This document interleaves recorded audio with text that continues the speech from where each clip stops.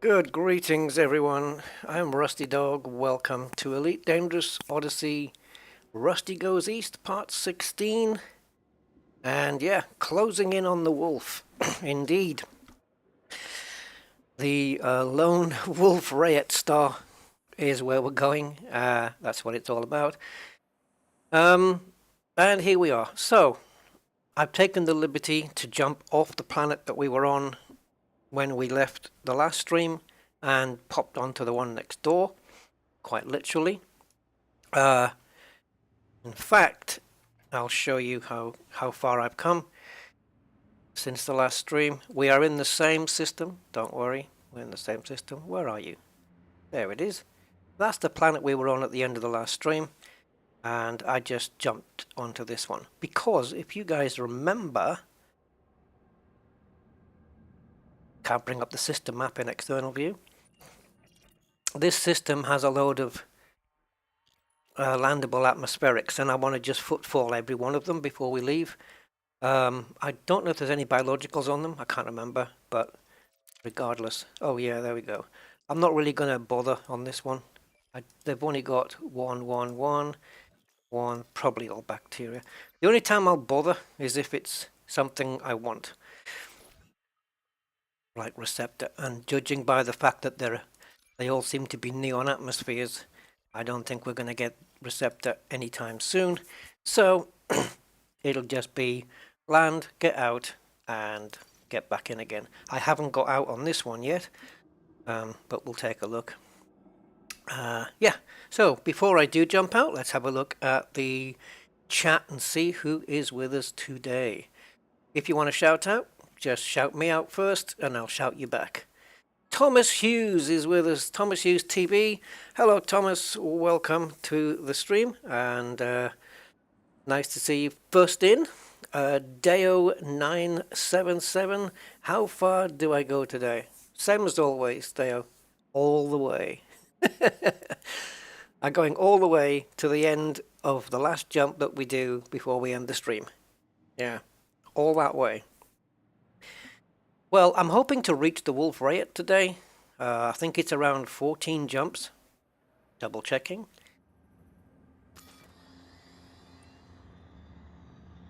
Oh, for some reason I have to go and replot in the galaxy map. Okay, not a problem.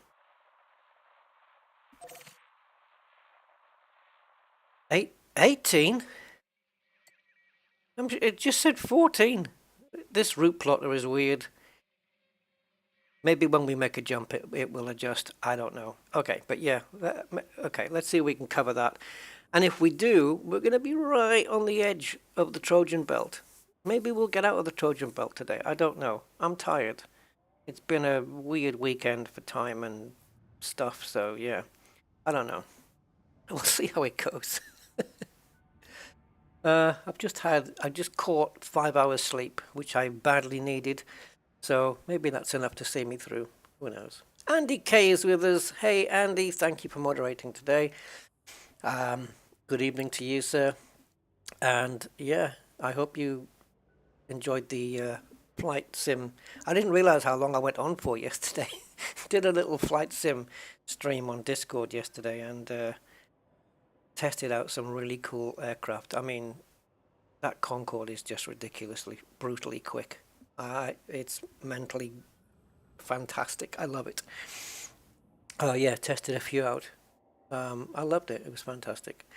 And Andy was there, I think. Yeah. Chris Cox. Hey, Chris. Welcome to the stream, 07. And 07, shout out to Lynn Deb as well. Hi, Lynn. Loot. Yes. Run like the wolf, man. Trying to think, what was it that... Is it Duran Duran? Hungry like the wolf? Eh? I smell like I sound, I'm lost in a crowd, and I'm hungry like the wolf, right? Well, I'm hungry to get to the wolf, so I suppose that's the same kind of thing. Metal Masher! Hey, Metal Masher! 07, man. Welcome, welcome. Nice to see you here. Eddie Ryan. Good evening, Eddie. How are you, sir? I like your little Muppet. Is it a Muppet or is it Sesame Street? I don't know. Forgive me. I'm not up on it. Jeffrey Montegripo. Hola, Jeffrey. ¿Cómo estás? How you doing, sir? Yeah, and Commander Budman, one and only. Hey, Mr. Budman. How you doing, Mr. Budman? Nice to see you. WeGog69 is with us. Hey, hey, peeps. Hi. How you doing? Commander Valkyrie is with us as well. Commander Valkyrie, good day to you, sir. Aquatic Borealis. Hey, Aquatic. Nice to see you. And Commander Steve Zodiac. Hi, Steve. Roger Pocket. Hi, Roger. Welcome to the stream, sir. Hope you're doing good. Check the bio-geo combo. Well, yeah, there was a planet there that had both, wasn't there? Yeah, I'll be landing on all of them anyway. Glasgow Jack. Hey, Glasgow Jack, a new subscriber of ours from last stream.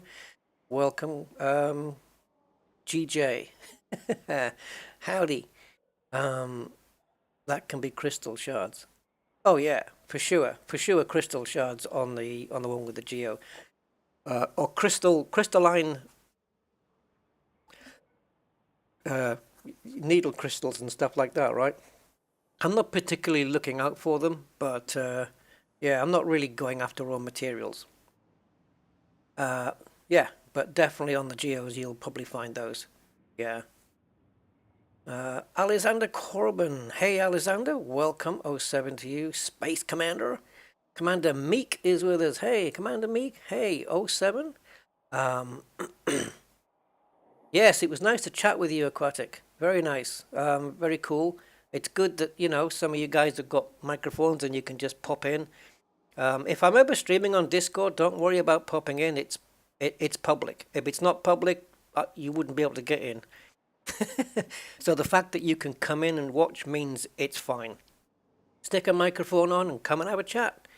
Yeah, that's what it's all about. Let's do that. Let's have a look. Evil Ernie, yes. Oh, Ernie, of course it is. Of course it's Ernie. Yes, yes, I know Ernie. The fastest milkman in the West, I think he was as well. The Wolves of Jonai. Yeah, hungry for the Wolves of Jonai indeed. Majok 5007. Majok, nice to see you here. I don't have the Wolves of Jonai decal, no. What did you have to do to get that? Killer Wolf of Jonai? I don't know.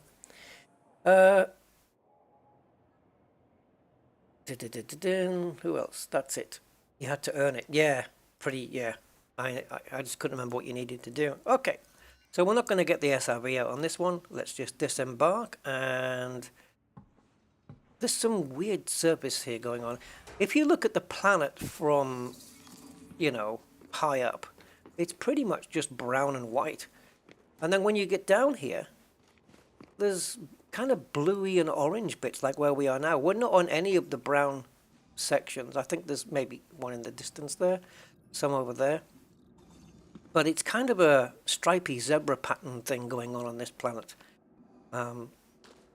If only we could, I know this is ice, but if only we could take samples of what all the different soil samples, that would be really cool to take, you know. And maybe whatever they contain in terms of chemicals, you could mix with other soil samples and make something, I don't know what I'm talking about. Yeah, you could construct something that would, I don't know, maybe give you some extra light years on your ship. I think they've got plenty of ways of getting extra light years on your ship. I don't know what I'm talking about, but you guys know, just concocting chemical stuff. Anyway, we got the footfall. It would appear that all the landables on this system are neon-based atmospheres, so we're just going to hop to each one, and that'll be that. Because I don't want to spend, because I could literally spend a couple of hours in this system. You know me. Especially if it has a really cool terrain for, you know, doing a bit of off-roading, a bit of space snow runner, especially on an ice planet. Anyway, let's get out of here.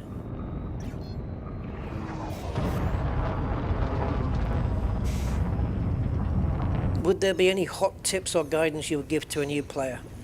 Well, the first tip I would give to a new player is the same one I would give to any, which would be, don't rush through the game. Like, don't be in a rush to, oh, I have to have an Anaconda by next week, or, yeah, take your time, go through the game, earn your money, and, you know, keep buying better and better ships and work your way up. And don't look for any get-rich-quick schemes. Avoid those. Just take your time. Everything will come. And don't fall into the trap of doing exploits, you know, get-rich-quick exploits and stuff. Just stay away from those. That is, I think that's a good tip. Trust me. You don't want to rush through it. When I started playing Elite way back, like when it was first out, and making 1 million was a big deal. Making 1 million credits. Now you can do it in first, what, half an hour, 20 minutes, and it took me a year before I was able to afford an Anaconda, and I still couldn't A-rate it with modules. I didn't have the money. But I had an Anaconda, and then once I put it away, I was able to go make more money to pay for the modules to build it up. And yeah, that was great, because I had my Anaconda. I treasured it because I felt after a year I earned that son of a thing. You know? And yeah, don't burn yourself out. It's like I do. The amount of hours I put in on these streams, but these are the only hours I put in, really. It's not often that I play off stream. I do, but it's not often. And certainly when it comes to these expeditions, I like to try and log pretty much everything on a stream, if I can. Weather has been, it's kind of weird, the weather right now. It can, like today, it's been sunny, I think. I've been asleep for most of it, but it's been sunny, and then the sun's gone in now. But I opened the window like 10 minutes ago, and 10 minutes before the stream, I should say. And then it was quite warmish.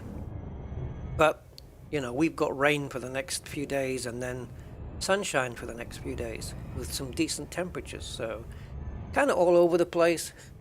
It's British weather. It's very typical British weather right now. Would be nice to be back in Jib at the moment. I bet they've got some nice warm weather, t-shirt weather. It just that Gibraltar weather in July, August kills me. It's so hot. It's not a bad thing. You just need a shower every half an hour. Oh, I didn't look back on that other planet. Anyway, let me show you what it looked like. I think the system map covers it. Yeah, this is, yeah, that's it. That's the planet we just left. And there's, as you can see here, there's a few of those bluey grey patterns, which is where I landed.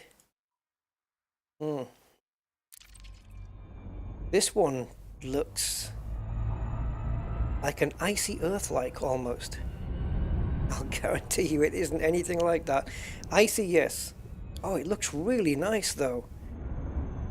Wow, I'll bet this is as icy AF. See that dark patch?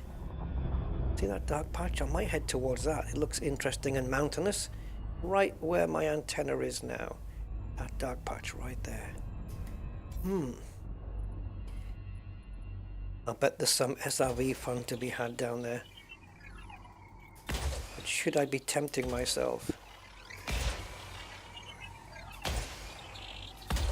Oh, I like the look of this planet, guys. Where? I mean, where do you land?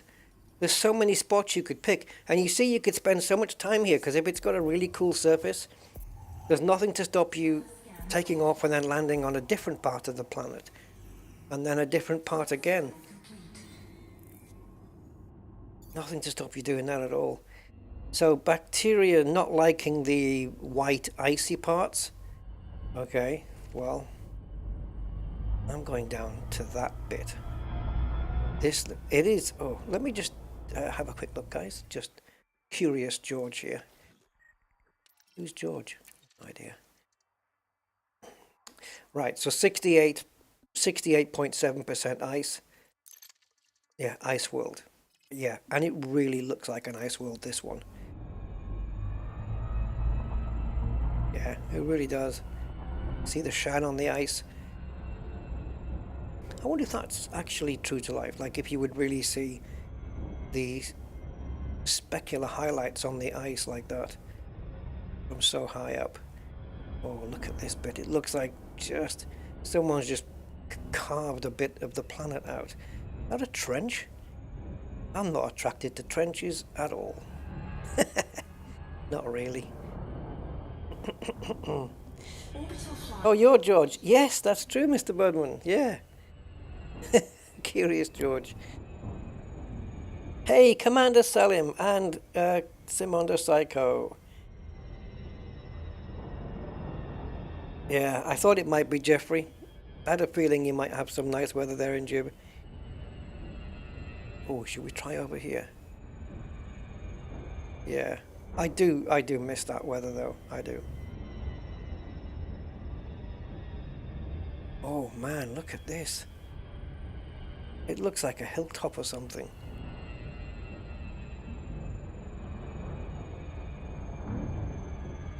I don't know where I think I'm going to land, but we're still 30 kilometers up.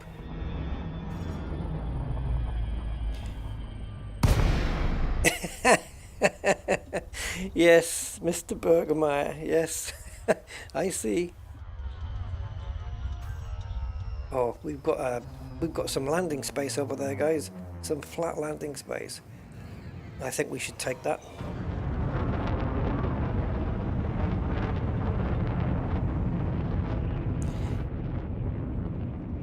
Hey, is that Wolfie PWI? That's as best as I can get on that one. Hello, Wolfie. I hope I pronounced that somewhere close to correct. Did I ever go swimming off Gibraltar? Once. I went to... Jeffrey, what's that beach? Is it Western Beach, the one that you can only access via like a boat? That's Western Beach, right? Yeah. I went in the sea there. It's right near the runway, I think.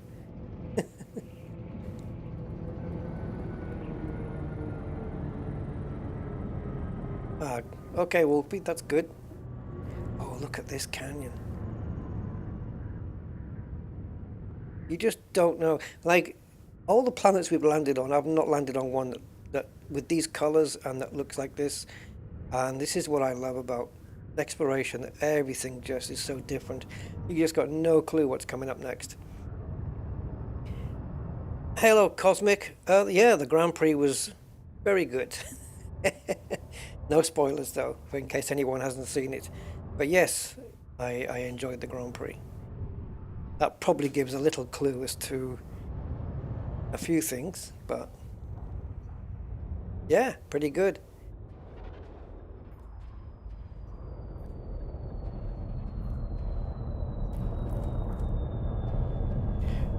These areas here where the ship is, though, they look huge. These spots, or these different color areas, they're huge. I wanted to get over there. I don't know how far I've got to travel. Oh, look at that trench. We've got to explore it. That's what we come here for. Yeah, Western Beach. Yes, MOD pass. I think you'd give it away. Yeah, well, yeah. No, I'm quite all right with the way things are going at the moment in F1.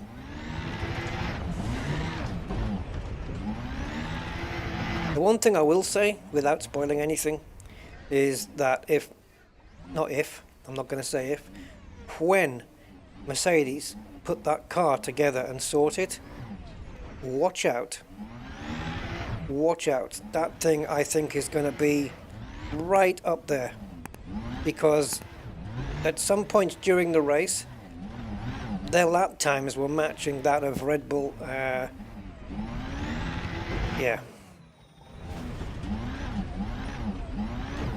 They will sort it. It's not fully sorted yet. It's going a little bit slower than they need it to. But once they do, I think that thing's going to be pretty special. Especially in the hands of those two. Oh, God. We've got to go down. It's not too steep, is it, guys? And we can get back out of there. Of course we can. This is easy.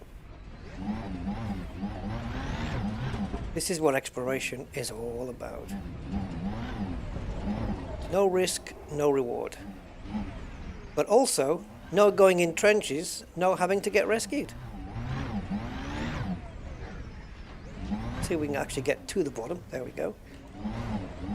Turn the lights off, we get some better lighting. Which is strange. I haven't even got footfall yet, have I? Maybe I should get out and get that. Yeah, we can get up the side if we wanted to, couldn't we? Yeah. I just love the rocks. The detail in the rocks is very good.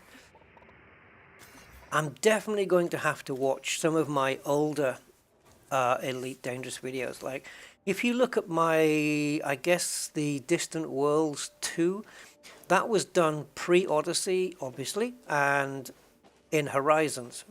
Floaty rock there. And, of course, there'll be a lot of landing on planets.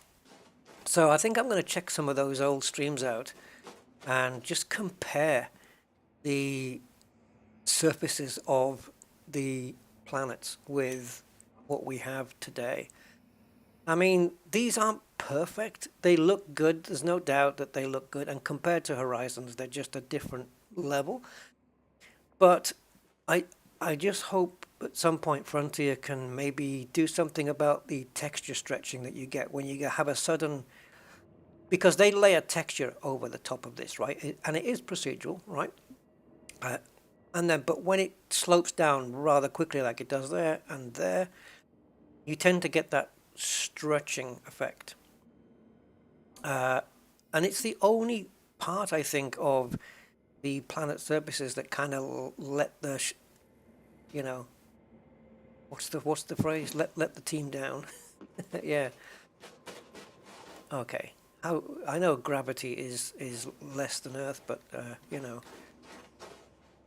some of the rock placement is not quite there, unless it's some kind of alien rock. I don't know what it is. Yeah. No chance on foot.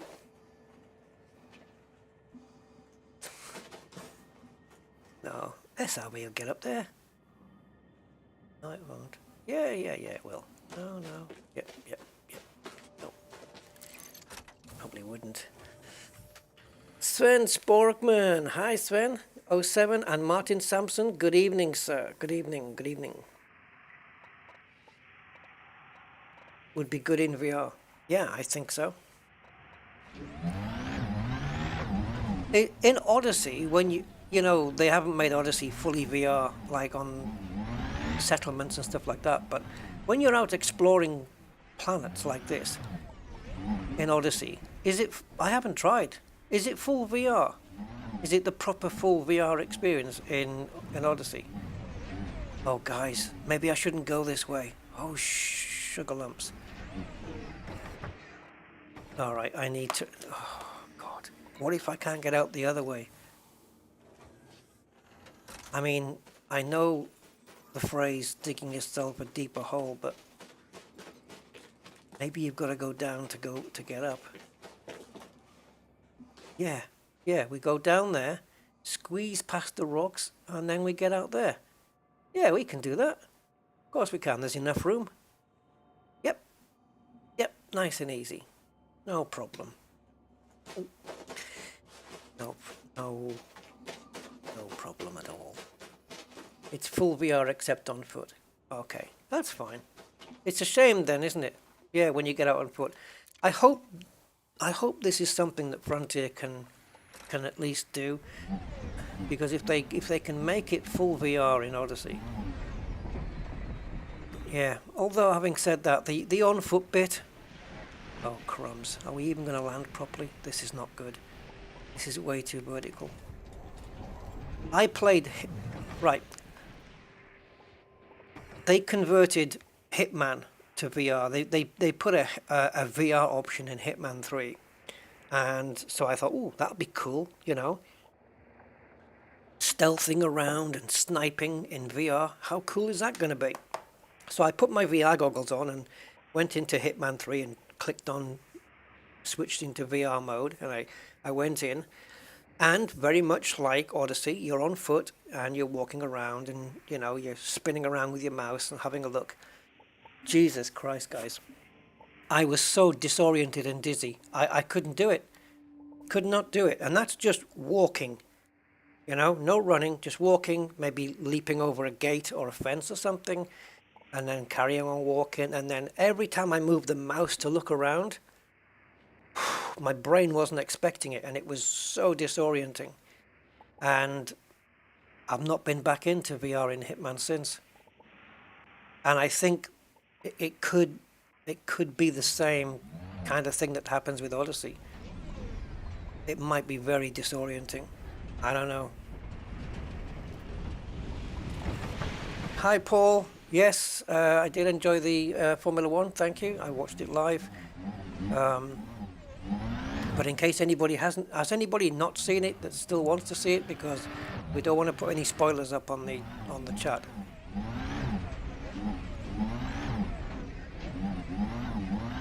But yeah, I enjoyed it. F1 is my religion.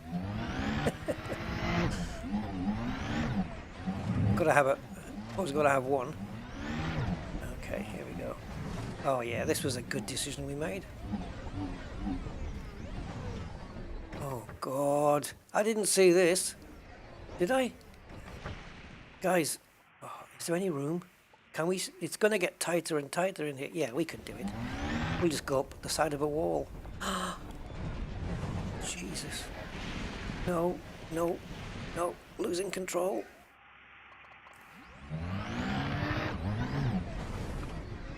Boy. We're never going to get through it. The system, I mean, not this. I'm pretty confident we can make this. If I can, you know, have some semblance of control of the SRV.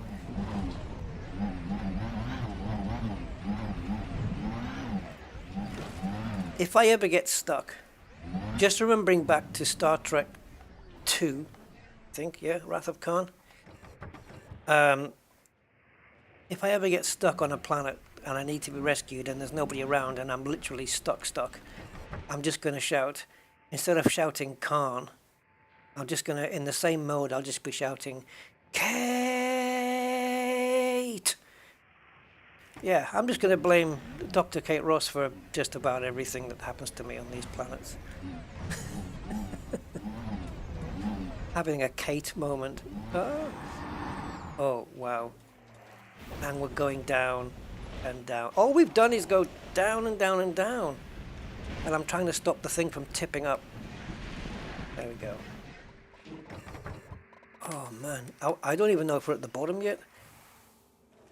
I haven't lost any SRVs yet, Metal Masher. Not so far. I'm careful. Yeah, I'm a careful driver. Don't take any unnecessary risks, like that one wasn't.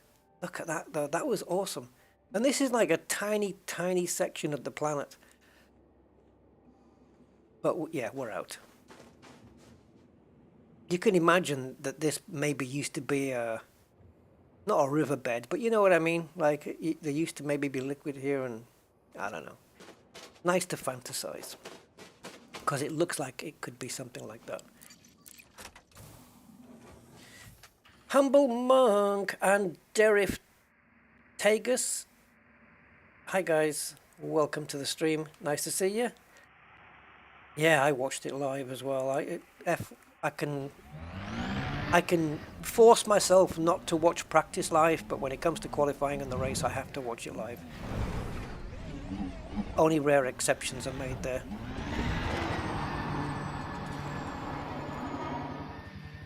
I almost skipped the race live, but yeah, I got through it. Well, we're in some... I don't know where we are exactly, but it looks cool. It's great. It's so good.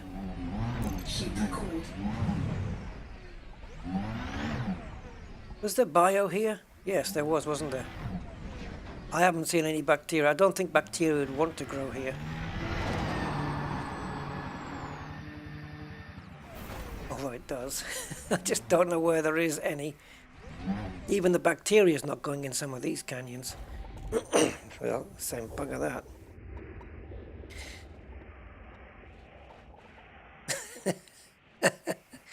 Yes, Cosmic, doing a trigger thing there, right? Where's the ship going?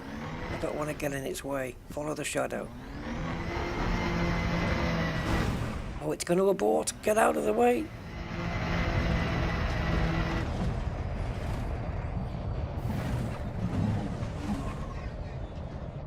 Come on. Don't you dare. Nice. Look at the heat. What do you call it? The heat. Oh. I can't remember. Your memory.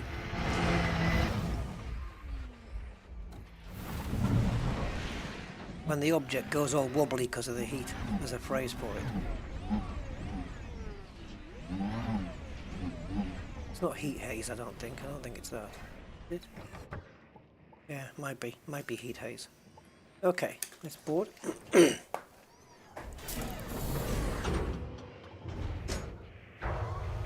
Yeah, it is heat haze, right? Yeah, I thought it might be something else. I was thinking of heat dissipation, but that's something else. Yeah, heat wave is...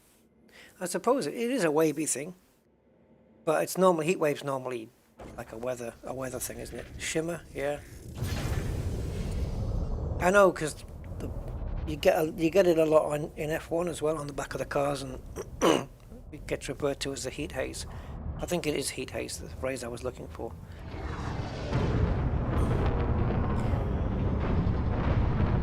Well,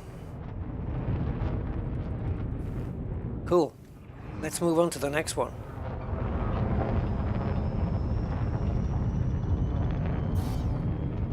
Oops, yeah. Getting a bit trigger happy there on the Super Cruise. Hello, Defcon. Who have I missed out? Carlos Gambino. Hello, WeGog69. Jack the Ripper 07.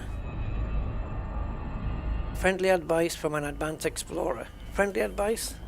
Exploration, you mean? Oh, wow. What kind of advice are you looking for exactly, Jack? Is it exploration? That would be a good thing, aquatic. Yeah, colorblind setting. And also a remove the strobe lights setting as well. I think games should be more friendly towards, you know, people who have got stuff that might hinder their gameplay. I don't like flashy strobe lights. And, you know, there are colorblind people. And you could change the color palette, you know? Oh, you know what? DB Explorer Aspo Crate Defcon says, all of the above. All of them are great exploration ships. It depends. For me, the ship that I would pick out of those would depend on the type of expedition that I'm doing. So I would have no problems going to, say, Beagle Point with an Asp and a crate. You could, of course you could do it in a DB Explorer. Of course you could. No sweat at all. But because it's such a large distance, I'd probably want a ship that has more stuff on it. You know, I can carry a couple of AFMUs, I can carry a couple of SRVs, and still have room for all the stuff that I need. Sometimes it's not just about jump range.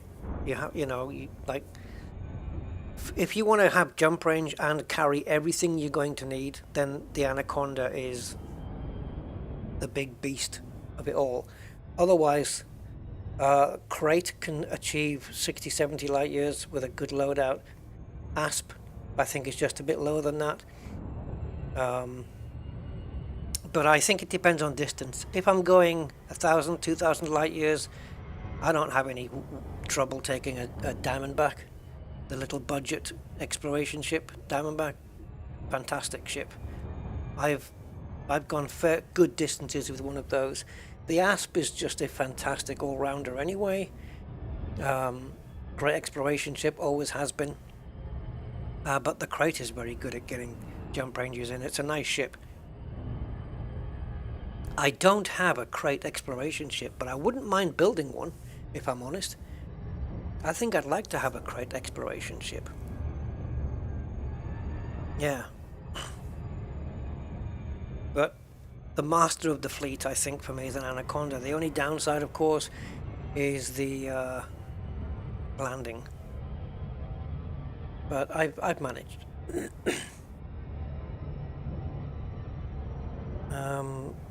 Able to jump 60 plus. Where should I go? Okay.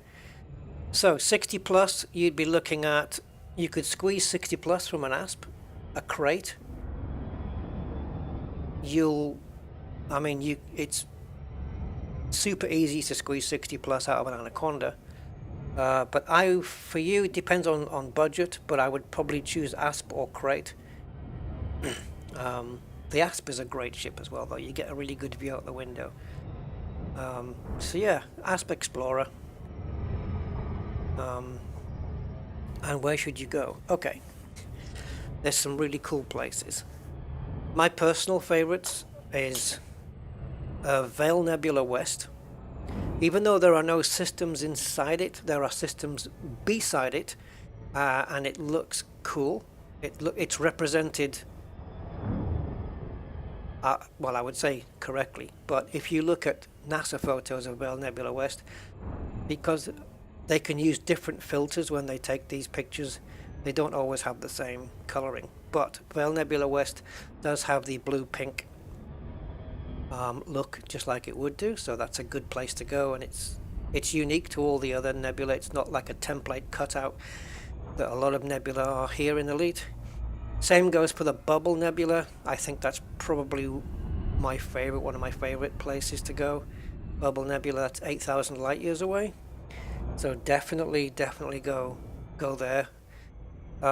Places to definitely visit, though, would be Bubble Nebula, Vale Nebula West, and the combination of Orion Nebula with the Flame and the Horsehead and Running Man all in that one same region. You can also do, if you want to stretch a bit further out from there, you can go to the Heart Nebula and the Soul Nebula. They're not too far away from each other. Yeah, those will be my picks for sure. Yeah. Hey, you're welcome, Jack. Thanks for saying so. Wow, yeah, I believe it, 3 of 9. Welcome to the stream, man. Beagle pointed an eagle. You're crazy. What was the jump range on that thing? Yeah. Why do people do these nutty things? Mind you, it was first done, wasn't it, by who's the guy? The one I keep saying it's Dr. Kai, but it's not. Eramus, right? Was it Eramus? Got to Beagle Point in an unengineered sidewinder. There was no engineers then. In an unengineered sidewinder. Just, I guess, standard D-rated sidewinder. Surface scan complete. Oh, you want to go where? Okay, so avoiding tourist spots. Okay, simple. Just start in the bubble. drop down or go up a few hundred light years and then just head out and avoid using spanch, which gives you the neutron highway, because if you use spanch, you're going to be going into known systems. At least when it comes to the neutron stars, you're going to be going into known systems. Just use Elite Dangerous Plotter along with the supercharge option. And yeah, just keep going, just keep pushing out until you think I need to turn back now. Eramus. Yeah, Eramus. Oh, and Sagittarius A, of course. Yes, the supermassive black hole in the center of the galaxy. And also, on your way, if you are going to go to Sagittarius A, just for comparison's sake, drop off at the Great Annihilator, because that thing is just immensely good to see. And I certainly prefer the Great Annihilator in looks compared to Sagittarius. Just a personal thing, but yeah.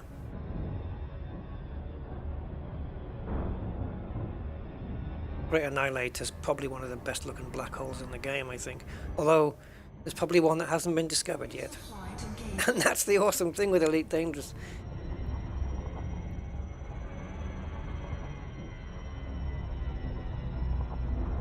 I was told of a carbon star nearish to us. Unfortunately, it's less than 4,000 light years away, but it's back in the other direction. And they're so rare, guys.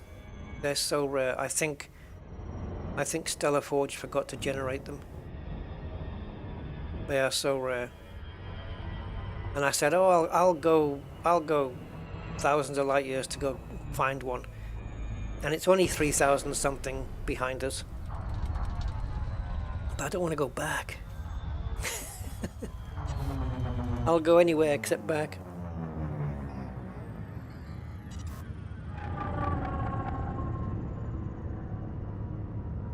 Yeah, I think you definitely need a DSS now. And an AFMU comes in handy. So just before I set off on this trip, I fitted a limpet thing. A limpet. What do you call it? Oh, my brain's not working. I am tired. Controller. My brain wants to go collector. It's not collector. Yeah, a repair limpet controller I fitted. And I think I'm still carrying 3 limpets on board. I think so. I think I've still got 3. Yeah, I've still got 3 there. So we are dropping a little bit of jump range. Okay, I mean, maybe we didn't land in the most interesting part of the planet, but nevertheless, we're just getting footfall here. Ouch. That could have been a bit softer. Hey, Caracas.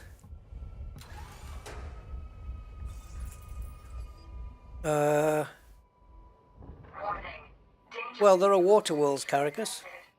Oceans, rivers, life, settlements, no. Well, settlements in the bubble, but out here, no. None of that stuff.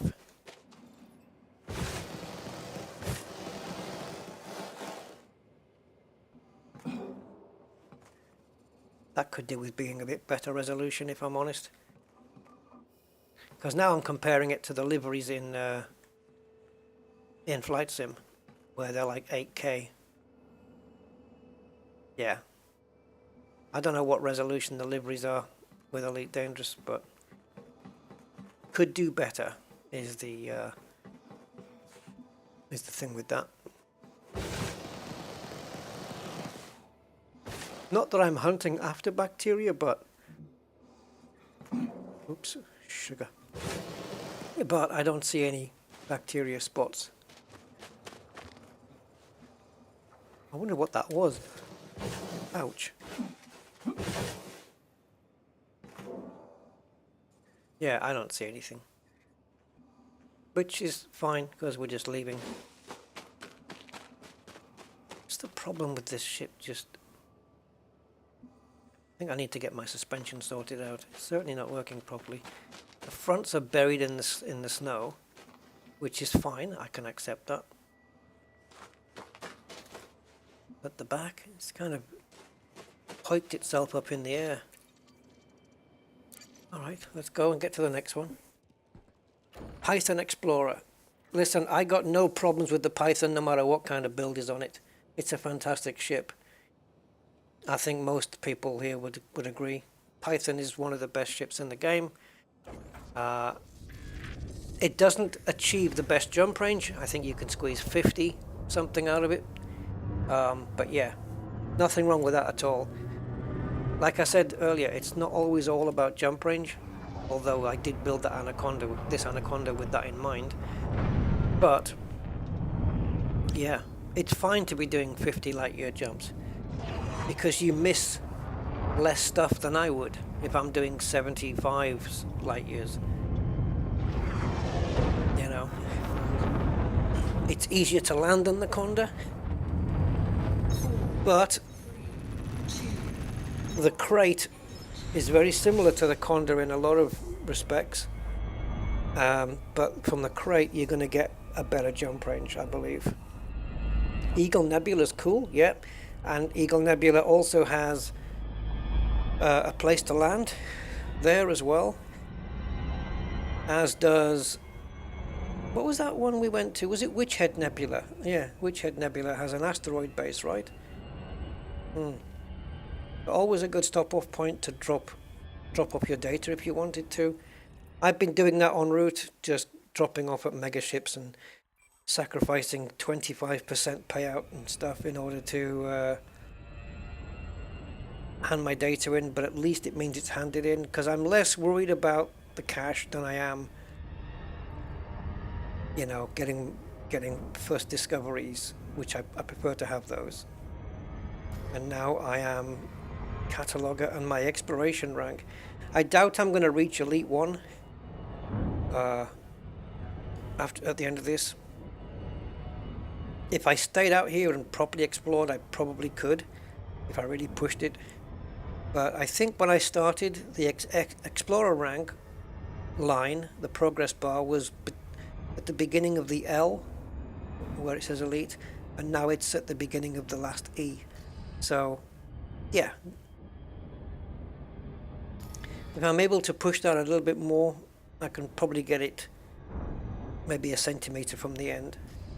But to hit Elite 1, it would be great to have my first Elite 1 status. I just don't know if I'm going to be out here long enough for that. But if I don't achieve Elite 1 here, it would certainly be my goal on the next exploration trip. And you know, if they don't do a Distant Worlds 3 anytime soon, maybe we should arrange one. Maybe Rusty's squadron, the Hounds of Rustyville, should arrange an expedition. A good one, like a decent size one. Last time we all went to, well, not all of us, but everybody who participated obviously, went to the Bubble Nebula. But I see no reason why we couldn't venture in a completely different direction. I have an idea where I'd like to go. And yeah, like somebody said earlier, I'd like to go on the road. I think it was Jack the Ripper said it. I want to be on the road less traveled. You know, I want to be exploring places where no man has gone before. But that's easy to do in Elite, because with 400 billion solar systems, it's rather easy to find places that no one's been to. You can pretty much go in any direction. Even heading towards Colonia, you can find tons of them. Just don't go via Spanch. You know, and maybe if you're heading to Colonia, don't stick on the Bubble to Colonia galactic plane. You want to be surface scan complete. You know, so if you go, let's say you're in Seoul here, Okay, which is 34,000 light years away. Okay, so start from Earth. But before you set off and go in the direction, or do it both at the same time, decide up or down. Pick one, up or down, and then just choose, and then let's say up, and we go up.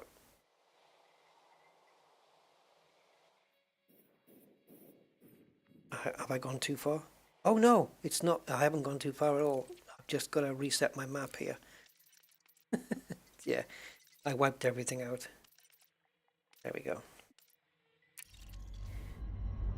Oh, bugger. Well, anyway, so imagine this is Sol. And then all you want to do is just go up a few hundred light years, maybe carrying on in the same direction you want to go in at the same time, and then start traveling out. And the fact that you've gained height or lost height by going down means you're not necessarily going on the same route as what everybody else does. They'll just head straight towards, where they're going, where you're going to go up. Even if you have to go so far up that you're almost running out of stars. Where you see it's thinning out here, you see, it's getting very thin now. And then just start moving. And you'll be good. Yeah, I have a private group as well, Eddie. You can play on there. Rusty Dog private group. You can join up that one. Be safe there. I don't do I don't even do exploration in open play. There's no point. It doesn't make a difference really. I'm not going to be bumping into anybody who's going to want to kill me out here.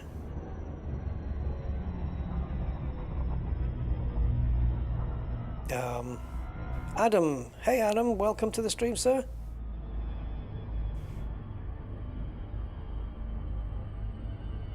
Yeah, out here there's no chance of creepers. I could quite easily be in open play now, it wouldn't bother me. But there's no need for it, I don't think. I mean, what would be the point? Just in case I came across one. What would be the point of that when the idea is to avoid it?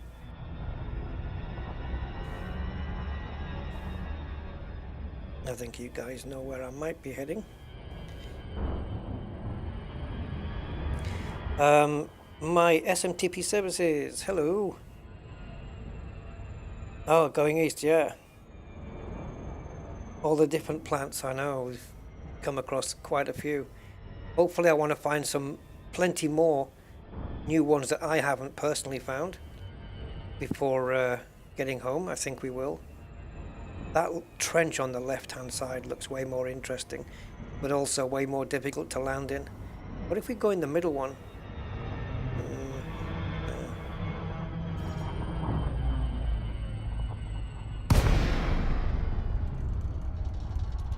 Why do I keep coming down into these places?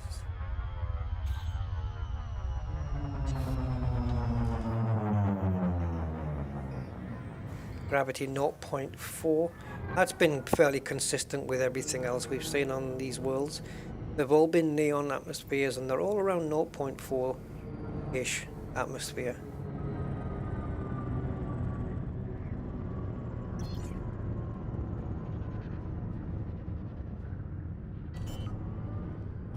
Still quite high up at the moment. Let's get a bit more to the edge here of this. It looks like we've landed on a green brain or something. Close up. Yes, don't land in the yellow snow. Oh, Jesus. Rusty thanks you GumboPot72 for your kind donation of £15. Work it harder, make it better, do it. Every time. The stronger our work is never over. Thank you, GumboPot. Yeah. This is when I realize that my volume's too high again. Thank you, Mr. Gumbo. I appreciate that, sir. Mucho, as always. Yeah, I reckon open plays might be pretty safe now. Have all the griefers given up now because everyone's gone into private groups or solo? Nobody wants to play on their timetable.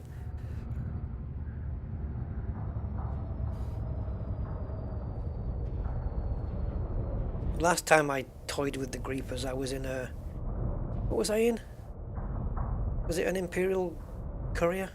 Or was it... I think it was an Imperial Courier or an Eagle. And I was just praying, interdict me, interdict me, interdict me. Because I had so much boost speed. Like, there was nothing they could do. So I just frustrated them and they just left me alone. I would watch them in Super Cruise interdicting other people, and then I would jump into that instance. But they would never chase me because they know that there's no point. I would one boost and I'm outside of their fire range.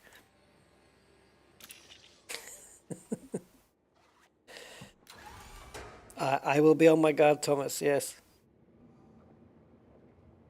Warning. Dangerously low temperature detected. Yeah. Cheers, Gumbo Man.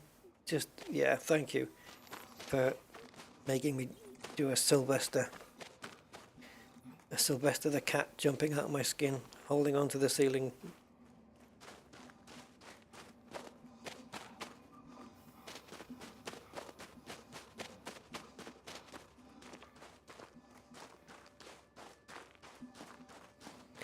What was that, Budman? I used my Christmas zero rebuy courier. Gotcha. It looks like it's not very far, doesn't it, in the Conda? It's, you know, a few steps away, but when you're on foot, it's further than it first appears. Oh, I don't like those formations. Those type there.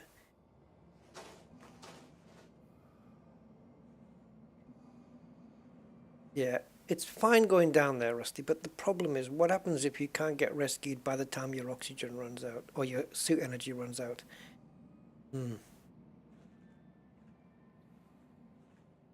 Anything in the sky? Yeah, haven't taken any screenshots yet. That trench. Just imagine an X-Wing fighter just scudding along here. Cool. That'd be weird if we saw that, though.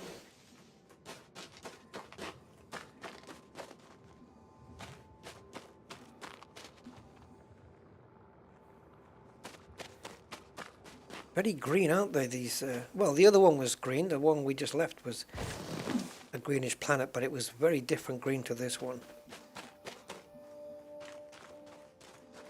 Hey, good evening, Freaky. Considering purchasing the CRJ, but I'm torn between that and the Just Flight deal on the Piper Arrows. Any advice? I do have my advice, but you might not like it, DEFCON.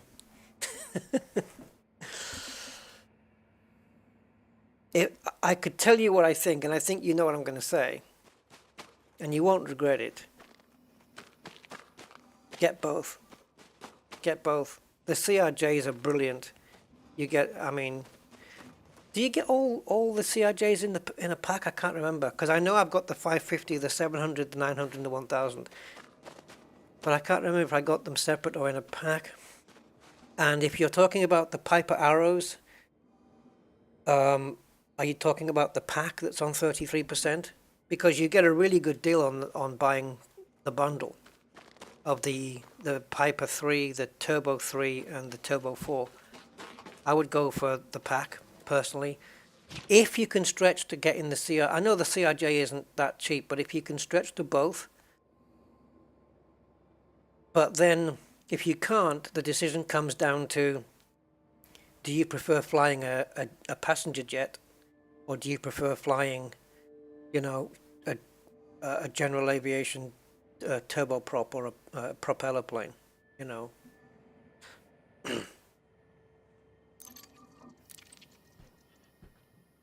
They're both, I have both, and they're both great. I love the Piper Arrow. I did VOR videos on that, flying VOR, learning how to fly VOR, and it was great. I've used the Piper Arrow more than the CRJ. So I think initially I would, if I had to choose one first, it would be the Piper Arrow bundle. And the only one I don't have of that one is the Warrior, the Piper Arrow Warrior. That's the only one of the pack that I don't have because it came separate. CRJ is a great plane though. I just have trouble starting that bloody thing. I've had to write down, I've got it right in front of me. I wrote down 4 pages of checklist, handwritten by me, so I know wherever all the buttons are to get the damn thing started. Yeah. What's the closest OTU? What's that, Cosmic? The close? What do you mean by O? Oh, the closest oxygen I've had left after a run outside with the SRV. I think it's battery power, isn't it? The suit battery power. I don't know. I don't think I've done anything where it's been critical. Actually, yeah, there was one on a few streams back where I had energy to refill the suit, but I didn't do it. I thought, let's get back to the SRV, because I walked a long way to scan some plants, and then I walked all the way back, and I think I had about, was it 13% or 3%? Do I repaint the ships? I haven't done so far on this trip. If you're talking about getting the paint repaired, no, I haven't done that on this trip. Mr. Budman told me not to, so I've been kind of sticking to that. So my paint is down to around 17-18% now. But I have repaired everything else on the ship when I docked at the fleet carriers. Mr. Angry! How you doing, Ang? Nice to see you, man. I'm not playing Dare with another crater freaky, no, definitely not. Base building. Yeah, but then if they allow base building, then it begs the question, can I come along in a fully armed ship and fire at your base and destroy it? The answer would probably be no, because you can't, like settlements, for example. You can't rain down missiles from a ship and destroy all the buildings are completely indestructible. Have you noticed? Yeah, all the buildings, whatever they're made from, it's totally indestructible. There are things in Elite Dangerous where, for the sake of gameplay, you just have to accept the way things are. The fact that you can't push a nav beacon, you can't move it. It's stuck in place in space with nothing acting upon it, and yet you can't even move it. It's stuck in that one place. Things like that, you just have to accept it. You can't blow up buildings, and sometimes a leafy plant can get, you can get stuck with your SRV on a leafy plant, and no matter how much power your SRV has with its all-wheel drive, those leaves are not going to allow it to move. Yes, light poles on platforms as well. That's true. There's a lot of things you just have to accept. Like right now, I'm traveling at 30 plus times the speed of light, 40 now. You know, I mean, that's just no, but yeah. For the sake of I think they've struck a decent gameplay stroke that doesn't clash with real world physics balance. I think they've done okay. The nav beacons are the best ones though. They just floating in space, and you could normally just push it with your hand and it would just start floating. But yeah, they don't. You should be able to just push it with your ship, and like maybe that they've got a guidance system inside, and they'll use little micro thrusters to put themselves back into position once you've finished playing with it. I mean, how far could you push a nav beacon if you could?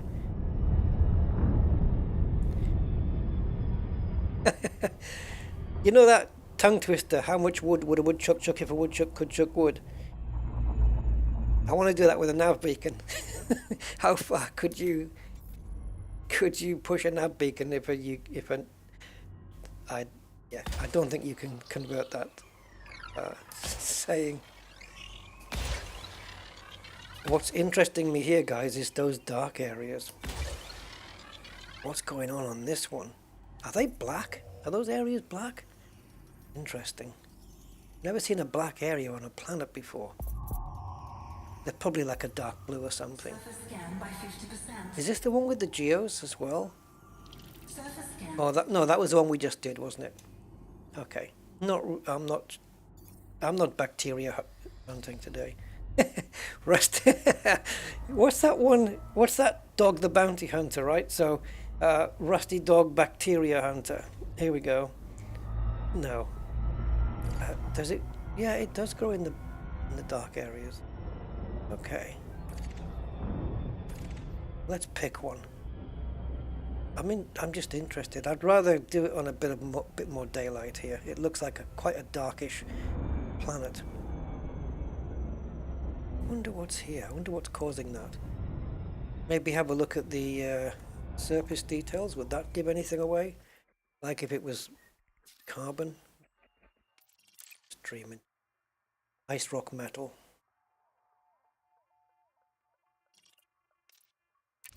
Okay. Oh, you know what I didn't start?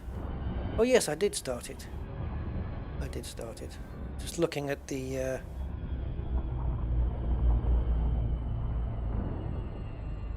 sorry, hold on, where are we? B49-1-5. Okay.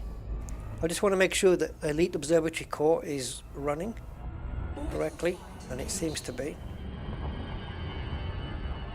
Still looks featureless from up here, but don't be fooled. Once you get down there, things start to change.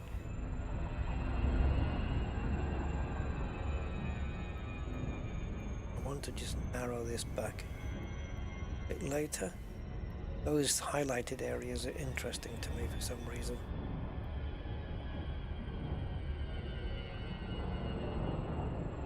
Looks like massive carbon deposits, doesn't it, or something like that.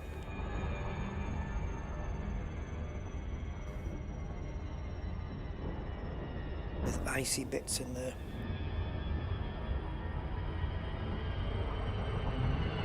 Am I going to check out Starfield? Yeah, I've heard things of it. When's it coming out? Yes. Checking out as in what? Buying it and doing a review on it or something? I don't know. But am I going to be looking at it with interest? Yes, definitely. What's it about though? I've heard of it, and I've heard a few people talk about it. Is it like, are you in your ship? Is it that kind of thing? This is like black ice here.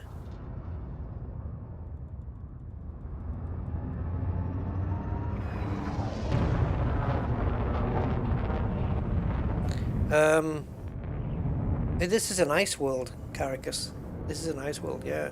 Mainly ice, but it has 10% metal on the surface.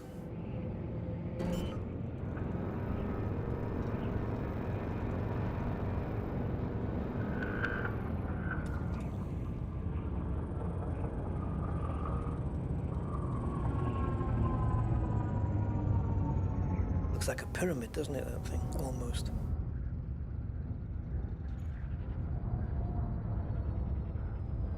Okay, we've got a massive landing window here, so it should be straight down.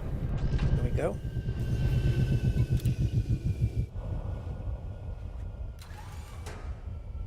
Don't know anything about it yet. End of the year. Warning. Dangerously low temperature. Has there been any No screenshots or any such like? Because, I mean, if people know about it, there must be some details out there, I would imagine, right? Oh, that looks huge on foot.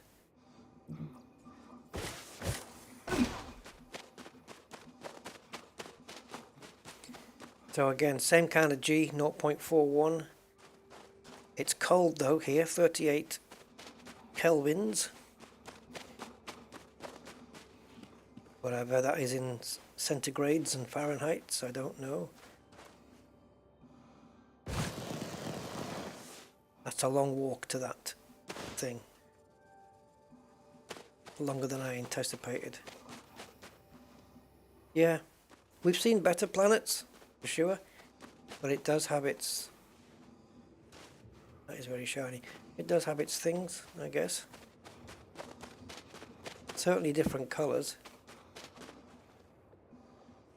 And the atmosphere is super thin. Can't see much of it.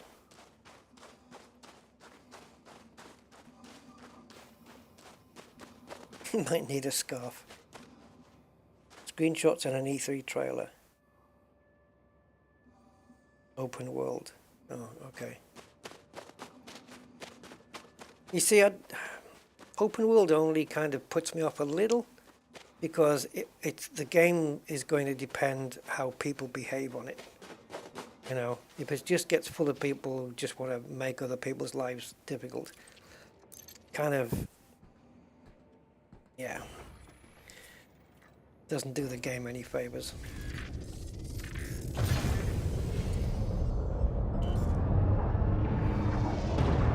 But yeah, definitely check it out, as it's a space game.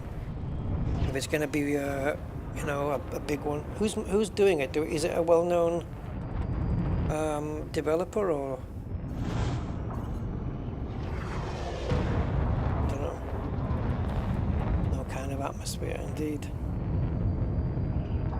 Oh, Bethesda. Oh, okay.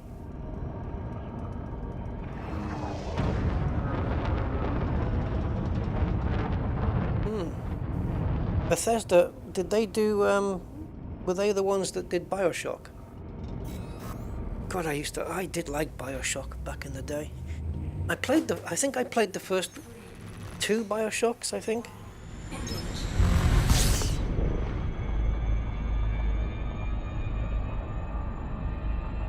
I don't know, I think if FDev did another space game and didn't use Stellar Forge but used something like an improvement over it, but didn't go like some arcadey route, still went kind of Elite Dangerous type route, you know. I don't know. Don't you guys think they could do better next time round? What if, I mean, you've got to admit, if Frontier next week on their next Frameshift stream, whatever it is called, if they came out and said, we've got some news for you guys, we're working on Elite Dangerous 2, wouldn't that excite you? Or would you say, oh, you haven't even finished the first one yet? It's going to have everything that Elite Dangerous has, all the ships, you'll be able to transfer your accounts across, but everything's going to be better. And we're using Unreal 5 engine. I don't know. You can't trust them. Well, yeah, I understand that. I understand people feel that way. Yeah. I understand. I can't argue with it.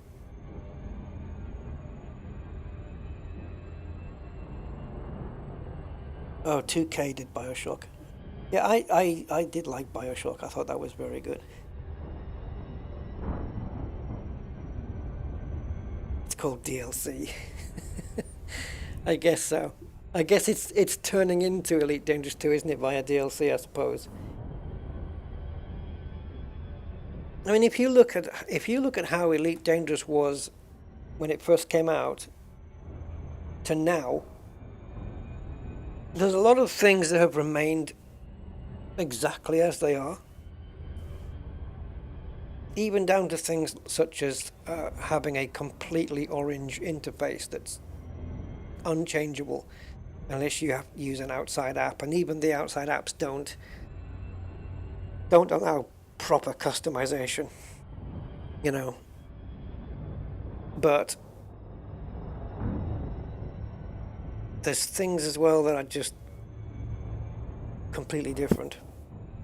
You know, obviously Odyssey and Horizons both introduced new elements, engineers, traders, material traders, landing on planets, and now footfalls. What do they call it? Space legs, I should say. Yeah.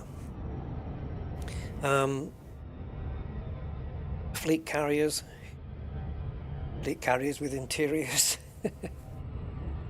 Black metal, a new form of heavy metal music. Oh, that would be cool. Black metal.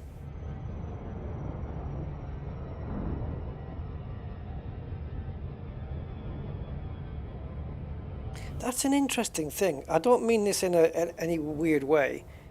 Are there any heavy metal bands that are just like black artists? That would be awesome.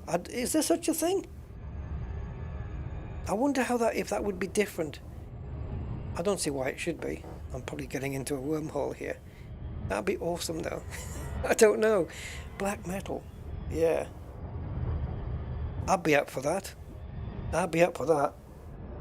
Definitely. Yeah.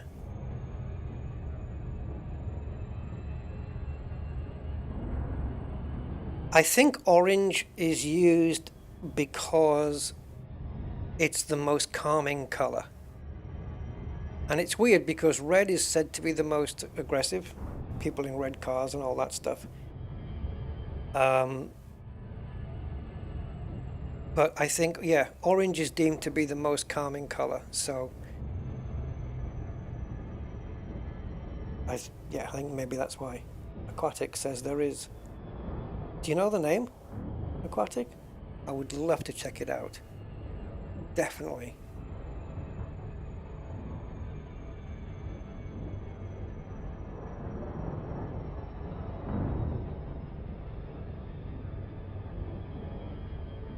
Yeah, it would be nice to have your own. If you could build a base, then you could have a place to store all of your modules as well. The ones that you have, you know, when you go to module storage. Hang on, does this have a light side? Oh, good heavens! I think this is the light side.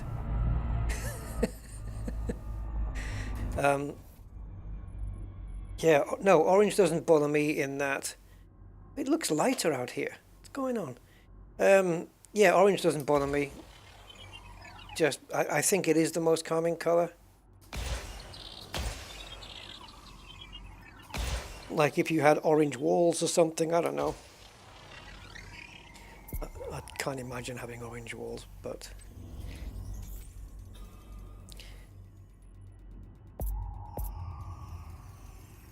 I think if they were going to choose any color that, you know, anybody could get on with, so to speak, I think orange was the right choice.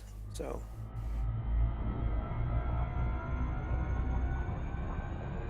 I'm just going to have to dive down for this shiny bit. It's the only bit I can see. Are my lights on? Because you know what happens when you put lights on, even if it's a couple of little bulbs shining on a planet. Here we go. This is okay. This is super dark. So yeah, straight down, footfall, and out of here. Orbital flight engaged. What's EDHM? Oh, okay. Yeah. My only problem with these HUD color changes is that when you're in, say, a conflict zone or you're in a HAZ-res or something, you've got all those different blibs on the screen, and I'm used to the colors I'm used to. I'm used to enemies being red. I'm used to friendlies being green, you know, and I would want to define that. I would want to say, okay, I want maybe a white interface with some blue rings, but I want my enemies to be red, I want my friendlies to be green. But I think with the way they work, I don't think you have that freedom, do you? Enemies are still red. But can you choose the color you want for the yeah. I don't know if I'd want to change it though. I mean, I may want to change the color of the shield rings or something, but the orange that I have, I think I'd probably want to stay with it personally, because it's easy on the eyes, and especially if you're doing, you know, short streams like I do. Having something easy on the eyes, I think, is quite important. Yeah. So I even if you could color change it, I would probably keep it orange. But it would be nice to change it on a per ship basis. So you would jump into, say, your combat ship, for example. Let's say you have a Vulture combat ship, and the whole interface is red. You know, it's like ready for, like red alert, kind of ready for battle sort of look. That would be cool. I think I'd find that pretty neat.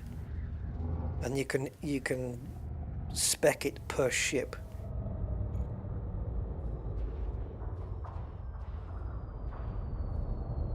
You'd think there'd be a way to customize the hood natively in the game though, from the get-go. But they never did.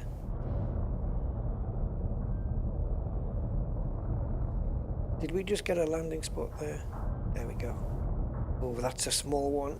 It has to stay blue for quite a while, at least for the length of the ship. Let's see if we can get it down here though.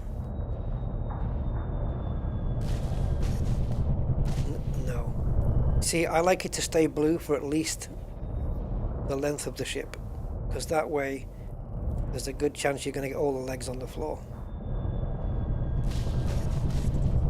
It's not quite there, is it? We need something just a little bit bigger window.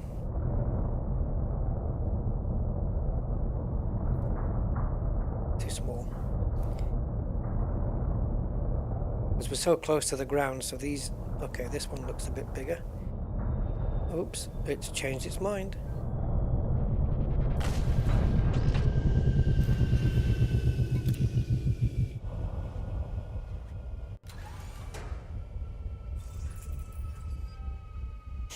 Yeah, I mean, if there was an Elite Dangerous 2, I would expect things like ship interiors and stuff like that.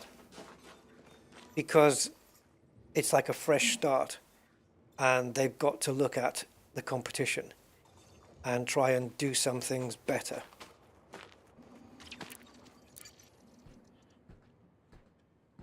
Yes, aquatic. Yeah. Because I'm not aware of one. But that would be cool. It's not something I've ever thought about. I don't know why, but yeah.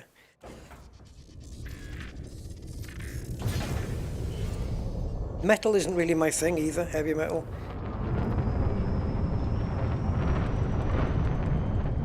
I don't mind a little bit of Disturbed now and again. Especially after they nailed and killed the Sound of Silence. And if anyone hasn't seen that, everybody's seen that, right? Disturbed version of Sound of Silence. Both versions, the original video, and the one that they did live on Conan. Both of those are just amazing.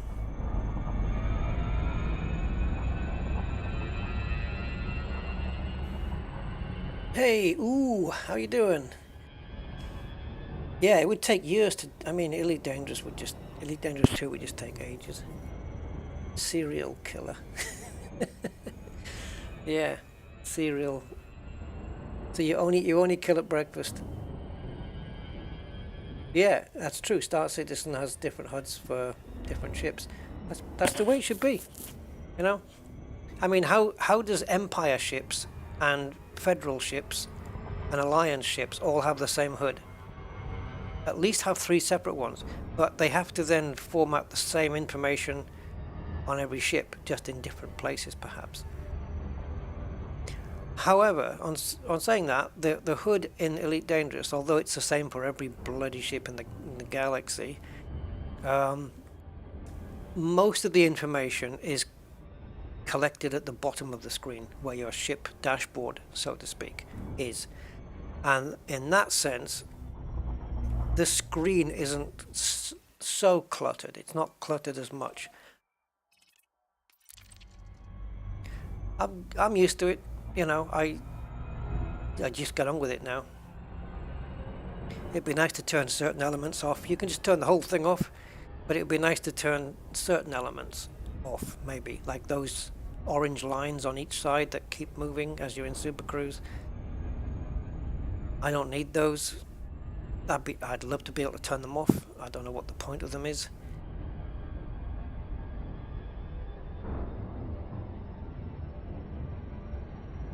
Yeah, maybe cosmic, yeah.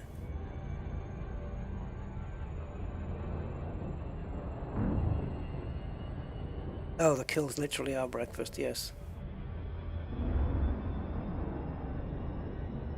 Yeah, I don't know if it's going to make Star Citizen look outdated.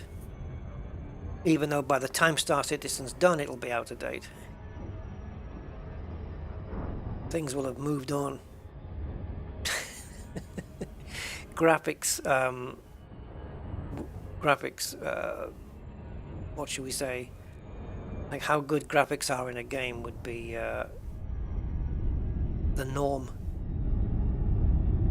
By the time Star Citizen gets there, everyone will be having those kind of graphics.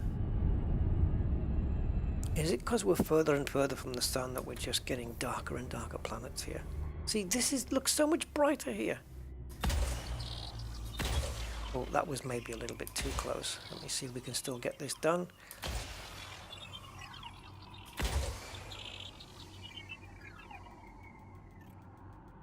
Hey, Commander Sauce for Biz! Welcome, man. Hope you're doing good. Nice to see you. Surface scan by 50%. Visual reference for movement. I guess so. But, I mean, I can tell I'm moving anyway. I've got the sound of the engines, and I can see on my speedometer there, that it's actually moving. But yeah, I suppose it is a good visual. But it's nice to have the option to turn it off. Like in the menus, just, you know, turn off the lines. So I can at least choose.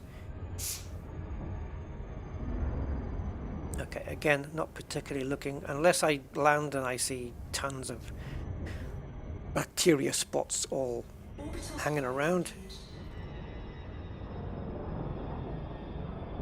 Go there. Yeah, I'm doing okay. Commander Sauce for Biz, I guess. It's about the best I can say.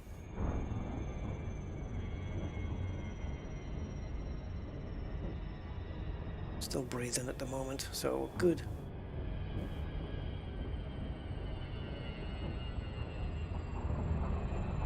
Yeah, I don't choose DEF CON. I don't choose to use the $ with Elite Dangerous. I don't think they use dollars. I've seen people quote prices of anacondas in dollars. I'm thinking, yeah, you do know that's... Well, first, there are many, many other currencies on planet Earth. And yeah, they don't use dollars in this game. Credits. Space bucks.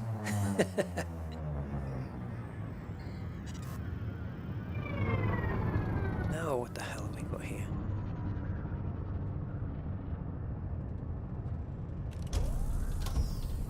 Come on, push. Pressing the wrong key for the thrusters.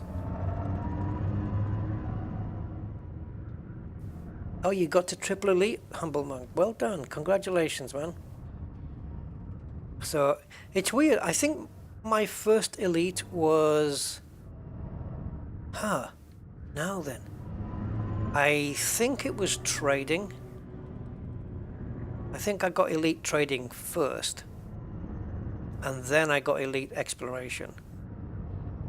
I think it was that way around. I know for sure that combat was my last elite. That was the last one I had. I'm pretty sure I got trading first. Yeah.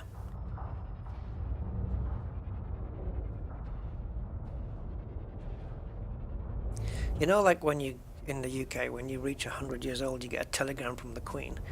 When you get triple elite, you should get a PM from David Braben.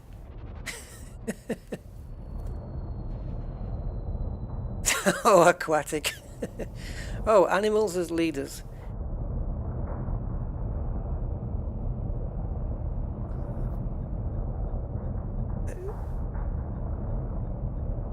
Okay, animals as leaders. I'm going to write that down, check it out.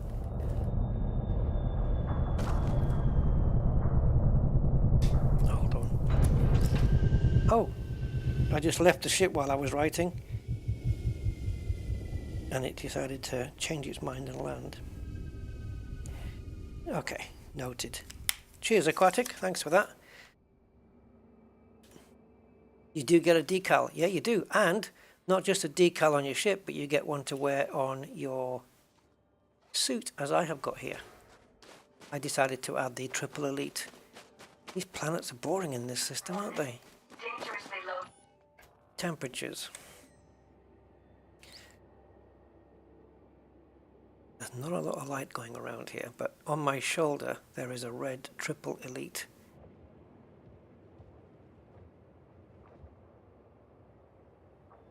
Yeah. There is a house in New Orleans.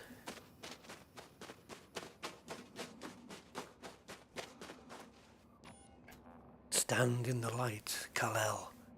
I still can't see it. It's turned black, has it? It's actually not even there. Where's my decal gone? Is it there? Have they just rendered it badly? No, it's supposed to be on my shoulder. Okay. Thanks, Frontier, for taking that away from me. Right, let's go.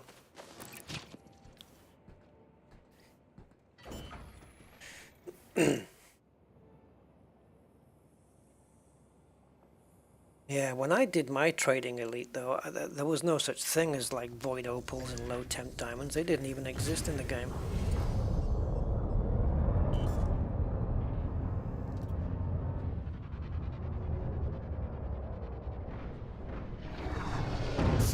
I don't think Star Citizen's ever going to get released as a full finished game, though. It's just you play it as it is and watch it improve. They must have enough money to buy their own island now, though, right? You know, these big AAA movies are made with less money than what's been pumped into Star Citizen. Yeah, Deadly takes a while to get to Elite, though, Cosmic. Oh, it's under the shoulder pad? I've got screenshots with it on, though. No, I've got screenshots with it on. In red.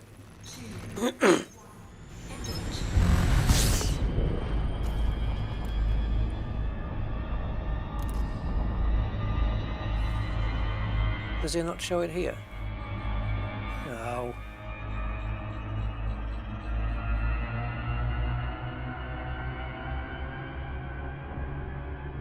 Helmet was on emergencies only. Yeah, like when you need to go for a pee. It doesn't show the suit you're wearing. Okay. So have we got one more left? And then we can finally make a jump. We haven't jumped yet. Not one single jump in the last hour and a half. This is how long it takes to just jump from like 6 planets or 7 planets, whatever, and grab a footfall. Okay, I've been in a few canyons, but you know.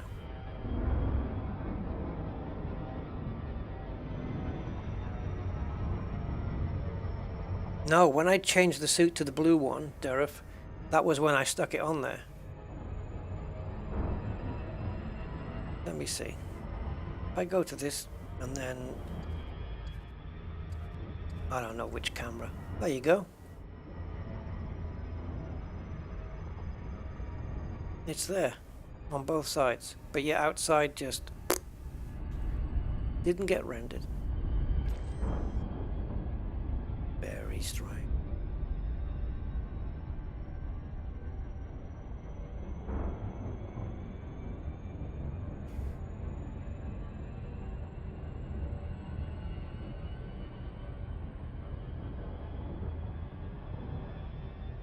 Yeah, imagine.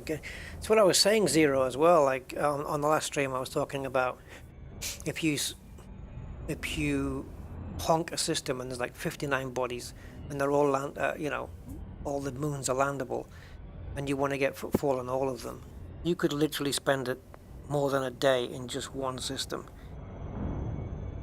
and that's not counting any genetic sampling. Not even counting any of that. Just it's crazy.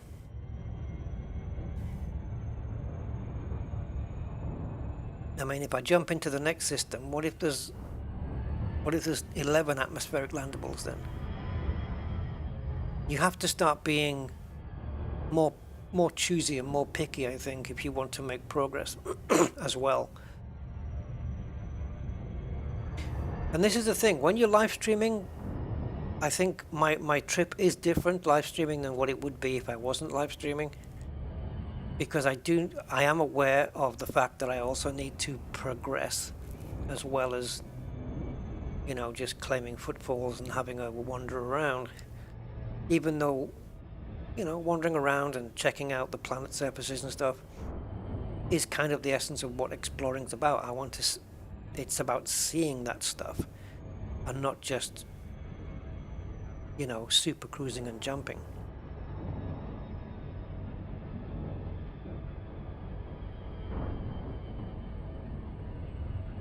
But yeah, it's it's brilliant because it's bringing me back to the, you know, to that place where I want to come into Elite Dangerous and do the next level, the next live stream, because I don't know what the content's going to be. I've got no idea what's coming up next. You know, none of us do. Obviously, the basics we do, the fundamentals, you know, planets and bios and stuff. But what we're going to see, if Elite Observatory is going to tell me, oh, hey, you know, you've got a planet here that's rotating really, really quickly and it's super close to another planet. We just don't know what we're going to find. Geysers, yeah, fuming geysers we got down here. So let's get back into combat mode.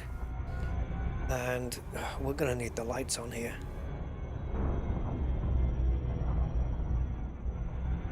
These planets have been getting progressively darker. I know we're getting further from the sun, but which is cool. This is science. They are getting darker and darker. I'm sure Pluto is a lot darker than Mercury, for example. There's no question of that, Simondo. Elite being value for money, I mean, there's no question of it. I paid £100 for Elite because I was on the premium beta thing, whatever it was. So it cost me 100. But look how many hours I've put into it. You know, you could spend, I don't know, what is it now, 50, 60 pounds on Call of Duty or even Sniper Ghost Warrior contracts. And within so many hours, you're going to have end credits going up the screen. Thanks to so-and-so, blah, blah, blah, blah, blah. Elite Dangerous doesn't have end credits. It's never gonna end. And I've got 4,000 hours into this game already. But put that into perspective. Look how long I've been playing Elite Dangerous, right? 6.5 years now. And I've got 4,000 hours. I've been playing Flight Sim for what? A year? Year and a bit? And I think I've put over, I don't know, 800, 900 hours in already. It's nearly a quarter of Elite Dangerous. That's frightening. I don't know, but I think that is Steam's number of hours. So it doesn't really count as gameplay. If you want gameplay hours, you have to look in the simulator itself. Oh, I must have passed my 200 hours by now. I think it's actually 200 hours of gameplay. But Steam has got something like 800 because all the reinstalls, all the downloads, all the updates, all counts towards... It counts towards time played, or... Yeah, which is weird, but it does.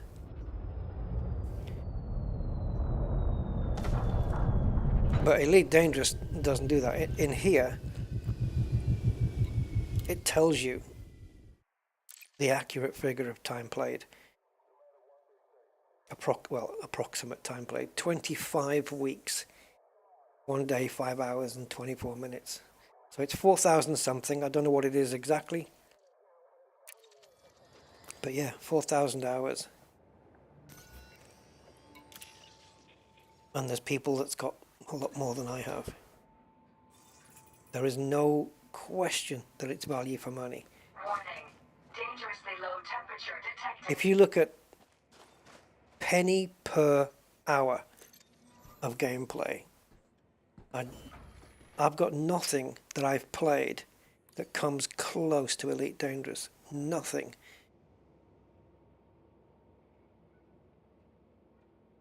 The only thing that's better in those terms, better value for money, are ones that I've got for free. That's it. Does that really count though? Yeah. What if Elite Dangerous switched to crowdfunding? Yeah, I talked about this on my last stream, Mr. Grown Man, about selling ships for real world money. And for me, and I think most people on the stream agreed, the answer is no. Definitely not. Pay to win models? No, not in Elite Dangerous. No chance. I think it would stop me playing if they did that. What? Oh, I don't know, Cosmic. Let me have a look. Exobiology Codex. Do you know what? I haven't really checked. Where do I go for that? That's not there. Oh, this is good.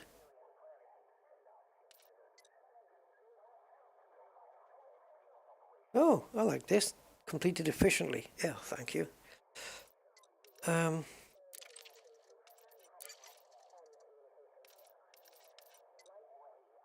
you go. Genus. I was right.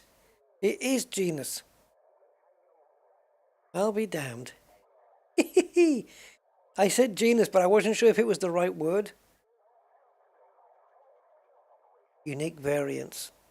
So you got genus, variants of that genus, right? I guess.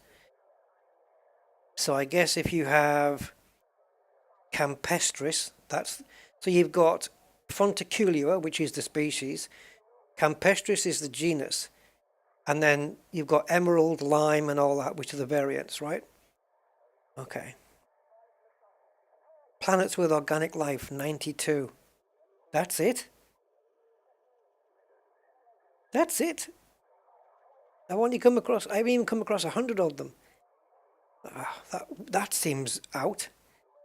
But okay.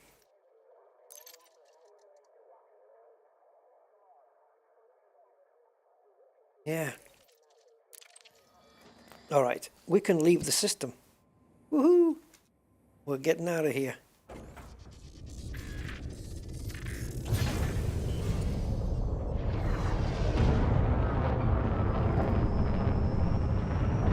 Let's see if we can make a little bit of progress now.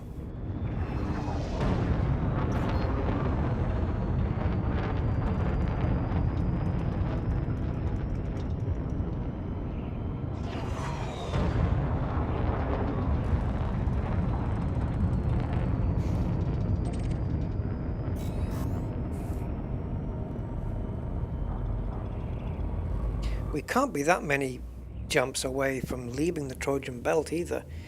It's got to be like in the 20s. 20 jumps away, 20 something.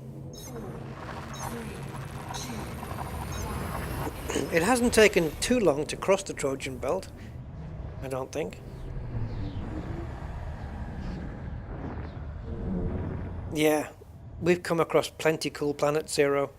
That system, not particularly, compared to the stuff we have found, it's not particularly been the best one, but sometimes it goes that way. But we got 11 here. Nice to hear that honk sound again.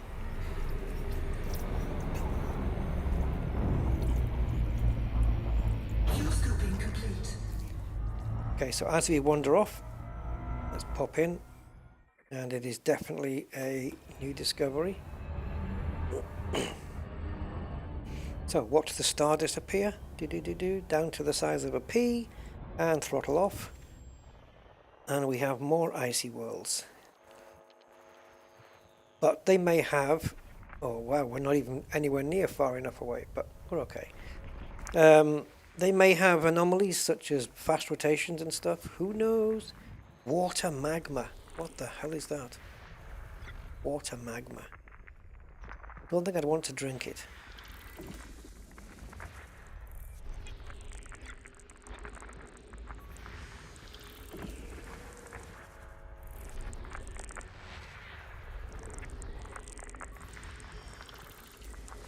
So far, nothing of note. So anything such like hard, what am I talking about? High, anything such as high gravities and stuff like that will be noted by Elite Observatory Core, and it will be read out, I believe, if it's working. I've not heard a peep out of her today, but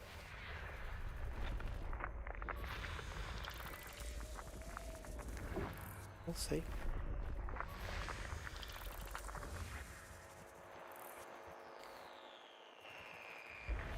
To come out one, there we go. One more. System scan complete. All right, that's a fairly standard system by the looks of it. Yep. Time to move on. I knew it was a neutron. As soon as I see that the jump range is nowhere near what my ship's capable of, it has to be a neutron jump. We've just left Hawking's Gap heading home. Cool, I'll be going through there. I hope you've left me some stars still to scan.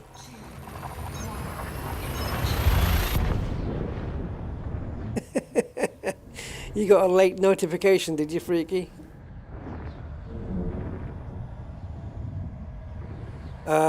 Claude, yeah, how much money I've accumulated. So the thing is, I've been cashing in the exploration data at different. Body A. Non-locked body with fast rotation. I've been cashing in at fleet carriers. So when I get back home, the amount that I cash in won't be anywhere near what I made on the whole trip. But I don't know, I think maybe about 70, 80 million so far. If I had to guess. Maybe a bit more.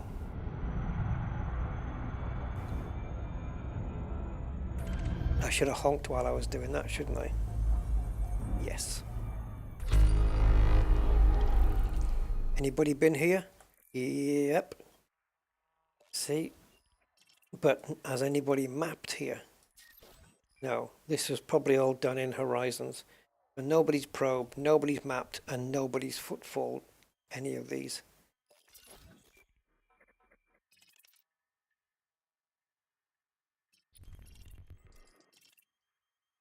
Let me just target this a moment. I want to have a look at the hologram. Okay, that's not a water world. Let's get out of here. See, people like to be at neutron stars, but I have made many neutron first discoveries. 16 jumps remaining to get to the Wolf Rayet star. Let's see if we can get a little bit of a push on. Get that into single figures at least. You didn't get them all. Okay, Samondo, thanks. Thanks for leaving me a few. Yeah, I don't think I certainly haven't been in the Trojan Belt ever before. The next sector is Dryman's Point. Again, obviously never been there before. And Hawking's Gap, I don't know if I've ever been into. I don't think so. It's not that far away from the edge of the bubble, really. Not super far, but I don't know, I don't think I've been there. Why didn't I honk at the same time as I was scooping? Come on, Rusty, be efficient. 11 again? What's going on with the 11s? Did we have 11 in the last one? That's 3 11s in a row. Oh, hello. 11 icy bodies.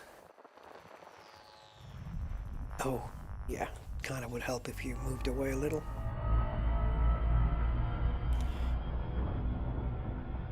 Tiny milestone. Oh, cool.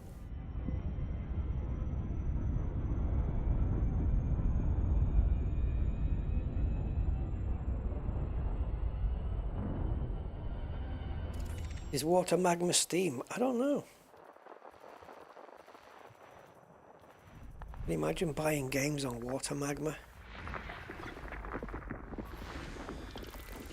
Not that kind of steam. Okay.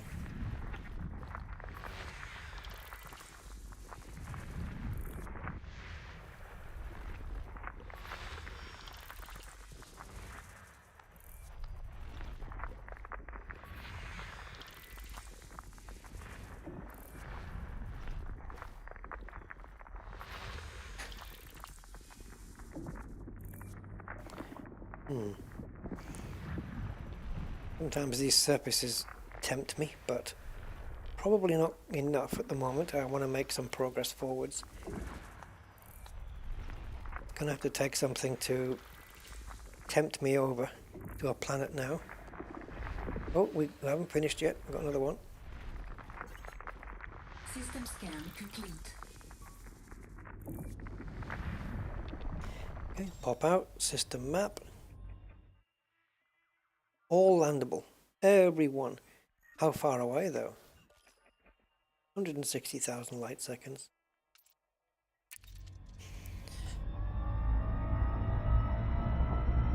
Cannot comply. Say what? Yes. Why have you It's done it again. It's calculated a jump based on my unladen weight, but I've got 3 limpets on board, so I can't make the jump. If I hadn't fuel scooped, yes, I could have got out of here. But I did fuel scoop. You're gonna have to recalculate, man. Why do you keep doing this?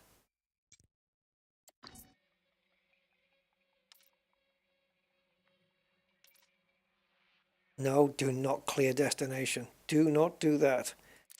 Not from here. Target the thing first. There you go. Now you can clear.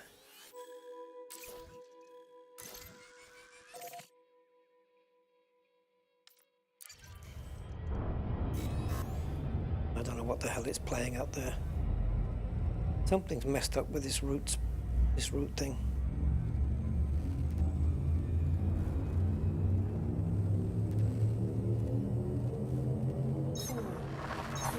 It could be Gumbo. Yeah. Well, if the next one's 11, yeah, well, it's going to be weird.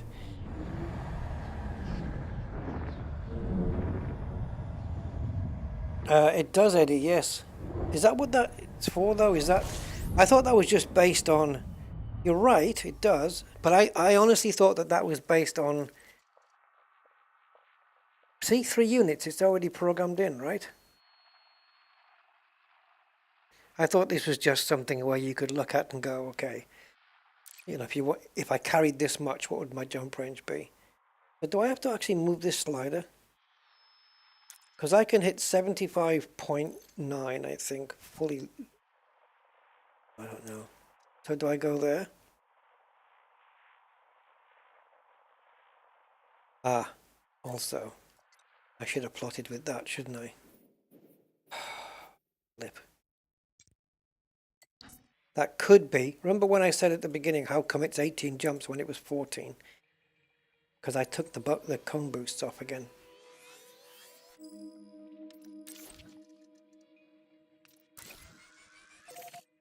Still 14. Serious?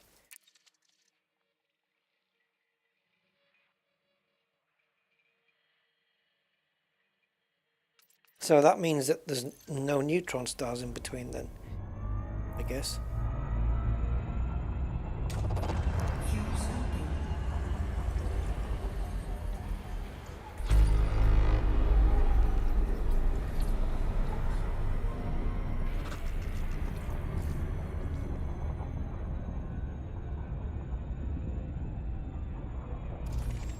So 8 bodies this time, not 11. Body 2. Landable with atmosphere. Yeah, and 4 bios.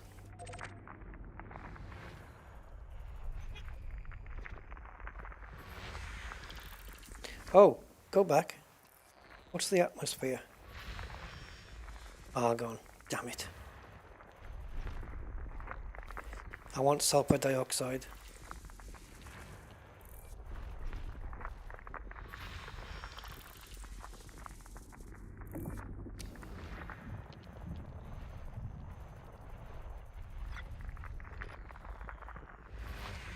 Oh.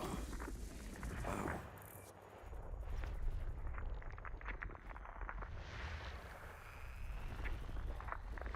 Body 3A.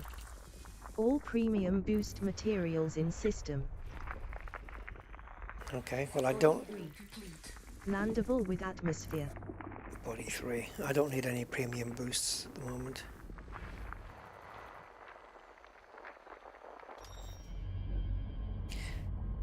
So it looks like we have 2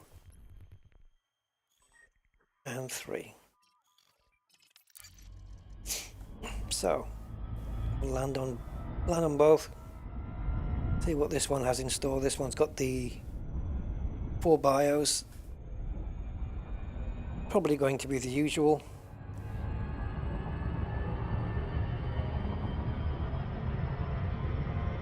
My phone took a while to get that notification. Yeah, it's probably going to be a while, this one, because... What am I talking about, being a while? I'm getting my sentences mixed up, guys, like a bloody idiot. It's not going to be receptor here, because it's the wrong atmosphere type. What I meant to say was it's probably going to be the usual suspects. Fonticulua, tussock, Fungoida and Frutexa. Or stratum. Which is not bad, because there are certain genuses, there you go, of those plantages which I haven't come across yet, and I still want to, and we'll check those out depending on the scan that we get.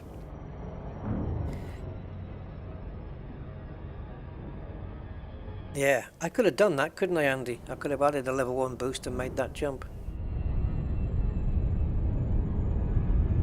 Yeah, it's a good point. Whoa, let's go around the other side. It looks a bit more interesting. So.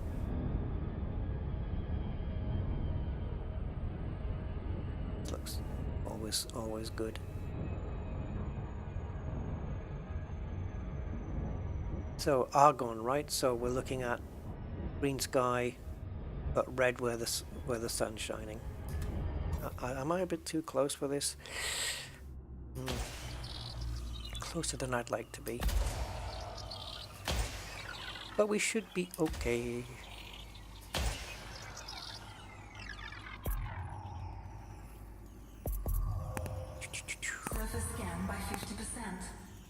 Surface nuked by 50%. Surface scan complete. Alright, so we've got Fungoida, Osseous, and Tussock, right? Now, if we whiz back into Codex,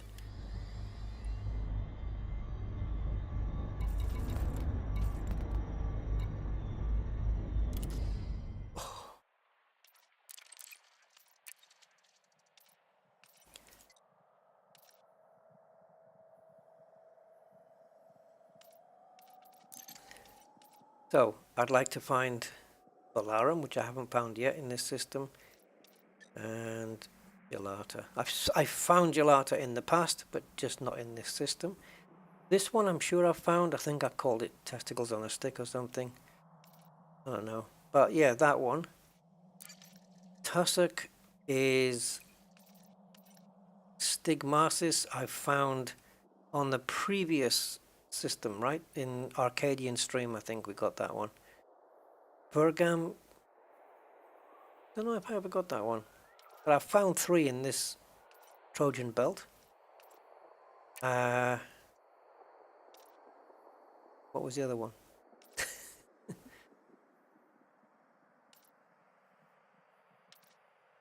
Oh, damn you. Hey, Steven in space! How you doing, man?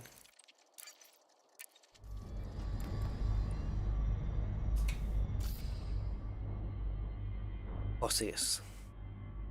That's it. Bloody Osseous.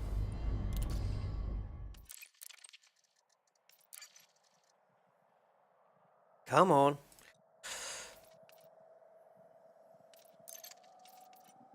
Discus is the one I want. So that's the one I'd like to find most. So I'm going to target Osseous, which I think I've already done. Just want to be sure. Yeah, so Osseous is targeted. No guarantees, of course, that it is going to be Discus.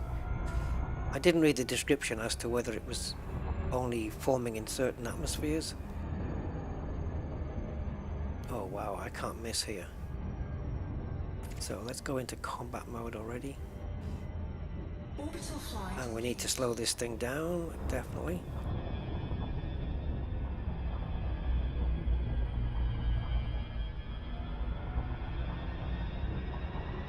Come on.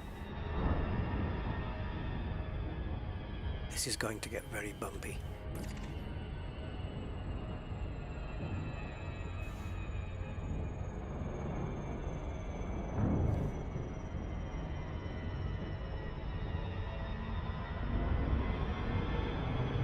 I'm not sure we'll be able to land here. Let's see. After the pop. You need to stop. It's not coming out of the mode. It's done that a few times. Yeah, right. It's another one of those spiky places, guys. Spiky mountains. Right, now that would be a landing spot, but I'm probably better off landing here because I've got a bit more range of movement here.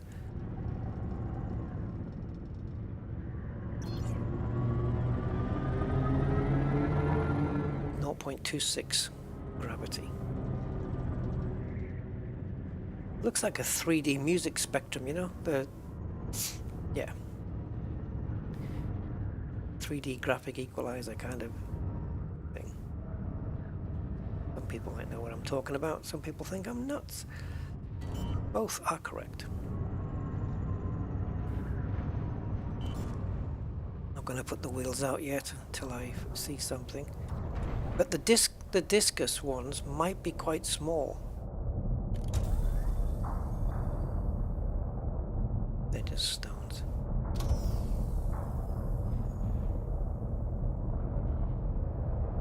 Yeah, they do look good.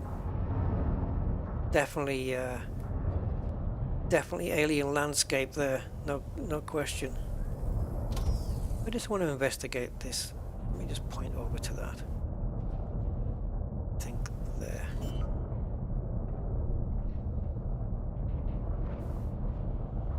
Come on, wheels. There we go.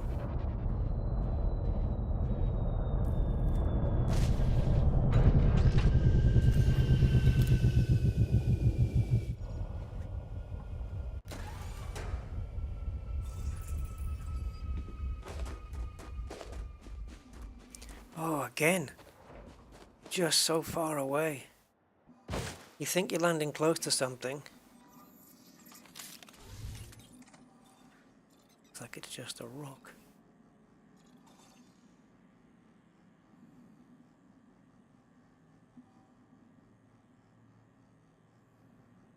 That looks like Osseous, like the standard one, but side on.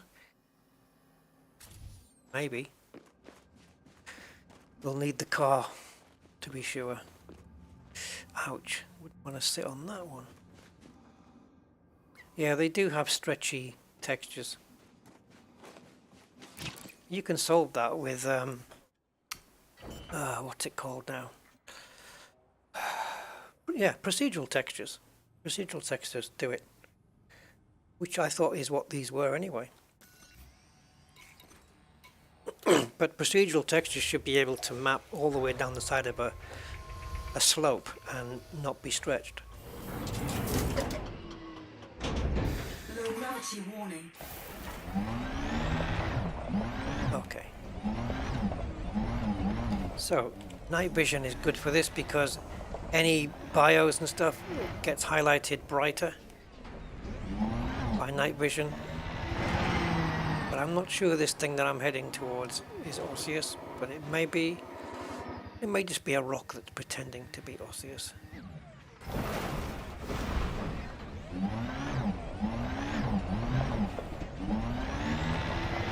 No, it's Osseous. It is. Standard boring ones. Which, oh, 50,000 codex. Pumice White, that's a new one. That's a new variant for me, white. That's why I got 50,000 in the codex instead of 2,500. Well, well. And I don't have my PDF file running, so I'm going to just bring that up a second. Documents and Odyssey plant ranges. I've got it in JPEG, I've got it in PDF, and I've got it in Excel spreadsheet. So this one, Osseous. 800 meters, this thing. Okay. We can handle that, can't we? Some nice detail on this.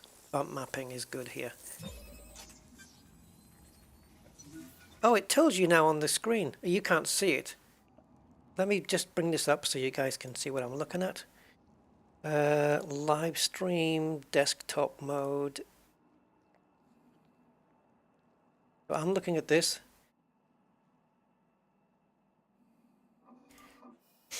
Colony distance 800 meters. Shows you in the box now. Awesome. Bone broccoli. Yeah, give it to your alien dog to gnaw on, I suppose. You know, if I'm showing you guys desktop mode, I might as well bring in Captain's Log at the top as well.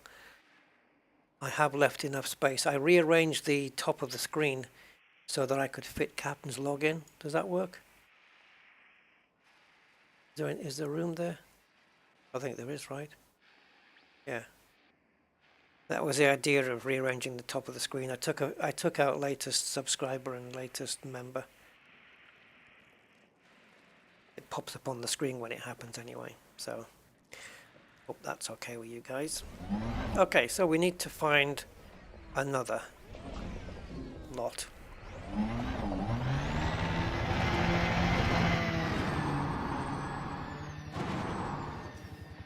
So no Osseous discus, unfortunately. Mr. Goatman. How you doing, Mr. Goats? Nice to see you again. As ever.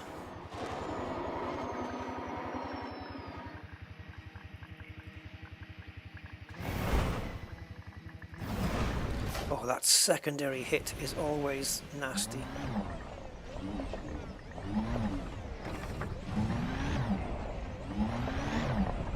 I don't know which the hell way I was going now.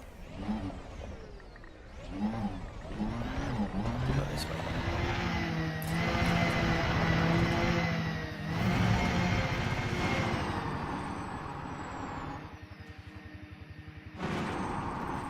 Probably going to be 800 miles before I can see the next Orpheus.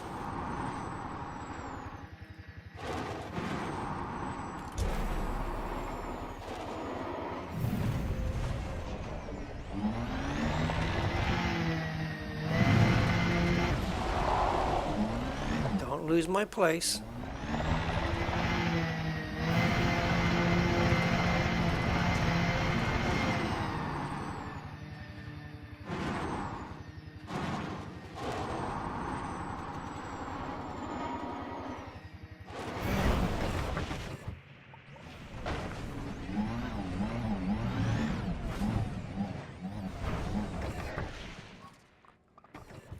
Yeah, it fits just about bang on, doesn't it? I had to squeeze things down a little bit. Hope it's not too cluttered, but at least it's informational. Disem Wolf, yep. Disem Park.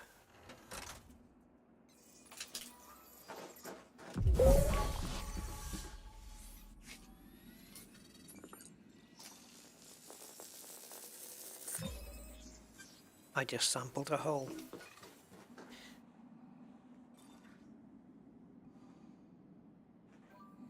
Right, now we need another 800 meters. Even though that one was really relaxing and enjoying a strong coffee. Oh, well, in that case, you won't be relaxing for too much longer then. Unless, of course, you are caffeine free. Some people think caffeine free coffee is a sacrilege because it cancels out the purpose of the whole thing in the first place. Yeah, but all my teas are caffeine free. And if I ever have coffee, it's caffeine free. You guys really don't want to see me on caffeine.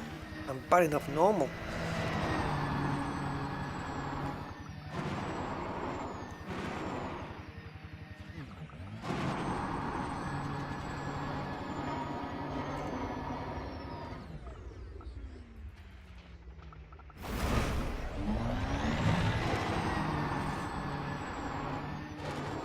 Wow.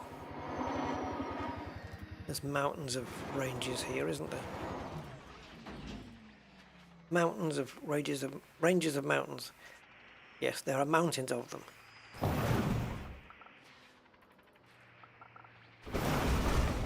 I feel like I'm in some kind of alien quarry. The Church of Caffeine. So you're a caffeine lick. Caffeine. Oh, that doesn't work. Wordplay just isn't my friend today.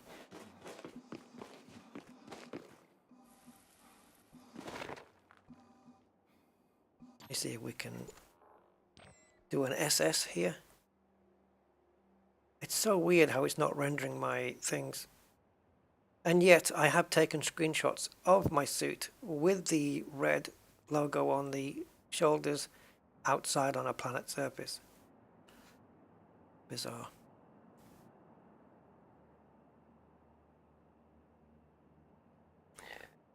The problem is, oh yeah, actually I think if I screenshot this, I don't know if it's going to take into, I don't know if it's going to put Captain's log on the screen as well. You know, all these overlays that I have. Because I don't want to spoil the screenshot with these, which is why I tend not to have them on the screen in case I want to do a screenshot. Let me take a quick look at the screenshot I just took and see if all that junk's on the screen. And I'm going to say that it will be.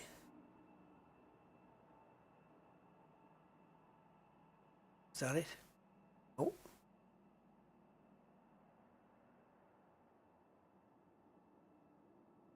Bear with me a moment, guys. I have a feeling it's going to be all junked up. Delete. Yep. Yep, showing Captain's log and the widget at the bottom. Kind of spoils the screenshot. So, the widget at the bottom, I'd like to be able to have an option in Elite Observatory to just disable it on and off. I know there is a disable feature in there, but when you disable it, it doesn't remove it off the screen straight away.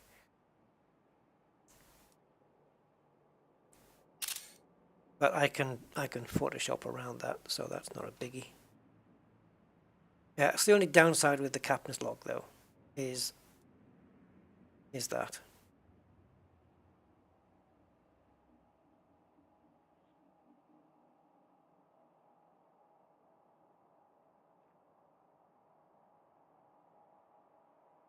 Using Elite's built-in one? Yeah. It doesn't click though.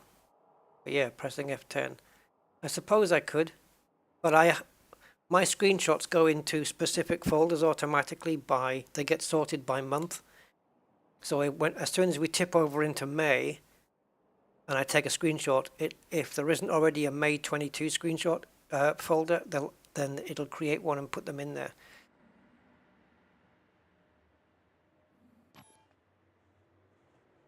Meanwhile, I run out of oxygen. No, I don't. Battery power, sorry. Battery. Right, anyway. Where's the serve? Serve is down there. Any oysters? Any space oysters?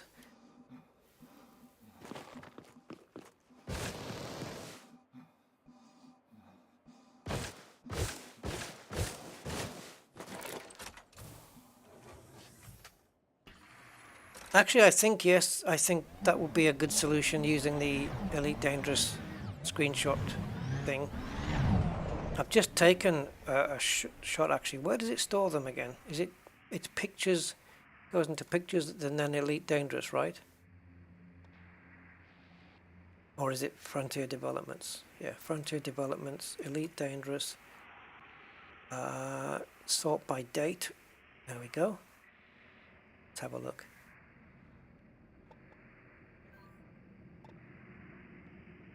Yeah, it is. It's a clean screenshot.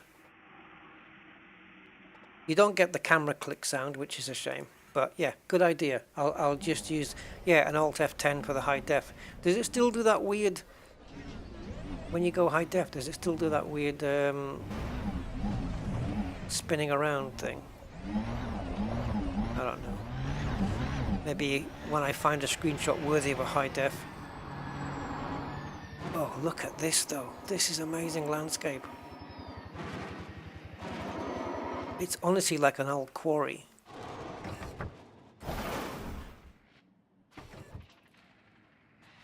I expect to go around the corner and just see like a ship junkyard or something, you know. There we go. I don't know why it jumps to the internal shot now and again.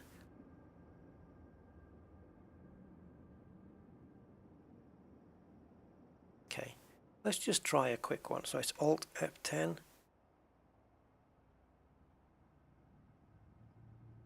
Nothing's coming up on the screen in terms of, you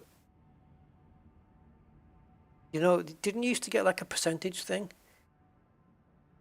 Yeah, I don't have Touch Portal running. Probably should use it, but I don't have it running.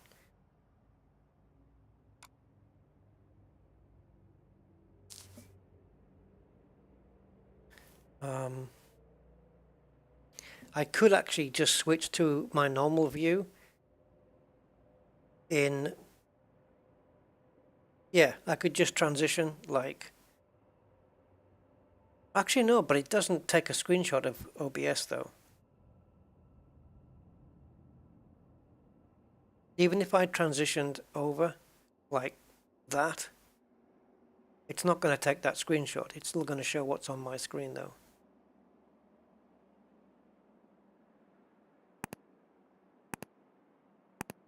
Oh yeah, it could clash with that. Can you rebind the high-res screenshot key in Elite Dangerous? Something tells me probably not, right? So I'd have to adjust it in Nvidia. Yeah. I tend not to take high-res screenshots. I'm already in 2K anyway. As long as F10's working, I think I can I can get by. Change the Nvidia key. Yeah, I could do that, couldn't I? Hold on. What is it? GeForce Experience, right? Let's quickly do this. Take me a sec. GeForce Experience. Experience the GeForce. Yeah. Hold on to the leading edge of Concorde's wing and experience GeForce.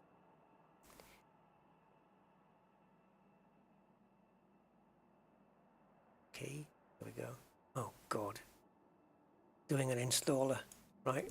We move on while it's doing that. Because I need to find some more Aussies.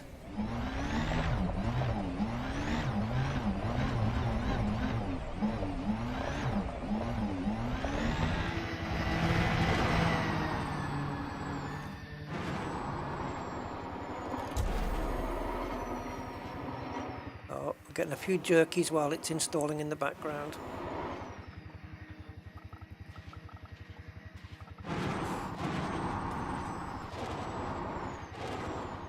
Oh, that was not what I wanted, but okay, wasn't too bad. It was more embarrassing than damaging. Let's go over another ridge, see if there's any over there. The ship's long gone, that left ages ago.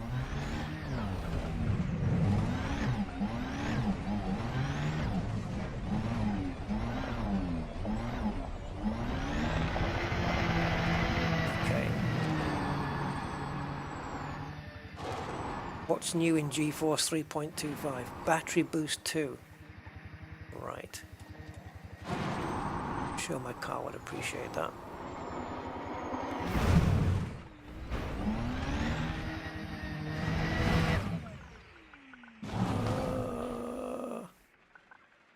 I forced this spin, by the way, just so you know. I could have stopped it, but I wanted it to look like a proper fall.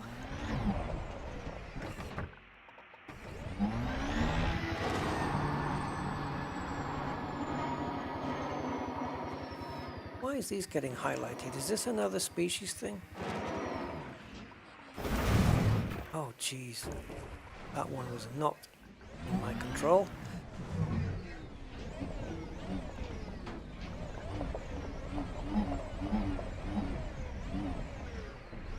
No, they're just rocks. Osseous 3, where are you?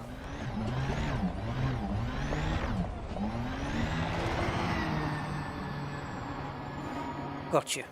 I found you. You cannot escape me.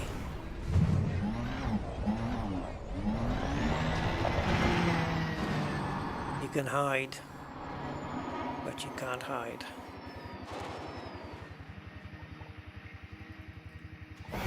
Ouch.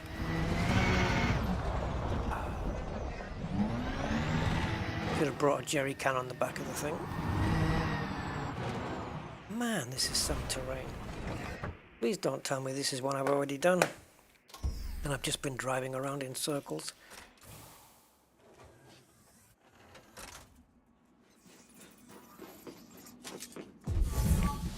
You it is!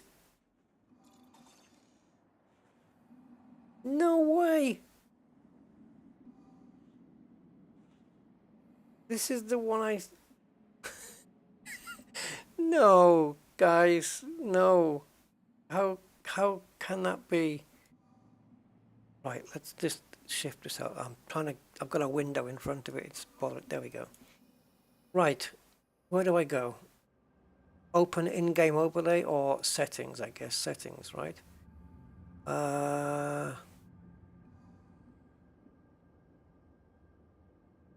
In-game overlay settings.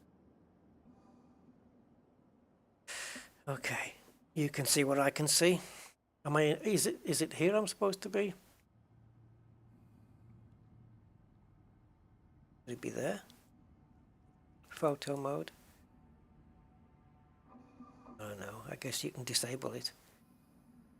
should be just one for hotkeys, shouldn't there? Or keys. Photo mode allows capture, so you can disable it. I don't know whether that would work. Here we go. Right in front of my eyes. Save the last 5 minutes recorded. Okay.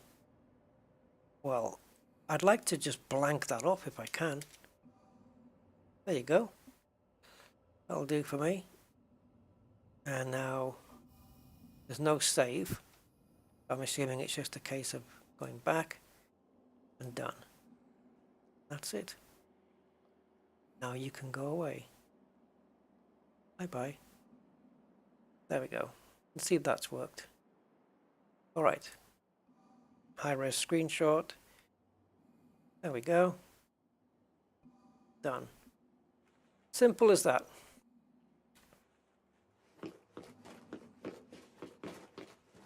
Right, so we have Osseous in that direction, and we have Osseous there. So we're going in that direction, 100. We're going away from everything. Bugger. What are the odds? I actually turn around. Circular driving. Yeah. Well, better than circular reasoning, I suppose. Where do I put this now? Is that about right? I don't know. I can go higher. Yeah, so 34,401 light years from Sol. Okay, what do we want? We want to move away. I can't believe I just scanned the same one. And looking at this landscape, that's the same as the second one that I scanned. I actually went round in circles. Let's go over here. And keep going on this trajectory. 40, 50, 60 heading. Follow the galactic core. Then you can't go wrong no more. We'll just have to wiggle our way around these pathways and see if we come across anything. They do look like drivable pathways though, that I've got to turn a left here, go down, and then we turn right. We do a hairpin turn right here, avoid the rock.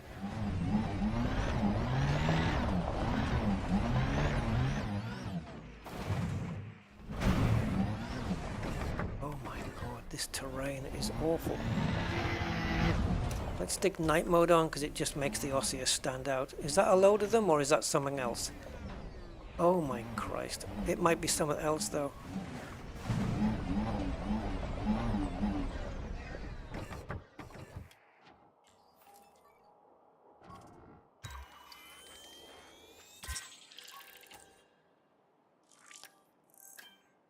Fungoida bullet. Isn't that one of the ones I was after? Bullarum?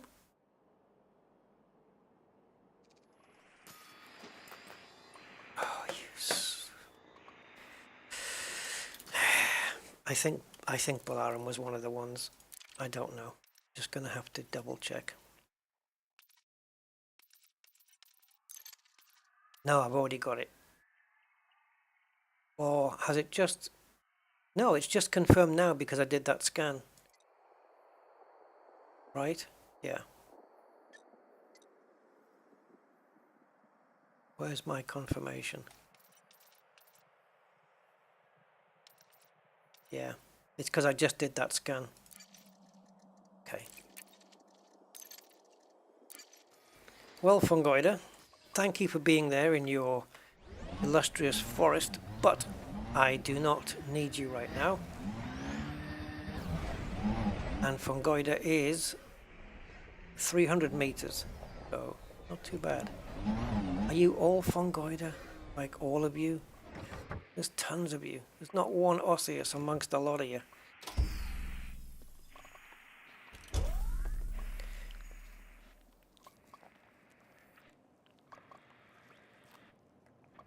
Oh. Europa, you want to see Europa? The thing is, all you're going to see is what it looks like on the system map. It won't tell you anything what it looks like on the surface, but I can show you. I'm not sure whether those places look any different, but yeah, I can show you.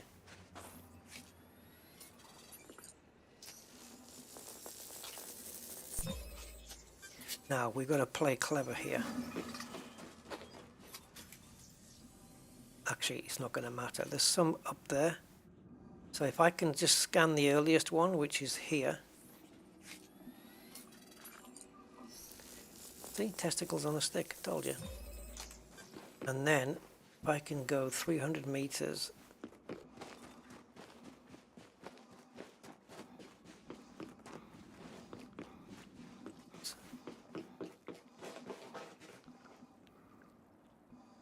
$83 meters, it's not going to be enough, is it?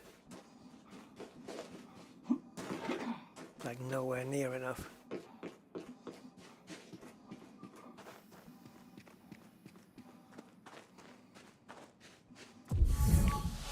Damn. That's half the distance away that I need to be. Maybe I'll get lucky. Maybe there's some over here.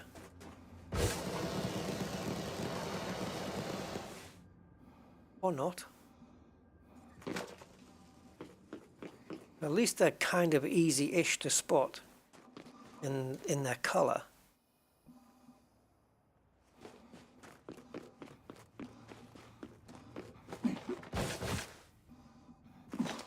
Damn you. Great big huge patch of the things and then suddenly nothing.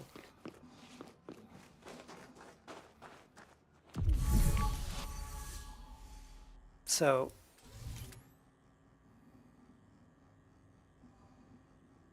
we have another patch down there. Again, now that I know where it is, it might be easier. Where's my SRV? Another batch over there, look. My SRV is 254 meters away in that direction. I need to follow this line here.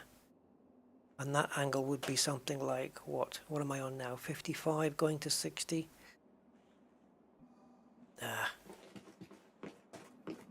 I don't know whether to just run over there. Or at least jetpack over there. Okay, I think it's around 60. Oh, really?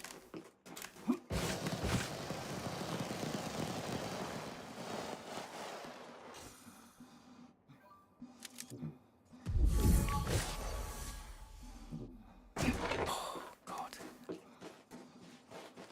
Who needs shields?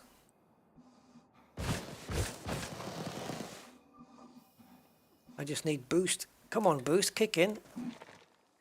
Oh, I think I just bounced off a testicle there. That was a softer landing.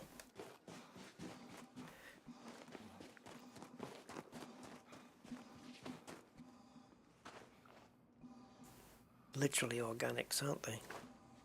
Or they could be space tomatoes. I don't know. All right. So we've got another batch, which I think is straight this way.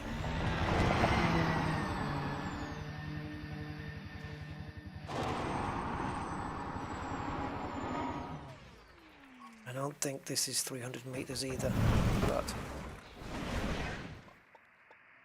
I suppose we have to check. Yeah, for warmth. Any greens? Uh-oh. Yay. But this isn't the one I saw, right? This isn't the batch that I saw in the distance. This is the interim one. There's a lot more over there, right? Yeah, this isn't what I saw, surely. Might be. Don't call me Shirley. No, there was another batch over there.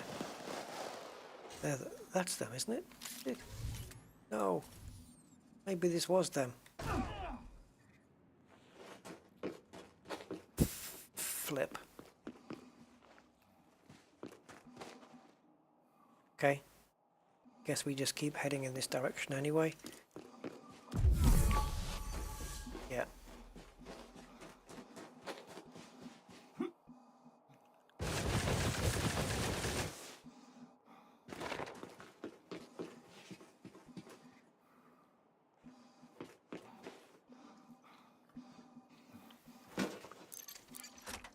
Okay, let's turn around and do the same heading that we were on, which is around 50 to 60-ish.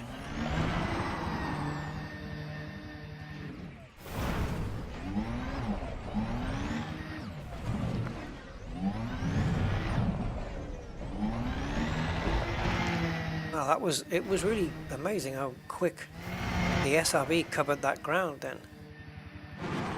It was on foot. That just was miles away.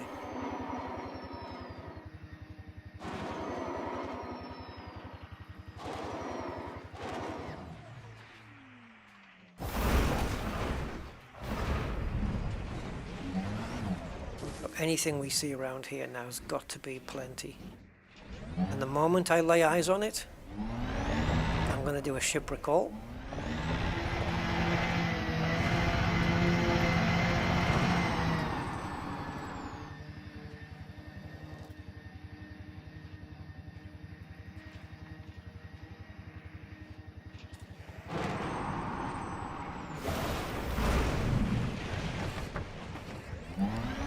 Trying to look in mid-flight, but it's tricky.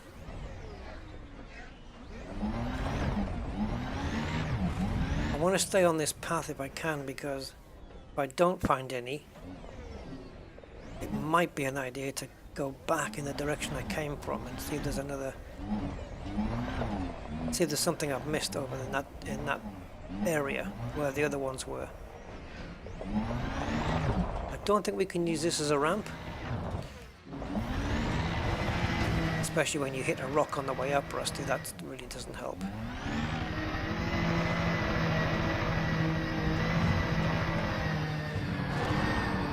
Oh, that was a good idea, boosting. Yeah.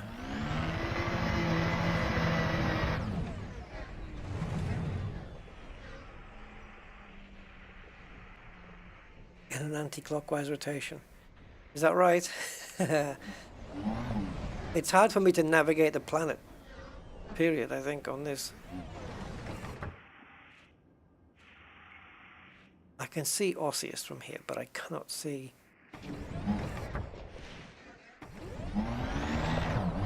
Fungoida.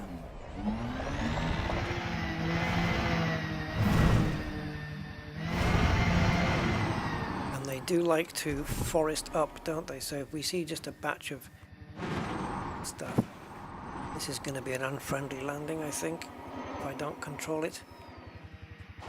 Come on, get over the slope. Come on.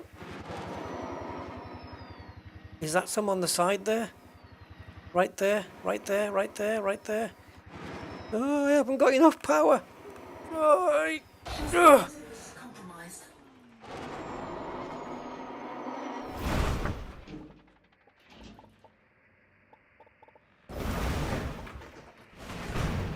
Okay, down to 38%.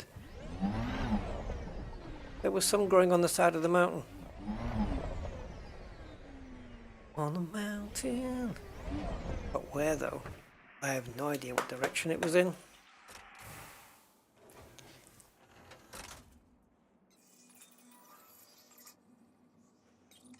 Where the hell did I just bounce off? Must have been over here.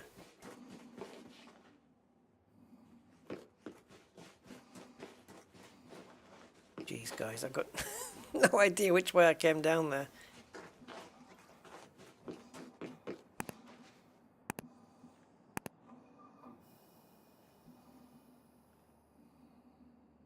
We might be on the other side.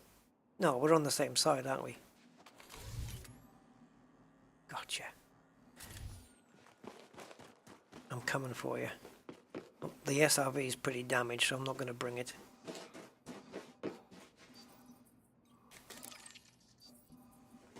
Ship recalled.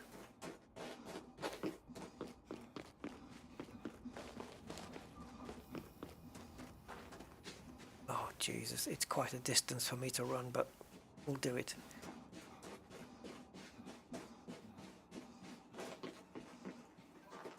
Or not.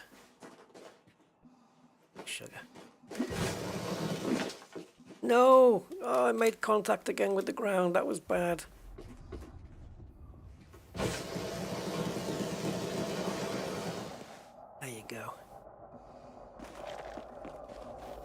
Is the ship going to come down where I am or where my SRV is? Or nowhere? Look at that. 2.7 something kilometers away from my last scan. My SRV's over there. Right there. And my ship's decided to land over there. Thanks. Right, I wonder if this is scannable. Oh, surprise, surprise. Rare samples on the top of a mountain. But I got you. I got you. Right. Down we go. Pick up the SRV, go back and get the ship.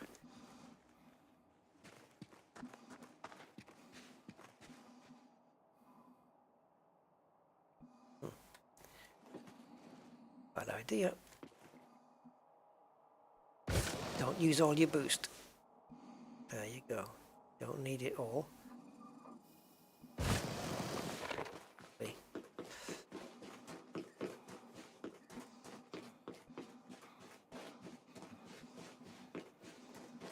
Oh, is it a Tom Baker quote? Cool. I would not drive an SRV fueled by Red Bull.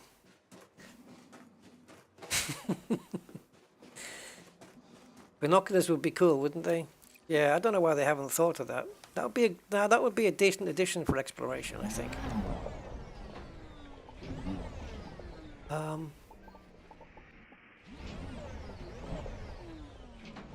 Yeah, I think that would be a good addition. Yeah, very unfriendly but cool planet surface here. Plenty of rocks.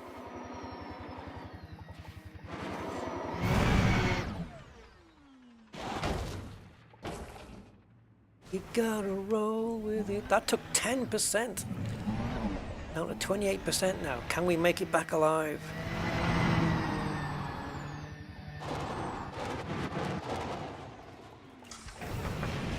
Again, the dodgy frame rate's kicking in. Keeps doing that, doesn't it? We've had that a few times now.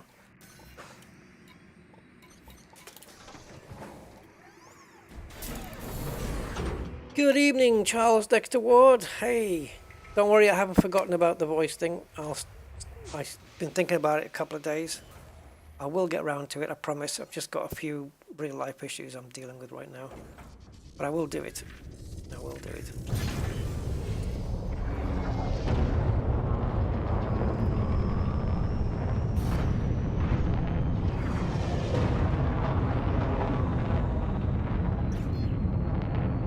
Yeah, imagine that. You could drop the genetic sampler gun and you've got to go down and get it. You can't drop anything out your hands, can you? 4, 3, 2, 1, engage.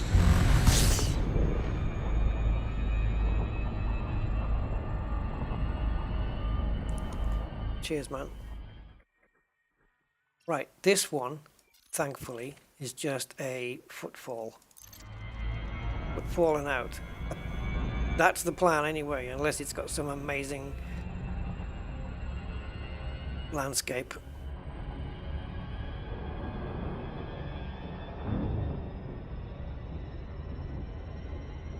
Yeah, that one was pretty good. I mean, that was a good, decent planet.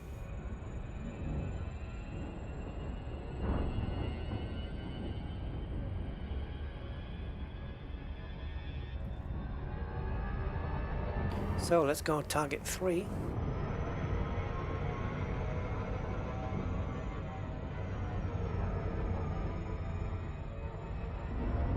And then we can move on. 14 jumps. See if we can clear the next 4 or 5 jumps, hopefully.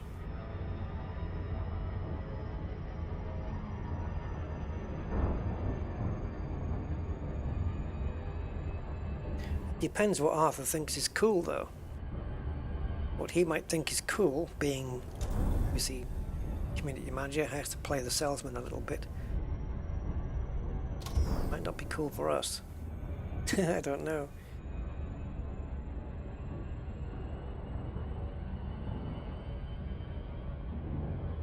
Yeah, never visit the planet ever again. Most likely, never again.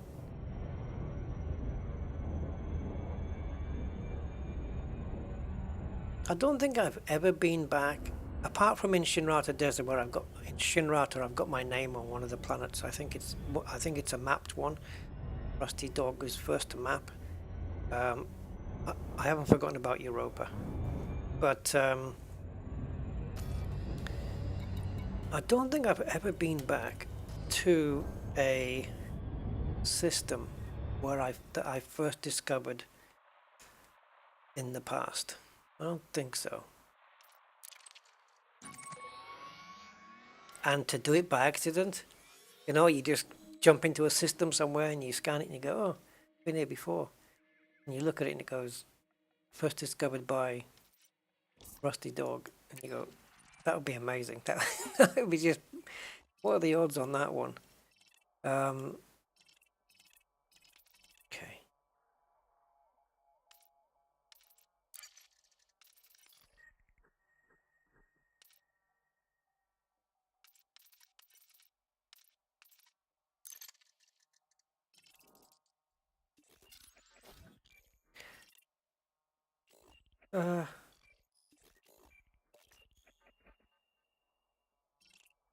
Sorry guys, what the hell?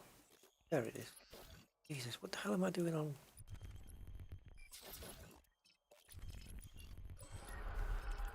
This is what Europa looks like in Odyssey. Odyssey.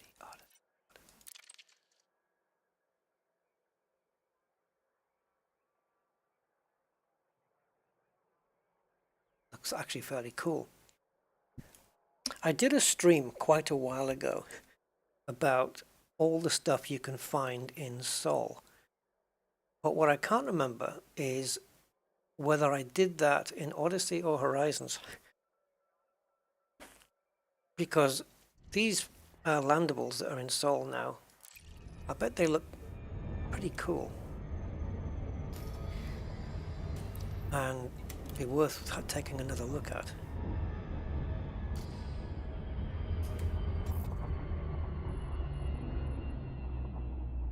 Oh, it's another one of those with the blue splotches.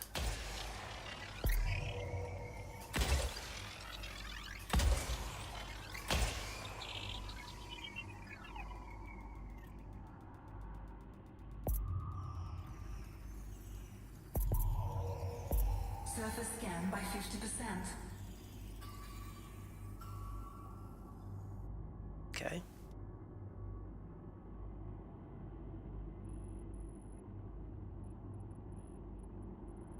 This this reverse camera shot, whatever, it sucks. It used to work really well and now it doesn't. Used to be you could just press it and it would be super highlighted in blue with a great big patch where you missed, and now you just gotta keep mashing it to see that. So I don't know what Frontier did to mess it up, but they messed it up.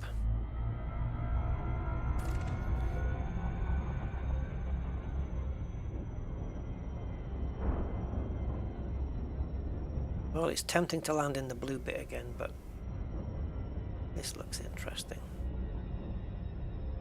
Orbital flight engaged.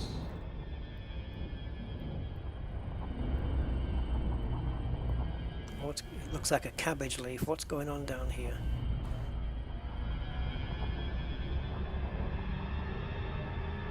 These are going to turn into mountains, aren't they?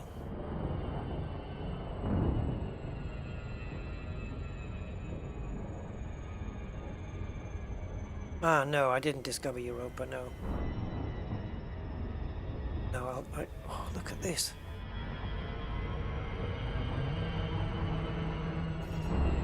Now they're getting a little bit more bumpy. It was looking a bit leafy, and now it's like we're zooming in on an electron microscope or something. Oh yeah, easy to land an anaconda here, Rust. Yeah. Oh yeah. Wow. Get your SRV out. Let's go off-roading. I don't think that's a landing place, Rust, if I'm honest. Maybe over here, but we're not level.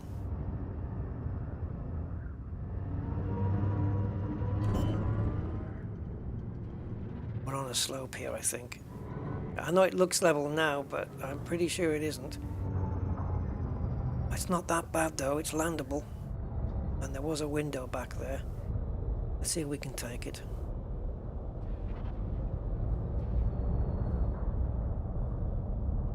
Just gonna go back in a straight line because I think it was... Yeah, it looks big enough as well, just about.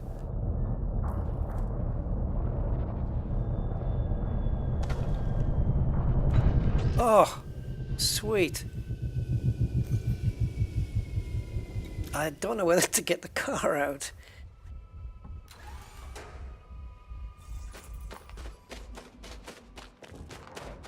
Yeah. I mean, there are big mountains in Odyssey, but just not super big like we had in Horizons. I mean, this is... Explorer's Paradise here. It's like, get your SRV out and have some fun. Okay, let's inspect the weapons while we're in here.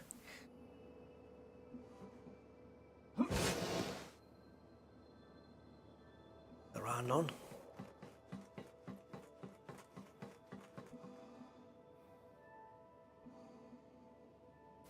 You could have some good times here in the SRV. Yeah, for sure. Wow, it looks awesome. Speed the camera up a little.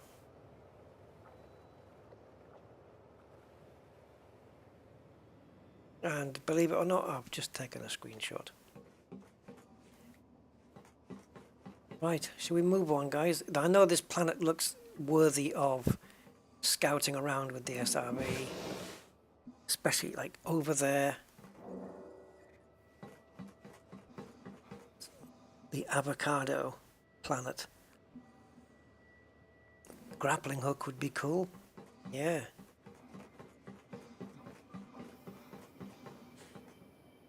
Yes, exactly zero. Very much so.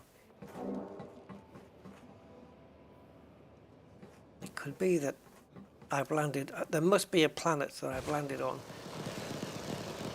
And no other commander will ever land on it in the history of the game. So it's very, very possible. In fact, probable is more likely the word. Probable. Yeah. No, Rusty. Ah, that's quite safe down there. At least I don't have an SRV to leave behind. Well, that's true.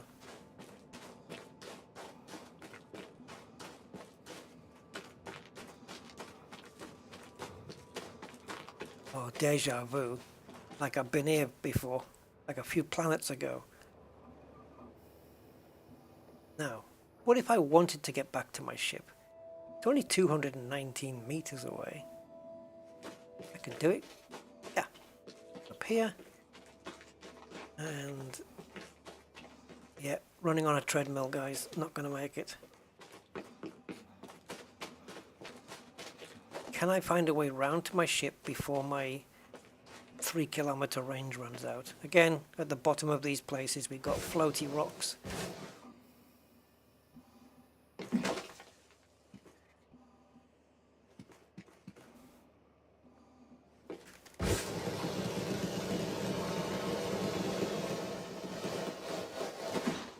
Cool, but wrong side. Yes, but we're going to make that jump, aren't we? No, no, we're not going to make that jump.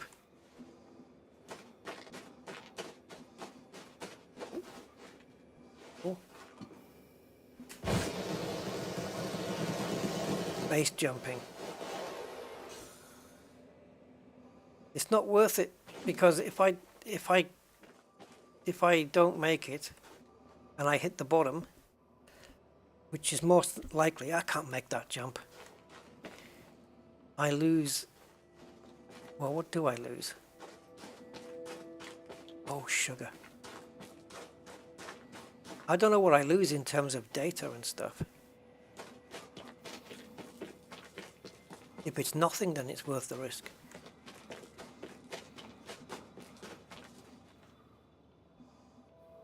Rock.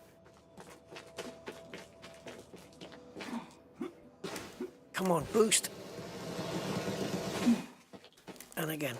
One more, come on. Yes, you've got foothold, so clean jump and then boost. Clean, boost. Easy. Oh, one could get up to so much mischief here. All exobio data. So in other words, all the genomic data that you've carried is on your person. And the cartographics is on the ship. Jeez. We're only in a very tiny region of this planet though. And just this region alone looks great for some SRV fun. If only SRVs were indestructible. And there's literally though a whole planet to explore. Now you could just take off and land 2 miles up the road and it's completely different. You literally have an entire planet to play around with. I don't know how big the planet is, but yeah. It's yours for the playing in.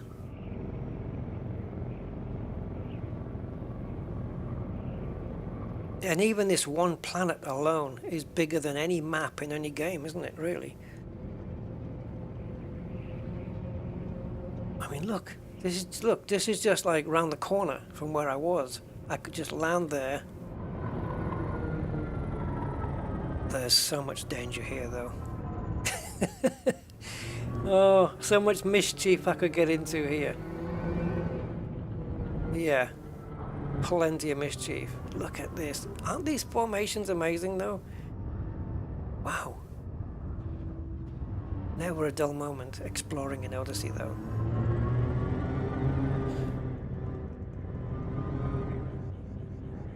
Oh god. You might need night vision here, Rusty.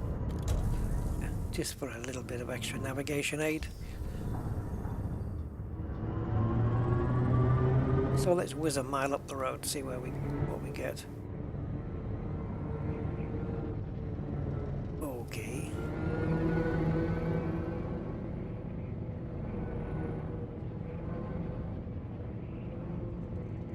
Yeah.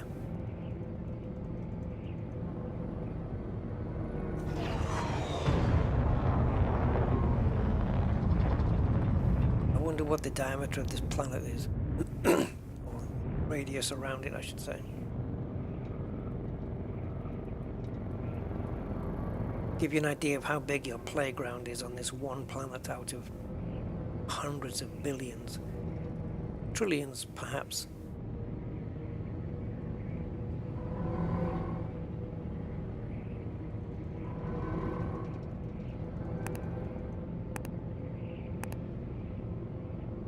Oh, okay, I have a question, guys. But this does not apply, this question does not apply to people who were watching my flight simulator Discord stream yesterday, which was just a casual test stream. So don't answer. If you know if you're on that stream and you know the answer, don't answer, please. I'm sure one of you guys is going to get the answer to this. What is it that costs I haven't got the exact figure, but I'm going to be in the ballpark. What is it that costs 2,000? I think it's $2,337 trillion per gram. For 1 gram. Yes, you heard me right. $2,337 trillion per gram.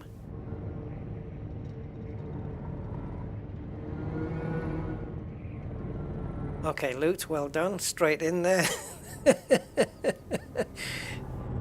No, not dark matter. Dark matter's not been shown to be existing yet. But yeah, loot got it right. And Andy knew it. Yeah, antimatter, indeed. Does get produced on Earth. And 1 gram of it would, yeah, cause some devastating damage if it contacted anything.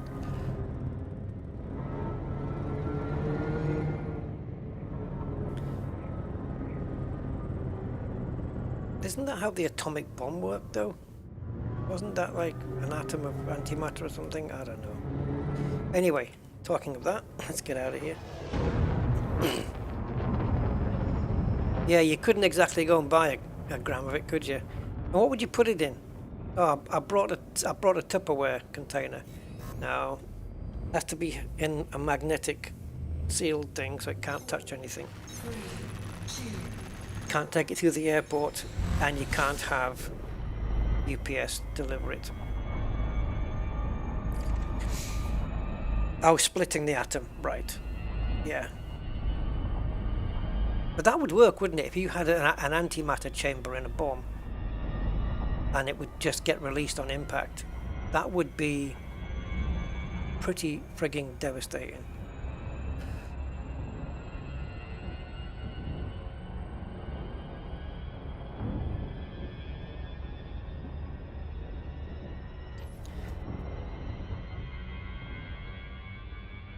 Well, that was an interesting section of the planet.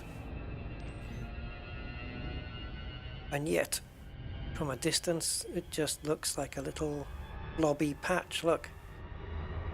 Until you get actually down onto the surface, you don't know what you're about to look at. I mean, look at it now. It just looks like, there's a little colory bit. And yet it was so brilliant. Pet scanners. Yeah, pet scanner. Don't think I want to scan my pet, though. That was a joke. Right, yeah, 3,818 kilometer radius. 0.1 Earth masses. So it's about half the radius of Earth, but it's a tenth of the mass.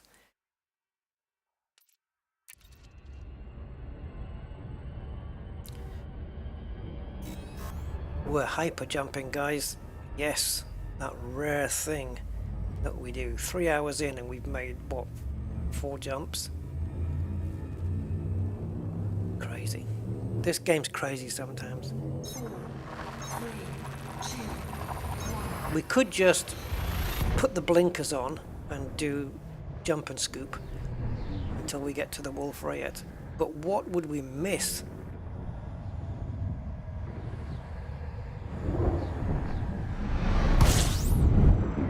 Fusion bombs, yeah.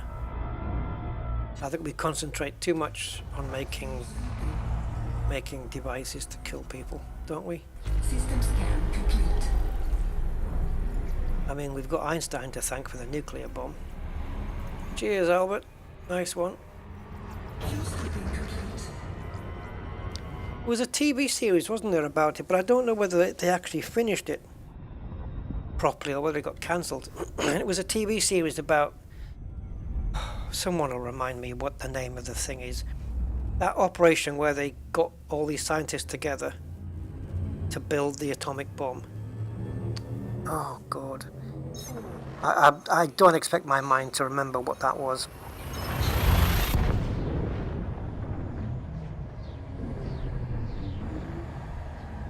Wasn't there a name for that project?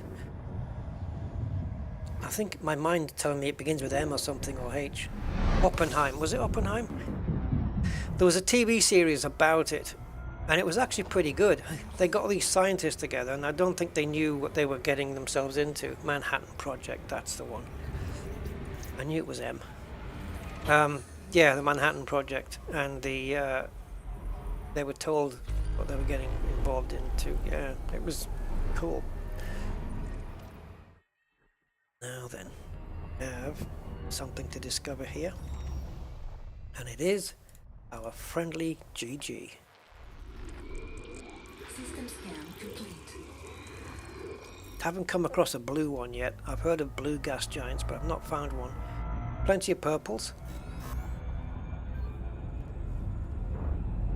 Yeah. Was the TV series called The Manhattan Project as well? And I don't know whether... I did watch some episodes, but I don't know whether I saw all of them or whether it got cancelled. I think it's a good subject to make a TV series about, though. Yeah.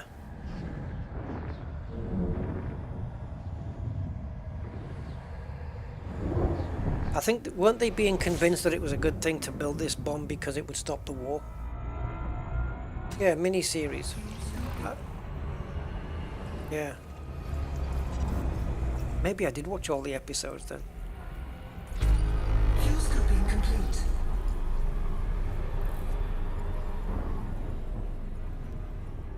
Plenty in our system.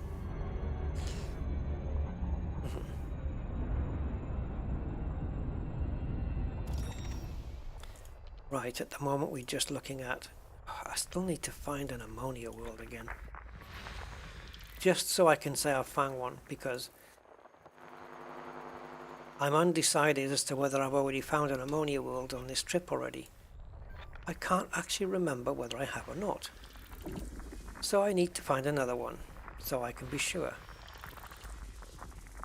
Ooh, look at that one.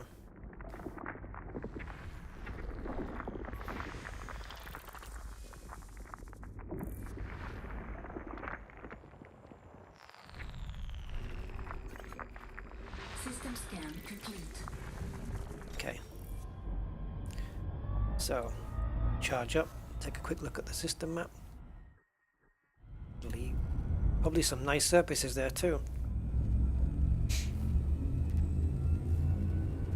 Yeah, mini-series are good. Ah, it was called Manhattan and got cancelled after 2 seasons. Yeah. 3, 2, Maybe it was too sophisticated. I don't know. I've seen proper good series get cancelled because they're more sophisticated and, you know, for want of a better word, rather than just the laid-back, dumbed-down, turn your brain off kind of series. Like Deadwood, for example, got cancelled. It just was no audience for it. But it was an amazing portrayal of what the West could have been like back then, even down to the way they talked.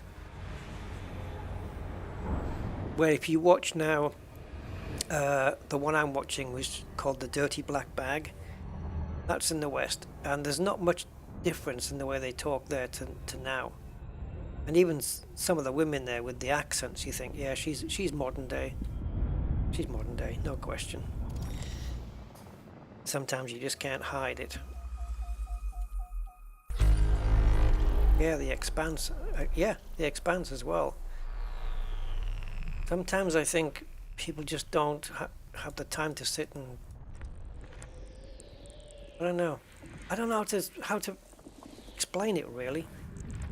Maybe TV series that maybe need a little bit of thinking about, you know. I mean, anybody could sit back and watch, like, Seinfeld or The Blacklist, you know. You can follow... Well, The Blacklist gets a bit convoluted now and again, but... Like The Walking Dead, you know. Little bit of a story, kill some zombies. Little bit of a story, kill some zombies. But it works. But then you get some really good series, and they get cancelled because there's no viewers. And you look at it and you think, this is a really good series. How is it not getting views? I thought Dead was great. And the only Western series I've seen since...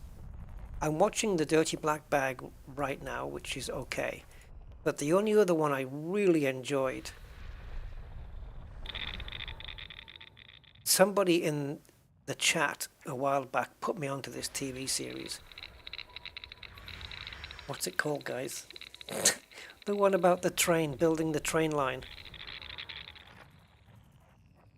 Mr. Bohannon. What's the one I'm thinking of, guys? The one with the where they're building the train. It's got the guy from Star Trek in it. Chief what's his face, who did the transporter chief. The Irish guy, Colm Meaney. Chief O'Brien. He's in it. He's brilliant in it, by the way. He's brilliant in it, by the way. Yes. No, not 1883. It's to do with the railway line building. They were building a railway line from, I can't remember from where to where. And the series was really good. I binge watched like the lot of it.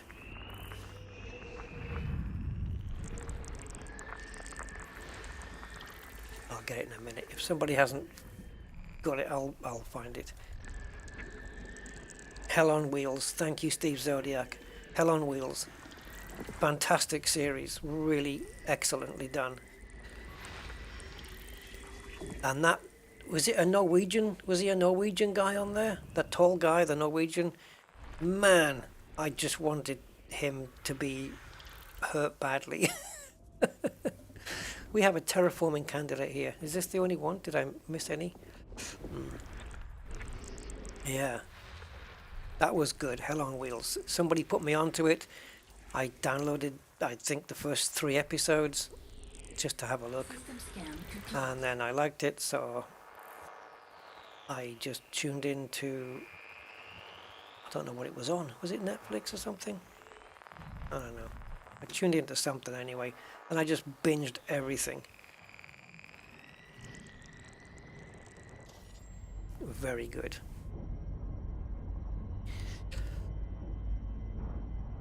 Mr. Bohannon. I hated him every time he said that. Come on, Captain's Log, talk to me. I'm trying to get Captain's Log to bring its interface up.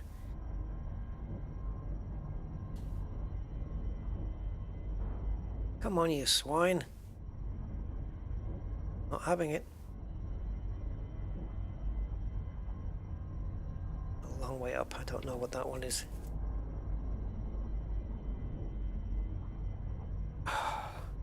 Fine, we'll do it on the system map then. Oh, it must only be this one. Oh.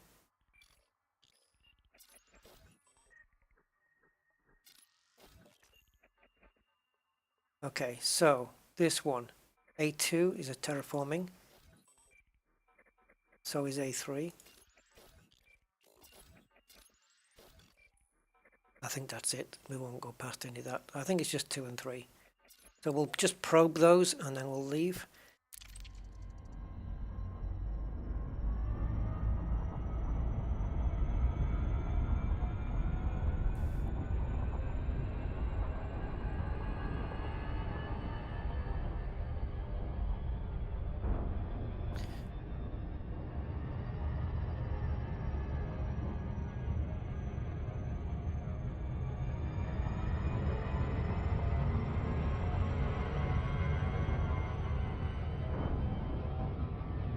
So what are you guys TV series, you know, like the one you're watching every week, not going to miss it without fail, you know. The only ones I've got on my weekly rota, or is it roster, one of the two, is I watched The Walking Dead, which I've now caught up to. I missed a whole half a season of that thing, or yeah, well, you can't land on these, freaky. So yeah, I'm watching Walking Dead, The Blacklist, The Dirty Black Bag, which is one I've just tuned into, which I'm quite enjoying. It's a western. And is that it in terms of TV series? Blacklist. And Walking Dead. Ah. Oh, and that Superman and Lois. I'm just watching that one as well. It's alright. That's one of the series that you can just switch off and watch. Because it doesn't require brain power to process anything that's what's going on. 50%. But what I want to start watching again, because I think I watched the first 5 episodes and then I just stopped for no particular reason. And now they're on to finish season 4, which is Star Trek Discovery. I can't believe they've finished season 4. I mean, they've really worked through that. So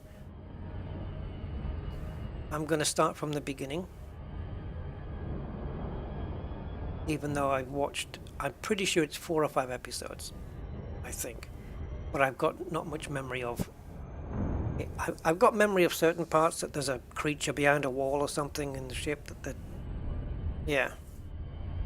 But I'm gonna watch the whole thing again. Oh, Afterlife was good, yeah. Cake hole. Yeah, I used to call it cake hole as well. I thought I was the only one.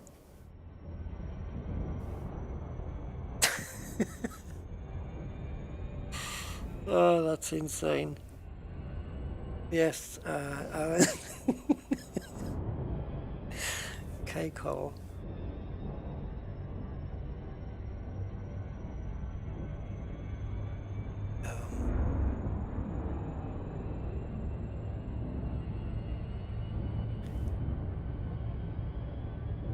Yeah, I don't know if Star Trek is losing its thing these days, you know, because we've got all these amazing effects and, you know, some of the acting's just, I don't know how to explain it. It's too Hollywood, the acting. And again, it's what I talked about in one of my streams previous, about TV series now where people finish other people's sentences, and it's like, oh, it's like certain trends in every bloody TV series that just pop up.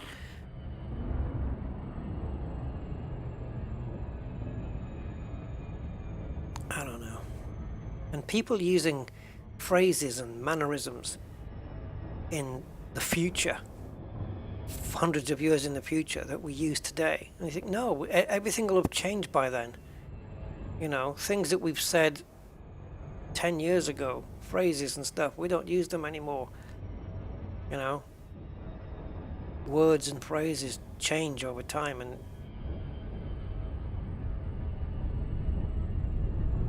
like Next Generation didn't have any of that crap. But Picard does. Picard's got some, like that little cute blonde girl. I don't know what her name is. I don't know, what is it, Gitano or something? Yeah. Yeah, she talks like she's modern day, 2021, 2022. Shaky cam and lens flares. Yeah. Oh, Rusty Heads East, that's a good series. Yeah, there's a few episodes a week on that one. They're a bit long though, don't you think? A bit long. Scan complete. The episodes are a bit long. And the acting's terrible. Oh, Jesus, guys. Yeah, Rusty Heads East. Not quite a mini-series, is it, really? Yeah. And Picard's really sounding old now. But 7 of 9 still got it kicking, though. She's still giving it full bananas there. I like 7. Yeah, I liked all the other Star Trek series. I've liked them all. Discovery, I can't judge because, like I say, I haven't watched enough of it. Picard, that's another one of my weeklies. Yeah, but I'm okay with it. It's like, but I find too much to criticize in it though. Yeah, dodgy comedy. That's true. That is true. But I liked all the other Star Treks. DS9 was great. Some of the chemistry between some of the characters, particularly Quark and Odo, was just legendary. And then Voyager was great. Obviously 7 of 9. Janeway was a great captain as well. I think the best captain though has been Picard for me. More than Kirk, I would say. But I love Kirk. I think they're both great in their own way. They're completely different people. But in terms of what you would expect, or how you would expect a starship captain to behave, yeah, it's Picard every day. Because he had that diplomacy and... You know what I mean? All that stuff.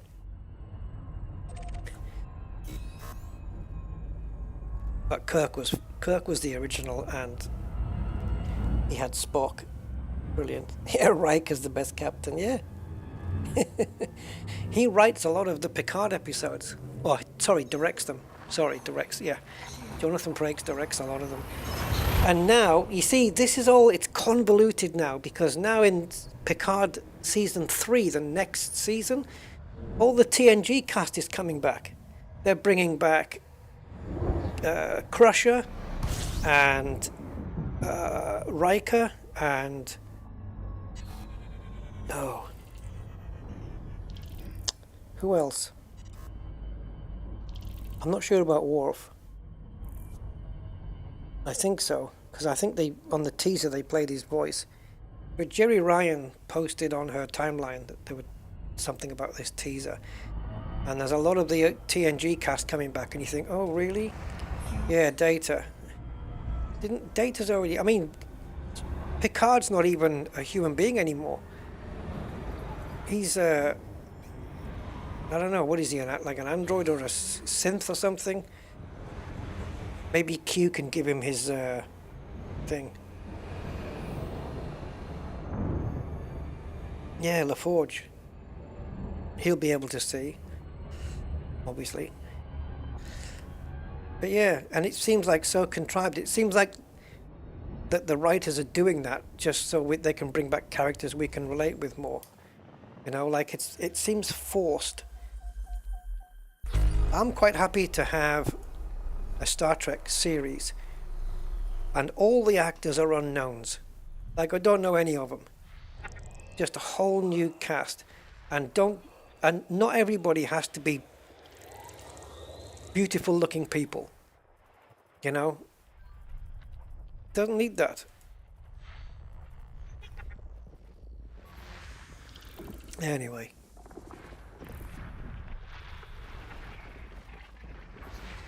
Body 1A. Close ring proximity. There you go, look. Planet that's right next to the rings of another one.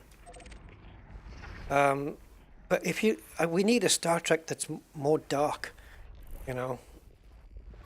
Star Trek's gone dark before.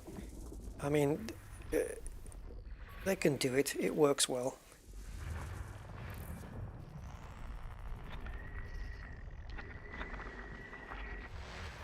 Didn't DS9 have some darker episodes? And Enterprise, I enjoyed that. I was very late to the party watching Enterprise. I was years too late since it was, yeah, since it came out. I haven't watched Lower Decks.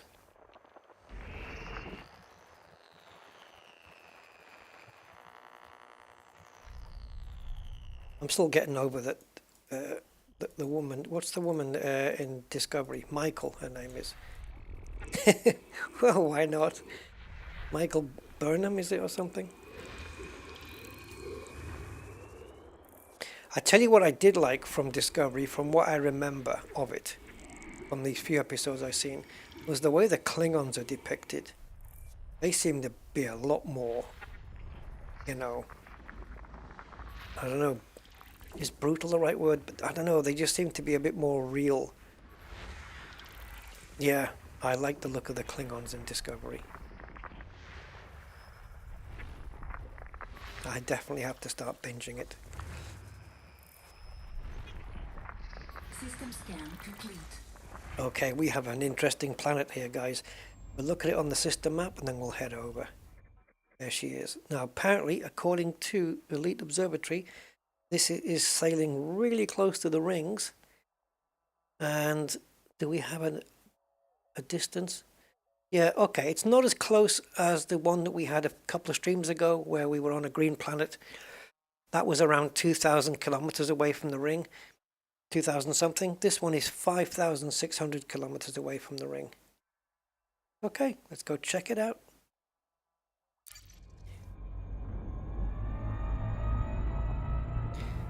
Good night, Jeffrey. Have a good evening, mate. Take care. Strange New Worlds. No idea. Keep my eye on that one. I suppose I should catch up on Discovery before that one comes out. But I'll guarantee you Strange New Worlds is going to have all the caveats that I mentioned. These Hollywood trends, you know. It's all going to be in there. I don't know. I'll give it the benefit of the doubt, but aren't they all like a young crew or something?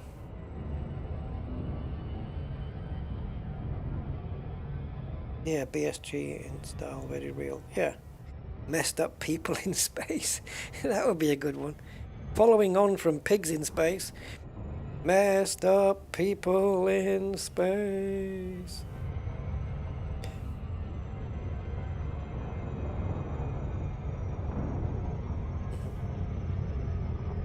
I think TNG got a lot of things right, though, the way that they presented everything.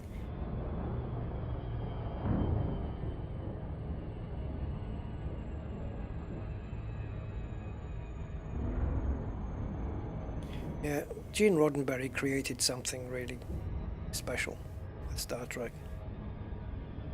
That hope, that humanity's hope that, you know, we could all... Well, the idea was that everyone of whatever species and whatever alien species, or everyone coexists, and money's not a requirement anymore, and yet everyone's at war. The Romulans, the Klingons, the Ferengi, Cardassians, they're all giving it. Yeah, so we are close to the rings, but it's not as super close as before, but nevertheless, though, if I want to get just a little bit closer before I grab a screenshot, I think. Yeah, like there. Don't go any closer than that. Don't need my anaconda in this picture, I don't think.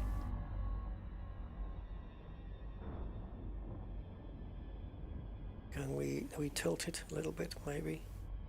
And boom. If I do take a high res, I should be able to zoom in on that yellow planet quite well. See, you would normally miss these if you don't have Elite Observatory core. Yeah, I think we have to dip underneath the rings here. So the view from... Oh, hold on. Don't get caught in the rings again like you did last time. I think it's behind. Right.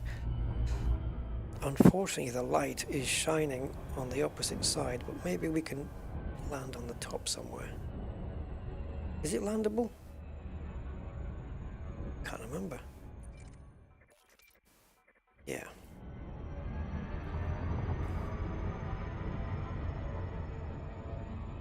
Get as far over as we can. Flight engaged. So G on this one is 0.1.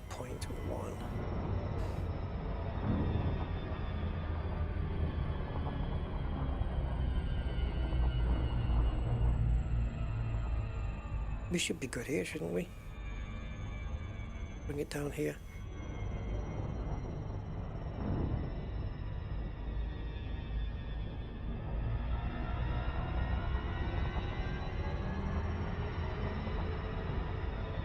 Yeah, he was ahead of his time. His vision was definitely ahead. Not familiar with an Axar Cosmic, don't know that one.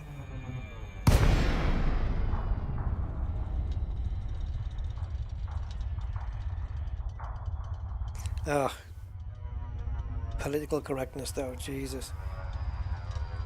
Terrible. They should make shows that are just designed to be politically incorrect. Just to let people get used to what it's like being offended. Be offended. Who cares? As Ricky Gervais says, just because you're offended doesn't mean you're right.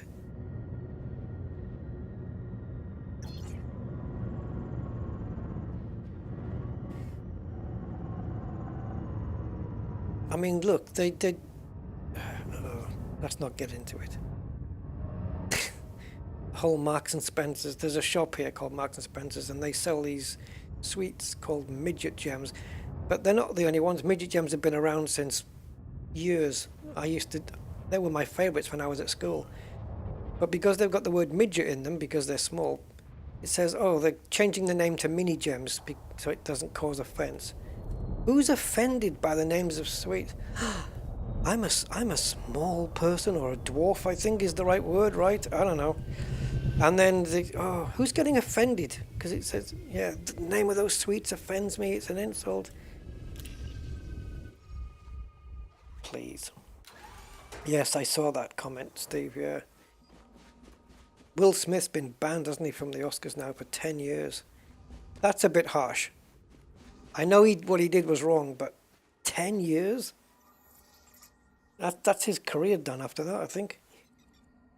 I thought 10 years was a bit heavy.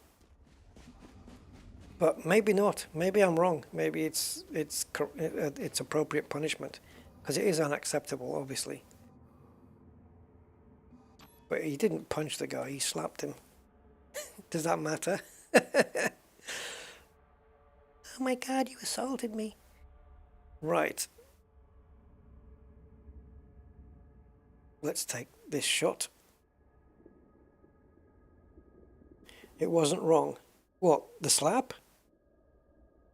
Of course it was. It was totally wrong. Completely. Yeah, I saw Jim Carrey, what he said, and I agree with him 100%. Jim Carrey nailed it. Spot on.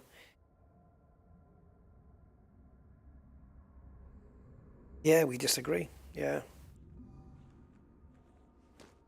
He could have called him out later. He could have ranted at him, had to shouted at him or whatever. Or just sat at his chair and shouted, I don't know. But to walk on stage in front of millions and millions of people and hit a comedian for making a joke? Come on. You're supposed to be able to sit and take that. It's part of the job. You sit there, you get your Oscars and your Grammys and your BAFTAs, not Grammys, but I mean, how many awards do actors need? How much do these rich actors need to be patted on the back to be reminded how good they are? Of course people are going to take the piss. Look at the stuff Ricky Gervais said at the Oscars. He was much worse than anything Chris Rock said. Anything.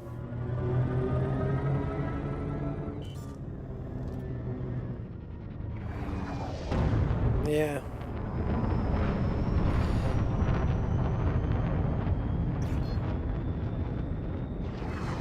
That joke was in no way offensive enough.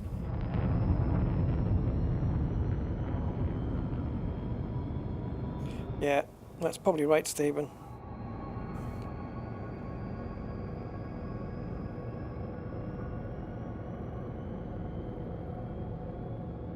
Oh, Chris Rock took it like a boss, didn't he? I'm surprised he didn't hit him back, to be honest. But Chris Rock handled it brilliantly.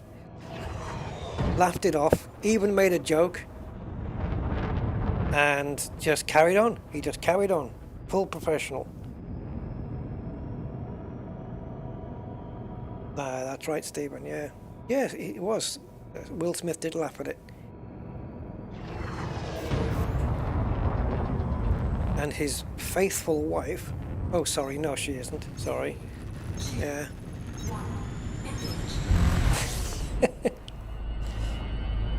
Yeah, that's right. Jim Carrey said he'd be suing him. What did he say? 200 million or something?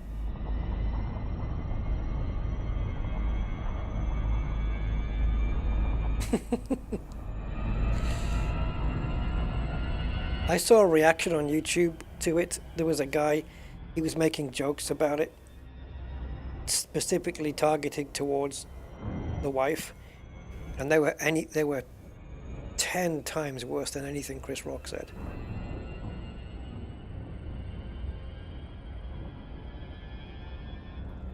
Nah, I think, you know, if you want to be upset about the joke, it's fine. You know, you can be upset and you can have a word with Chris afterwards. Just say, look, that was out of order, man. I didn't appreciate that. You know, and Chris may have just said, I apologize, I didn't mean to offend, blah, blah, blah. But to walk on stage in front of how many millions of people watch the Oscars and do that? What the hell was he thinking?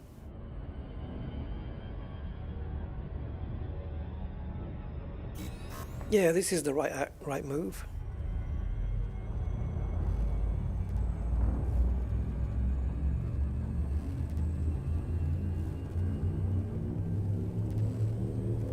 Anyway.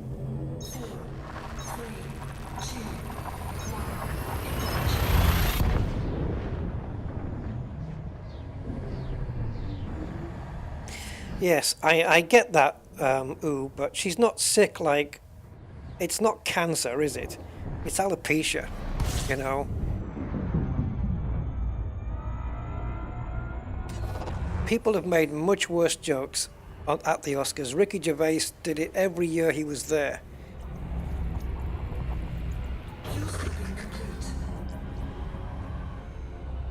I'm not even... some people were saying that Chris didn't know that she had alopecia anyway. Yeah. But it's not, she's not disabled, or she's not, you know, she hasn't got anything that's terminal or anything.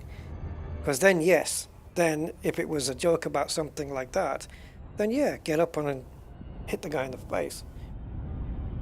Yeah, I think she still looks good, but I don't give two F's about Jada Pinkett, whatever her name is. I don't care.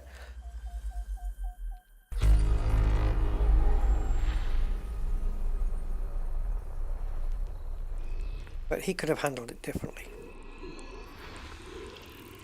And I think, yeah, he was on the Oscars board, wasn't he?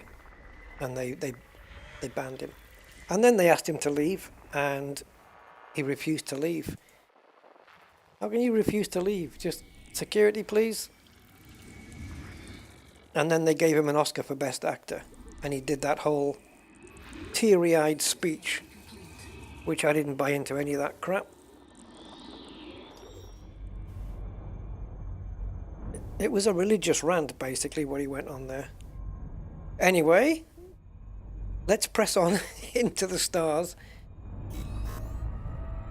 I'm hoping to hit a neutron, but as I said, I don't think there is any neutrons on this flight path. 7 jumps to go. We're nearly there.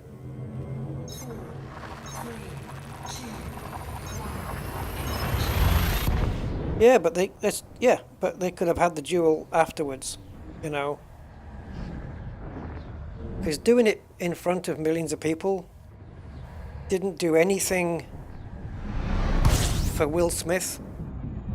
In fact, it didn't help him in any way. Did he, when he was walking away, clutching his belt line like he was Men in Black or something, with his little smirk on his face, did he actually believe that people were going to stand up for him and go, yeah, well done, Will, well done? And what's the R word? I don't know what the R word is. Yeah, Raxler.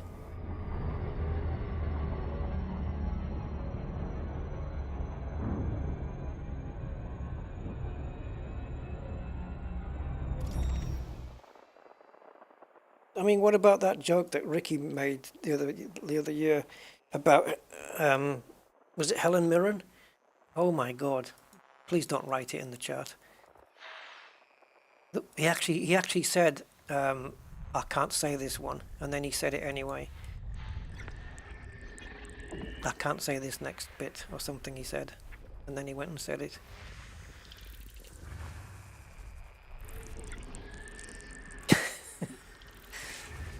The best bit was Ricky when he said, so when you get your award, just come up on stage, thank your God, thank your, was it your thank your God, thank your, was it your family or something, and F off. Oh, Ricky, man. Yeah. People getting... Have you not seen those when celebrities get roasted, you know? They take on much worse than that. That's all it was. It was a mild roast. It's a joke from a comedian.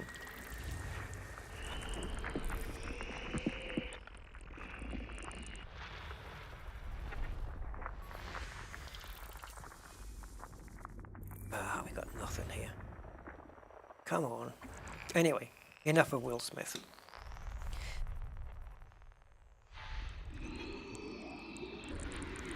Just a shame now that people see him in a different light, you know? If two adults saying guys want to kill each other, why interfere? Because it's wrong? And because you're on a public forum, you're at the Oscars? You know, it's not the Wild West, mate. Yeah, if one guy gets it in his head to kill somebody else, why interfere? Really? You're actually asking me that question? Well, depends. It depends if you're the guy doing the killing or the guy getting killed, right? If you were the guy getting killed, would you want someone to not interfere?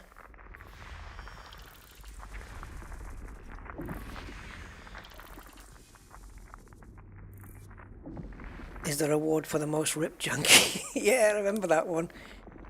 And then the joke he didn't make, he said, I'm not going to make a joke about this next guy because he could tear me in half. And it was Jason Momoa, wasn't it? That dude's that's a big dude. Yeah, Tom Hanks' reaction was funny. His face. But they take it. You have to take it in good humor.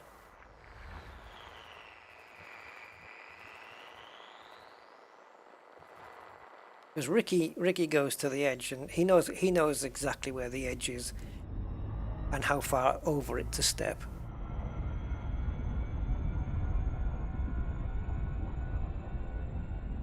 Can you legally commit suicide, though? I mean, it's not like you can be prosecuted afterwards, is it? But I don't think it's lawful. Depends what country you're in, I suppose. But it's not the same. If you legally commit suicide, that's you making a decision for yourself. You making that decision for you. When you're going to kill somebody, the other person, do they get a say? Like, oh, don't kill me, please.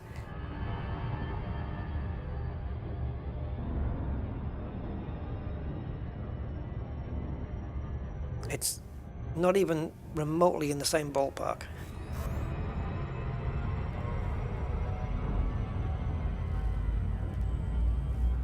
Why would you think that a duel was necessary? What, 10 paces and guns drawn? Because of a joke? 3, 2, 1. Duels are about agreement. I think they're about disagreement, personally. If they agreed, why would they? Nobody would need a duel if there was an agreement there. Unless, of course, you're saying that they have to. Yeah, I don't think Chris Rock agreed to get slapped in the face, though. What about euthanasia? What about it? What's that got to do with Will Smith at the Oscars? Complete. Jeez, man, you're on a different level.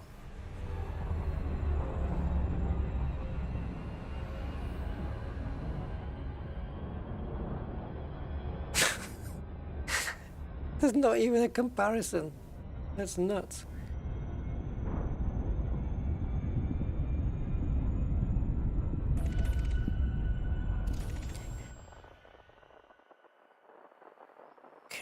Rocky bodies.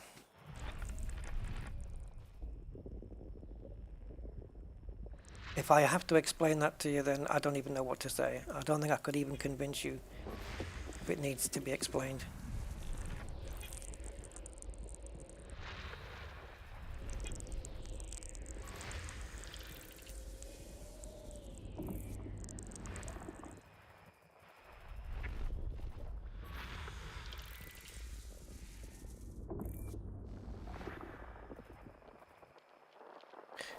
Talking about neutron stars, Freaky. Actually, we pretty much are talking about stars. V4. Landable with atmosphere. Yes, we're talking about stars that have collapsed in on themselves.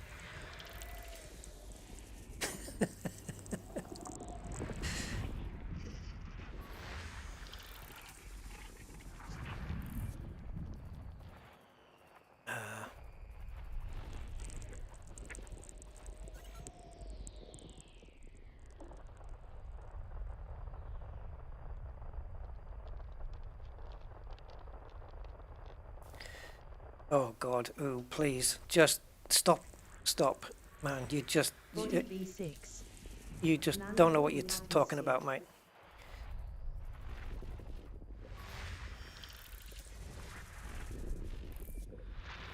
Sounds like you're in the Wild West, for God's sake. Will Smith and Chris Rock was not two men agreeing to anything.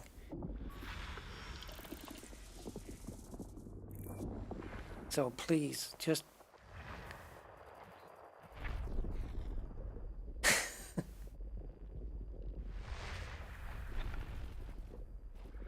yeah, slapping around the face with the gloves. Sir, I challenge you to a duel.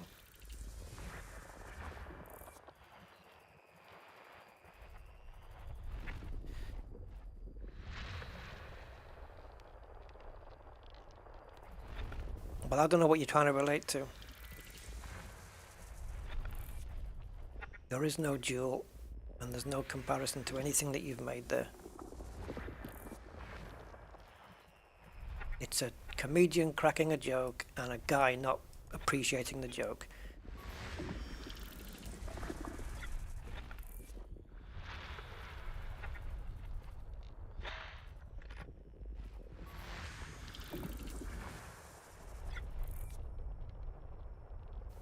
Uh-oh.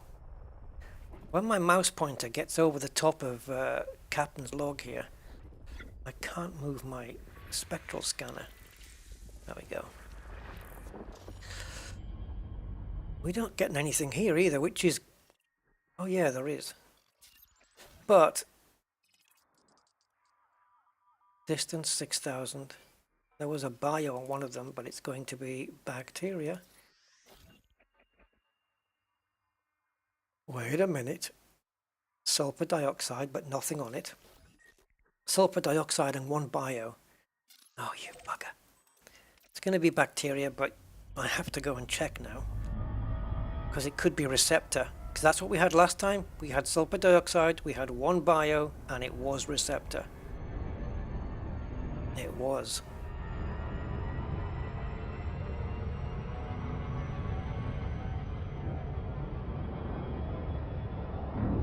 See you, Freaky. Have a good night, matey.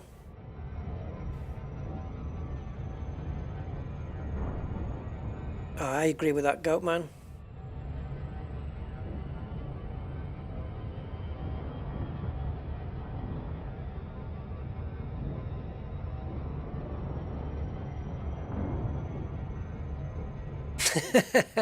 Yeah, Stephen. 'Tis but a scratch. Your arm's off. Yeah, your arm's off. 'Tis but a scratch.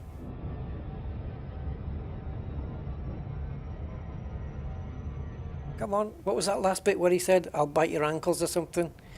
Yeah. Come on then, I'll bite your ankles.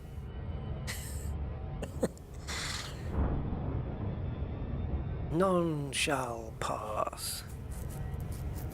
I am King Arthur. Yeah, we'll call it a draw. That was it. Right then, we'll call it a draw. That was awesome. Monty Python. That was the weirdest ending to a movie, though. Wasn't it the one with the holy hand grenade and then suddenly all the police cars came in at the end? Oh man, that was good.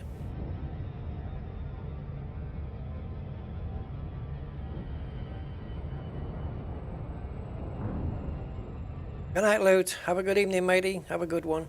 Thanks for being here. What are we now? 10 minutes away from 4 hours. That's balmy. Yeah, I'm gonna complete these 5 jumps. I'm gonna get these 5 jumps done. I want to get to the Wolf Rayet star at the end of this one.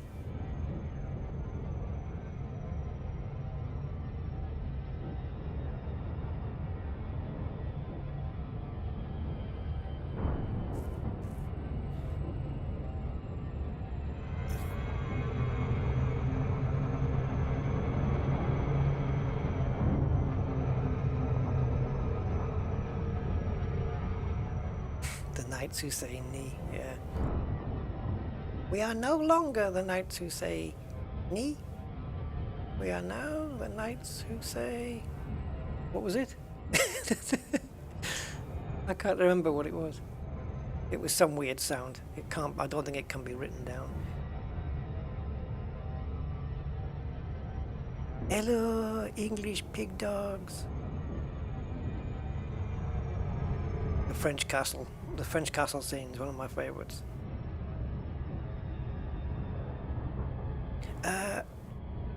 What was that bit where he says, he's already got one, you see? He said they've already got one. Are you sure he's got one? Yes, it is very nice. I told them we already got one.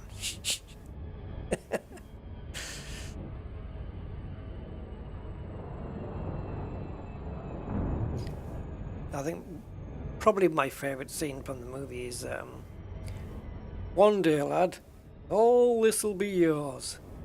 What, the curtains? No, not the curtains, lad. All that you can see. All that bit where he talks to the guards. I want you to stay here and make sure that he doesn't leave.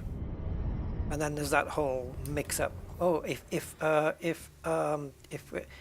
he, no, I want you to just stay here. Make sure that he doesn't leave. That's my favourite bit. Yeah, another shrubbery. Bring us a shrubbery. Surface scan by 50%. Surface scan. Bacterium. It was worth a shot though. It was worth trying. Okay, we will jump. Let's jump. Come on, let's pick up some super giant stars as well. Or just giant ones will do. They don't need to be supers. 4, 3, 2,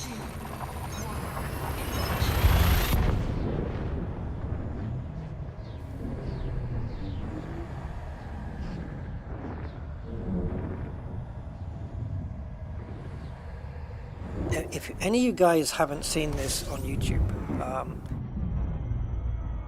definitely go and watch Learn English with Ricky Gervais. Just watch it. It's one of the funniest things. With Carl Pilkington. Basically, the upshot of that is, I think Ricky convinced Carl that they were going to make a program together where they were going to teach English. And I think Carl bought into it as a real thing. And what you see is that Carl thinks it's a real thing, and oops. Yeah. Learn English with Ricky Gervais is just funny. Mike Milligan is a lunatic. In a really good way though. He's a nutcase, but he's so funny.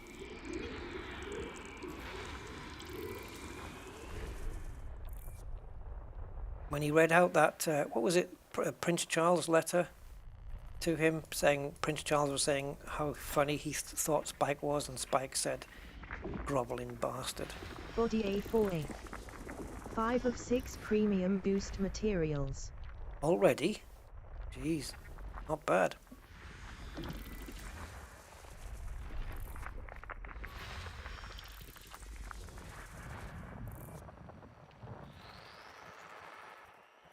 Spike Milligan stuff wouldn't fly today though, but it should.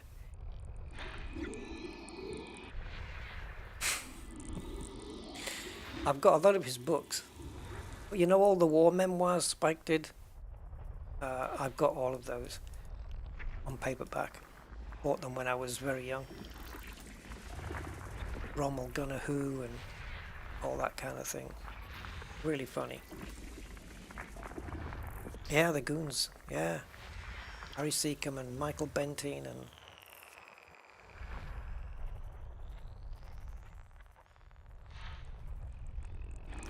They were just people who were operating on humour on a different level. You know, it was just zany humour that isn't befitting of people their age. It's like Monty Python, I suppose, in some respects. That Olympics thing. All those gormless guys doing the Olympics ones, jumping over a matchbox. No, the Dalek one wouldn't go anywhere. No, the Dalek one wouldn't. Nope. But it should. I mean, it shouldn't be offensive. Although it does use a stereotype. But so what? So what? People just have to be able to laugh at themselves.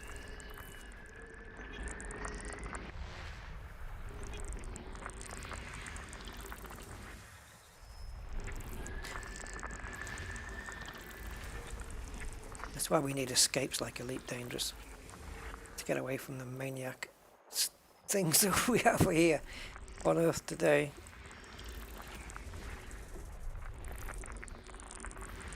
Like, you know, all that stupid. Well, I think it's stupid. I'm sorry if you disagree, but this culture appropriation thing. You know, like you can't cook food, or you shouldn't cook foods from certain countries because it's their culture. Get the hell out of here with that. What, I can't have spaghetti now because it's Italian? And hairstyles like, you know, dreadlocks and stuff. Culture appropriation. People were getting offended at bloody hairstyles. Well, now in the US they've actually, I don't know if it's in a certain state or what, but I think so, that they've made a law where you can't have that. You can't do culture appropriation. Like, people are free to have whatever bloody hairstyle they want. Of course, it's the right thing. It's insane. You shouldn't be eating these foods. It's our culture. Yeah. I find that all just... I just don't make sense of any of it. Are you still packing, Gumbo? Okay, matey. If I was close by, I'd come over and give you a hand, but... Can I wear a plume? Yes. Yeah. Why shouldn't you be able to? Look, if... Oh no, I'm not even going to say what I was just about to say. Yeah. If people can wear whatever they want and be accepted just because they... What's the word? Identify as a certain thing, then they can damn well have a bloody haircut that they want, or eat whatever food they want. Culture appropriation.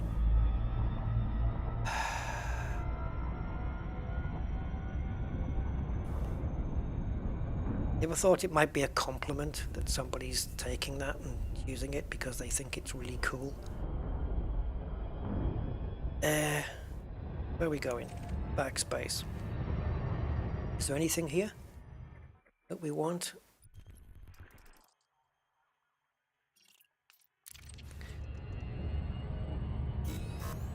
It's a crazy world, eh?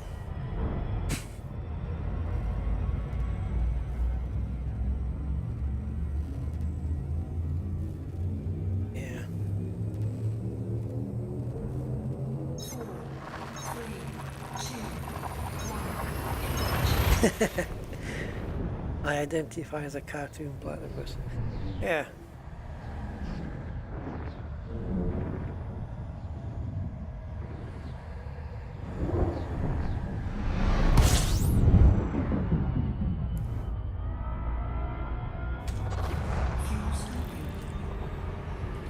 It's all silly. It's all silly. Fuel scooping complete.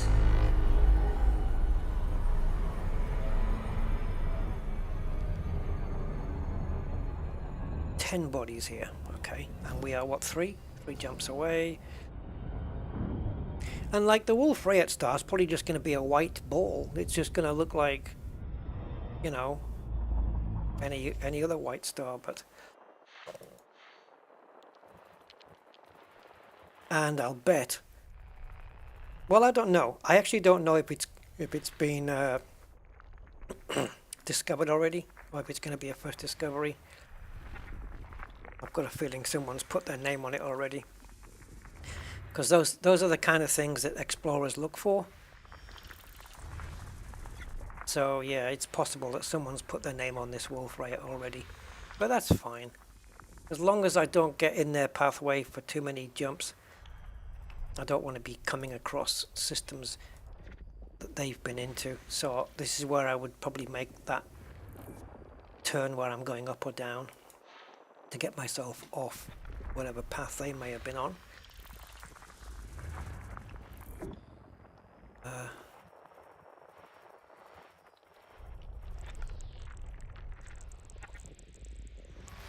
Body 2. Landable with atmosphere. Ammonia. 3 bios.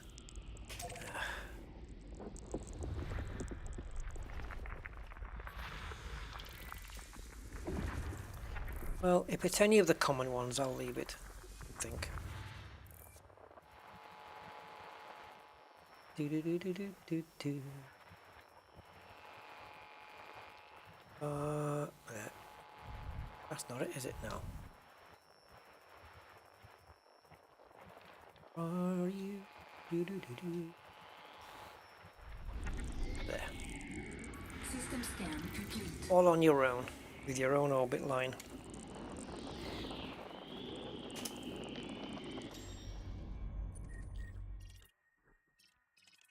It is out there all by itself. Every moon landable.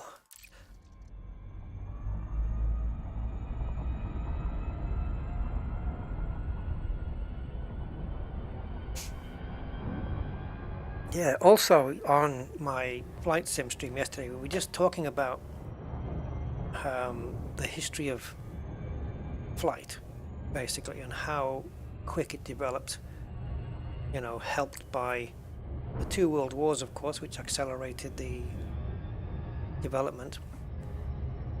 But that plane that I flew, the Boeing 247D from the 1930s, it's got the Morse code radio ranging navigation.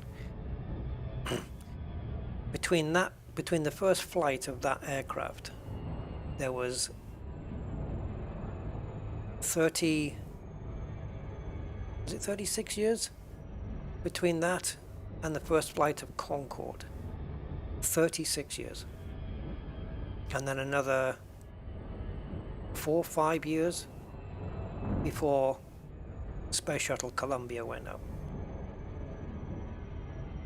It's just insane. Good night, Cosmic. Have a good evening, mate.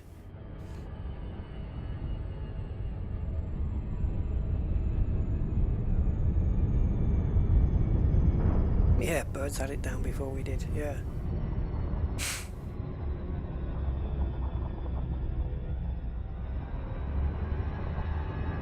Okay. 4 probes.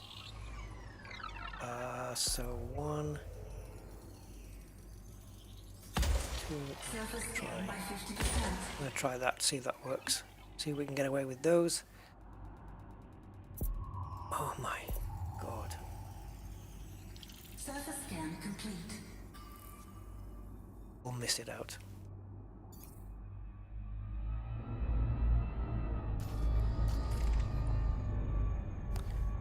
Although, I'm going to claim footfall, but I'm not going to do any planty stuff. Orbital flight engaged.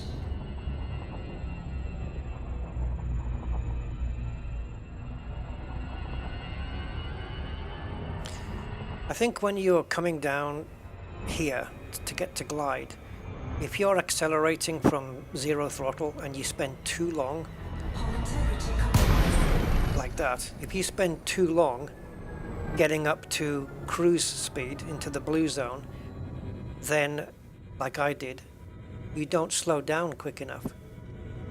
I think I've lost my power plant now. You don't slow down fast enough. You have to... So I think I need to map a key for that, for my throttle, so I can get straight into the blue zone immediately. Have you just pissed away my power plant, bastard?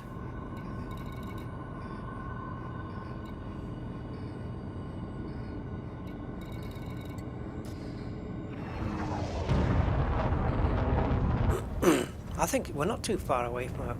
Yeah, well, yes we are. I think we are far away from a fleet carrier. I'll hook up with one in Dryman's Point.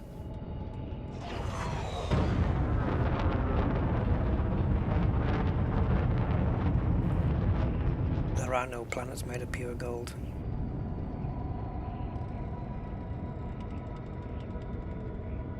Well, I think the Concorde's crash in France was the nail in the coffin, so to speak. I know that's a bad turn of phrase, but yeah.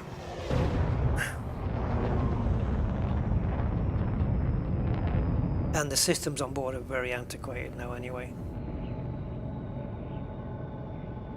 They should build a new one. I'm sure they could build it more efficient, not necessarily faster, but just more efficient on the way it burns fuel. Yeah, I think they could improve it in every way if they built another Concorde.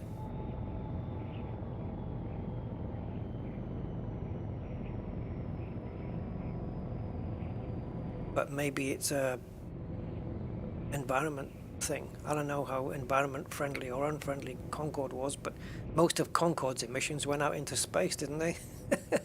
60,000 feet up.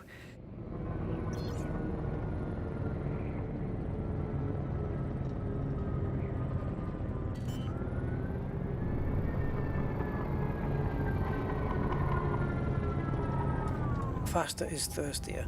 Yes, but also altitude means you don't have to push so hard on the engines because the air is thin, and you don't have to push so hard because there's less drag, less friction. So while you would use the afterburners to push the Concorde towards Mach 2, once it's reached it, you don't need the afterburners anymore. The engines will keep it at Mach 2 quite easily at 60,000 feet.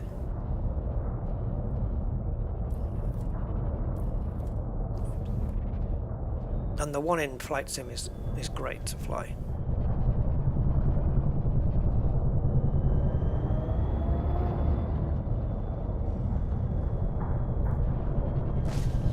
Oh God.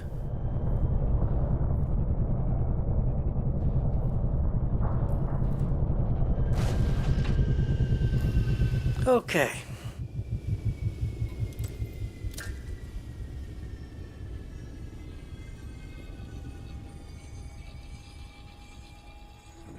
These used to be instant, didn't they? These things coming on like this.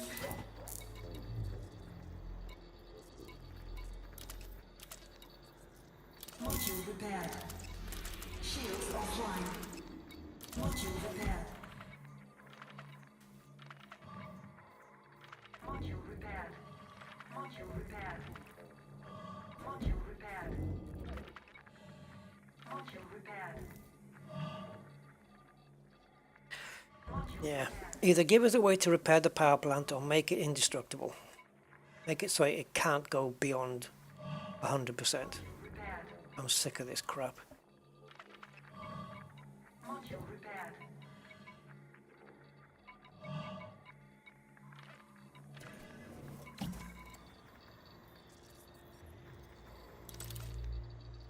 Okay, that's not going to come online anyway.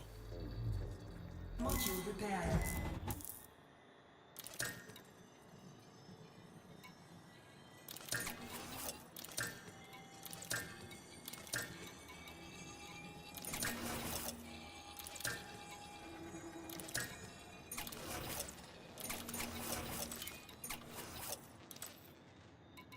Don't need the limbic controller on, although it doesn't take up any power, so on you go.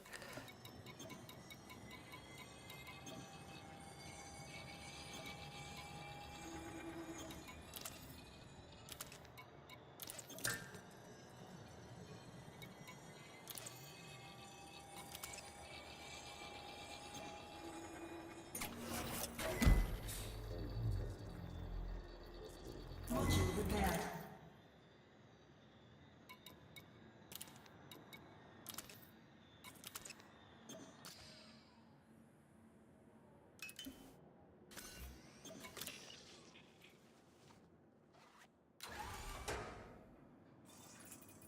Yeah, actually in Flight Sim, Concorde will do Heathrow to JFK in 3 hours and 15 minutes. Which I plan to do shortly. And also I want to do, there's another trip that Concorde used to make, which I want to do, which was Paris to Rio de Janeiro.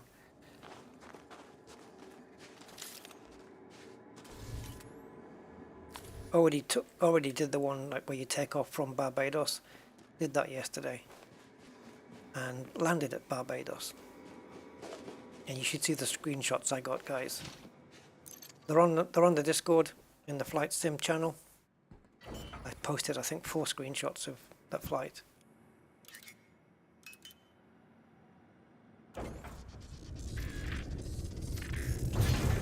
Right, so all good except for power plant. Bastard thing.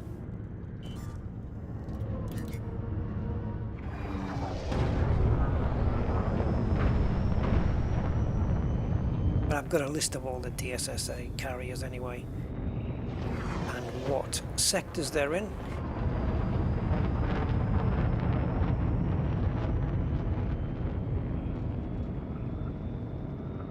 Overture.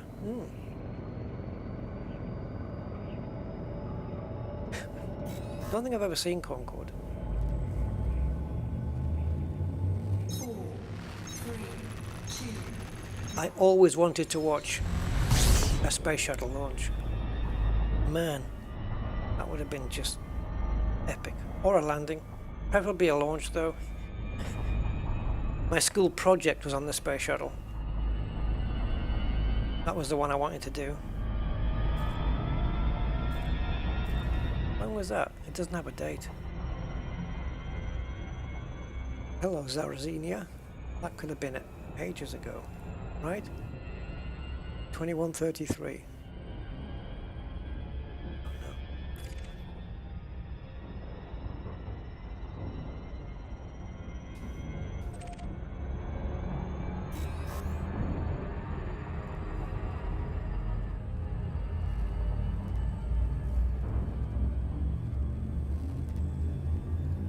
We'll hook up with another carrier. Although it might, unless of course it puts me too far off my flight path, in which case we won't. But I think, as far as I know, there was 3 DSSA carriers in the Trojan belt. And there's another one up the road from where we are right now. I don't know how many light years away it is. Maybe it's not out of the realms of possibility that whatever place we land on to end the stream, that during the between now and the next stream I may venture up to the DSSA and then come back again. That might be possible. Just jump and scoop all the way. She said system scan complete, right? Okay.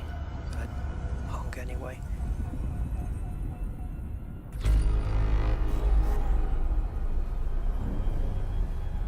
so this jump, and then the next jump is the Wolf Rayet.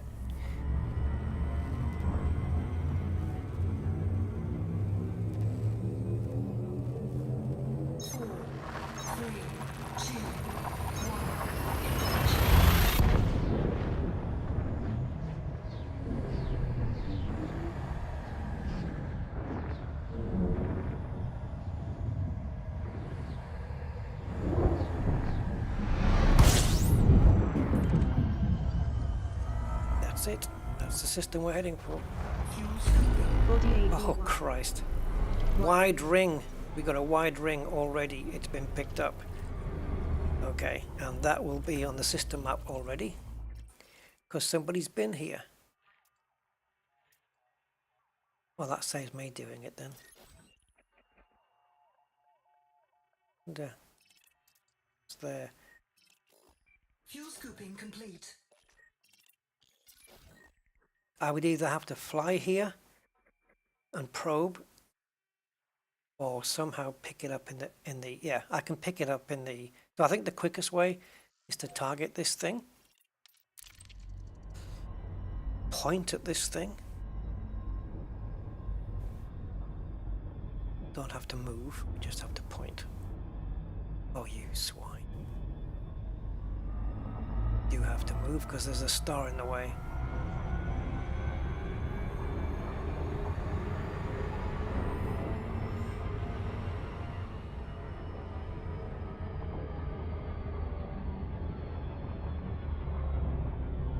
Get it right in the middle. And engage this. Somewhere has to be a gas giant, I suppose. So is it that one? We're not going for the gas giant, are we? We're going for the landable.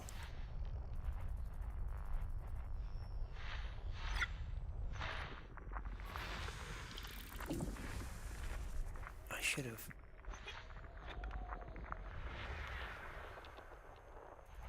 Didn't know there was like 6 million of these bloody things. Body AV2GA. Nested moon. Body AV2G. Landable with atmosphere. Yes, that's the one. 2G. Yeah, that's the one. Yep. Got one bio. Right, so this has been, people have been here. What person has been here? So, off we go. So guaranteed 100% the Wolf Rayet has already been discovered. No one's coming one system away and not discovering it. So Wolf Rayet Sea Star coming up. And then we'll take stock of where we are.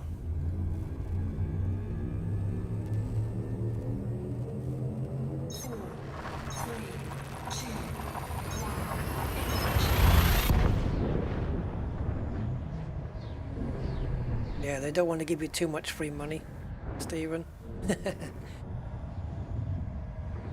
Wow, look at the shine on this. And there it is. A Wolf Rayet star. And she's sizable.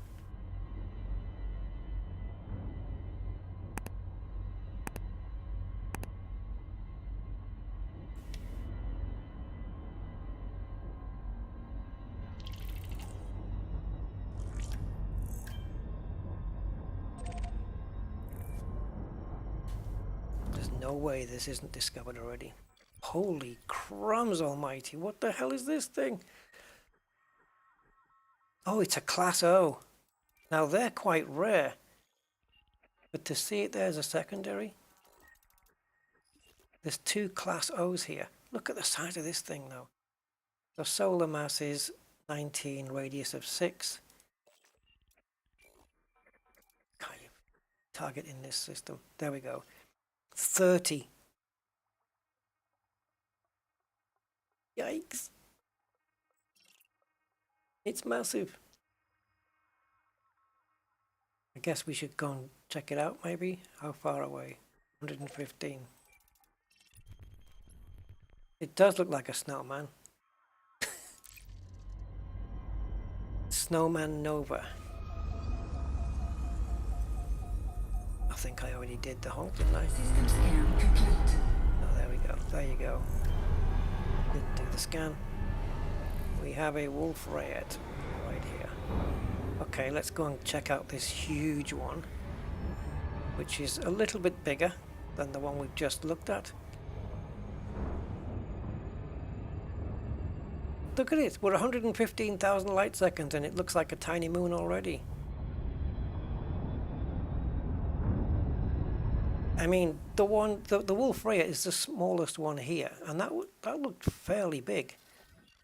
Radius of 3.9 compared to the Sun. This one was a radius of 6, slightly bigger. This one, radius of 30.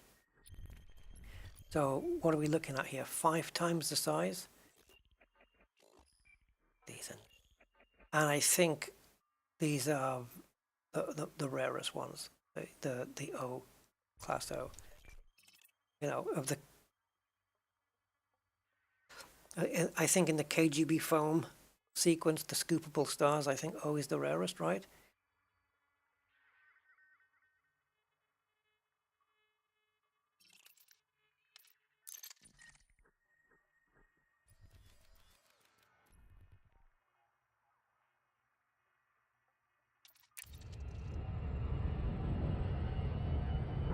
So, while we're hunting down this thing, we are how far from the edge? It's a question of how far over the line do you need to be before you start being told you're in Dryman's Point. Well, it's actually there.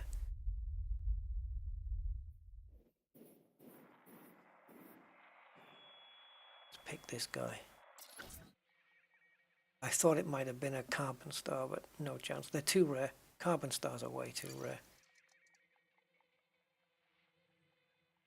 Are you plotting the correct route? 28 jumps. 28 jumps to leave the sector. Now, do I have my DSSA list here? I do. There might be a closer one in the Dryman's Point, but I doubt it. So, we're looking for region, which is,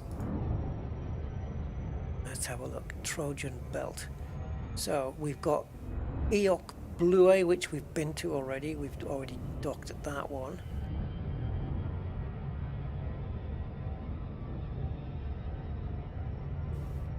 Okay, so the one I'm after, it might be this system. Let's have a look. There is a DSSA in the Trojan Belt. There. There you go, 6,000 light years. And if I target that and pull out, it's a long way up, really. We'd be better off in Dryman's Point. So let's have a look at all the Dryman Point DSSAs. There's quite a few actually.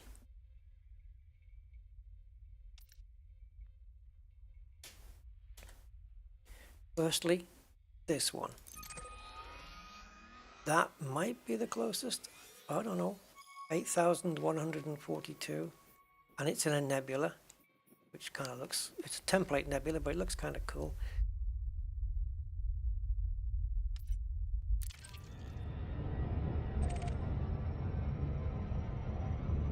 If I put this on Super Cruise Assist, would it still get there if it loses a target? Because a target gets lost when you target something in the galactic map.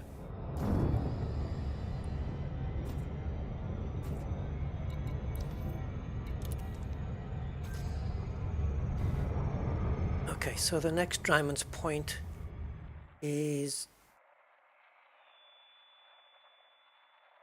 my cap. Okay, go to my cap.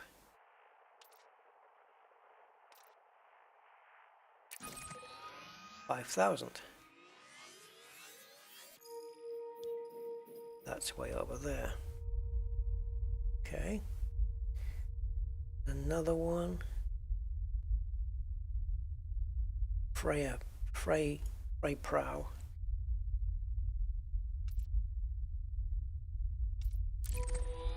Okay, that's a bit further.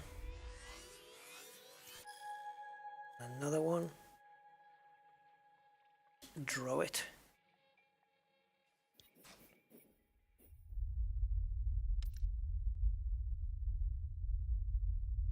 Don't understand why it takes 3 clicks to get the text in there. That's too far away. Any more for Drymans?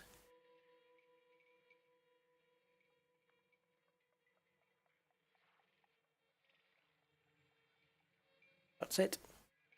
So the closest one is 5,000 light years away. Which I think was the third one I found, right? 1,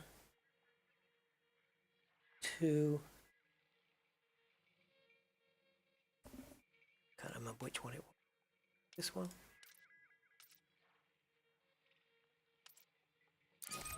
Yeah.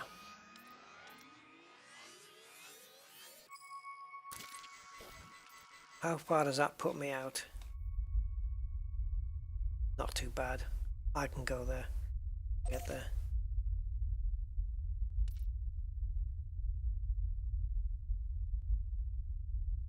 Gonna screenshot that so that I know. Deactivates, there you go. So 30,000 light years away. And look at this. Oh, this is a big fella.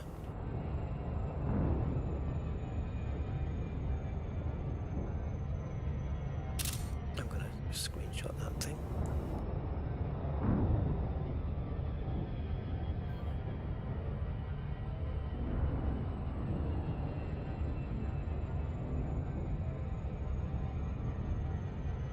And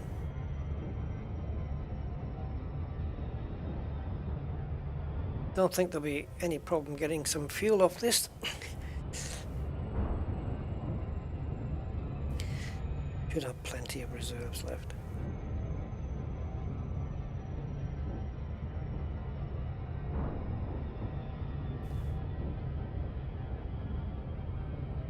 Sunglasses time.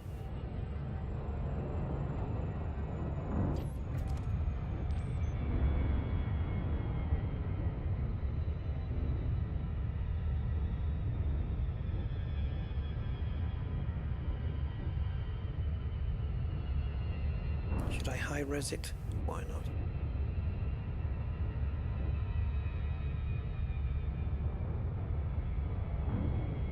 It's about to get a lot bigger. First time my ships ever look grey. Yes, Laser, just now we're in the system with the Wolf Rayet. We've just left it behind. But it's in this same system.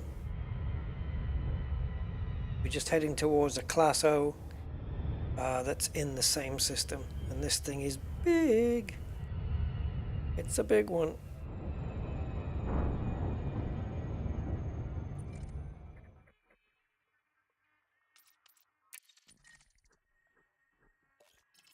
This is the Wolf Rayet right here. Wolf Rayet C class, this one. The most common, I think.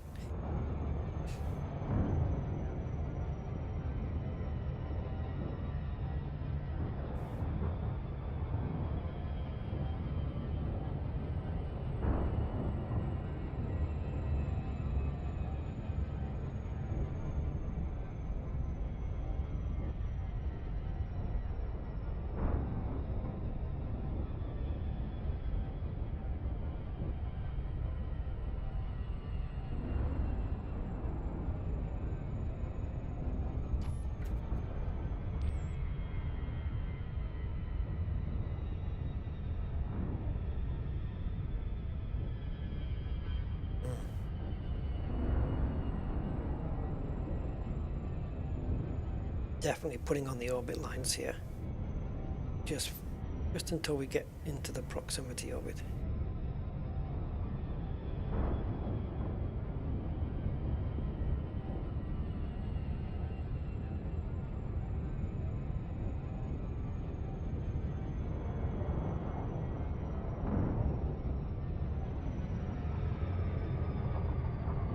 Well, this thing's 30 times the size of the sun. You can fit 30 Earth suns inside it. Earth's orbit around the sun is 199 light seconds. So no problem scooping then. Fuel scooping complete.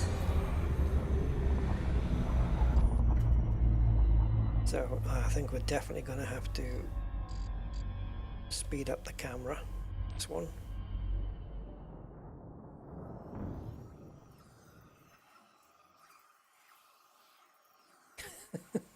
I can't fit it all in. I mean, I could probably... No, even pulling back.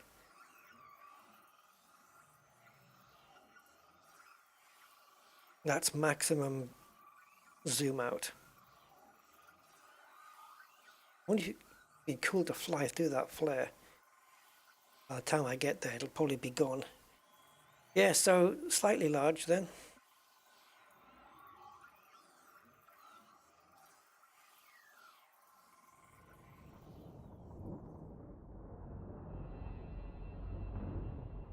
Come on.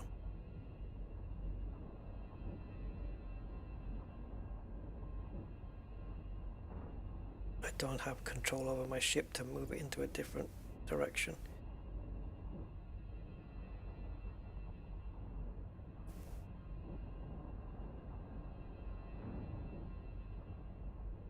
See, this is another shame as well, is I can record this, but I've got all the...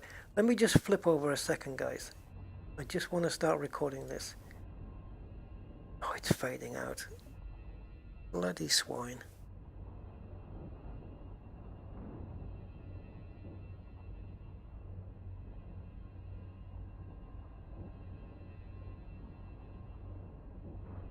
Come on, keep flaring. Flares will come back.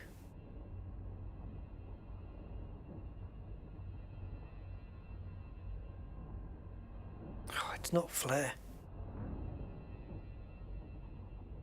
I missed my opportunity.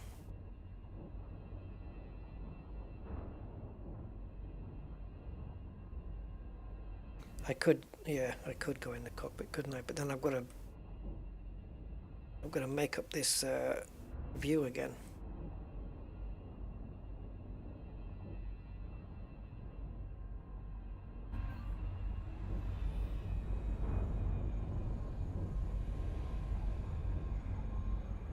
The ship's getting rocked a little bit, but we're okay.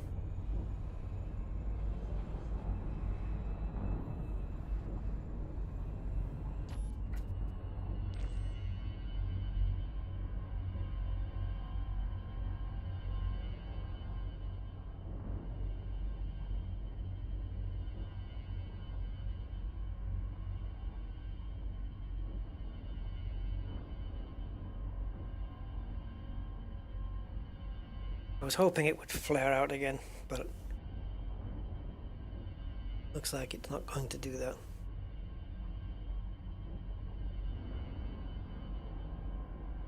I wonder if the flare would pop up again in exactly the same place, or if it's random, different spots. Cool to see though, isn't it? Oh, it's nice. I've just got this recording at the moment. Be a nice loop to have on, I suppose. Burning paint. Yeah. The Anaconda's got its heat vents open. I think for scooping, I guess, as well. Here we go. Here we go. Come on, flare. Do you know what?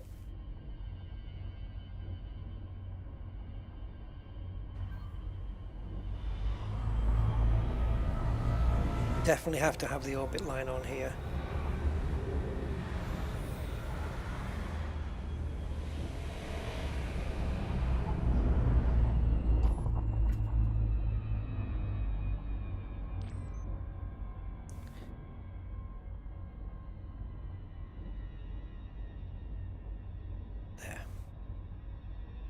flare away, good buddy.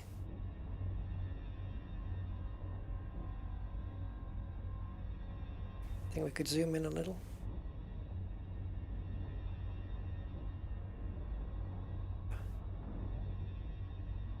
There.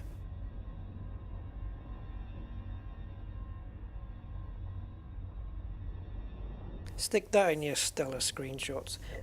It doesn't get more stellar than this because it literally is stellar.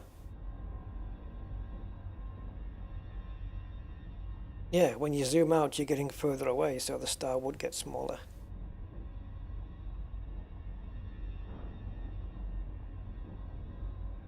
The whole purpose of zooming out is so I can fit the star in, or try to fit it in.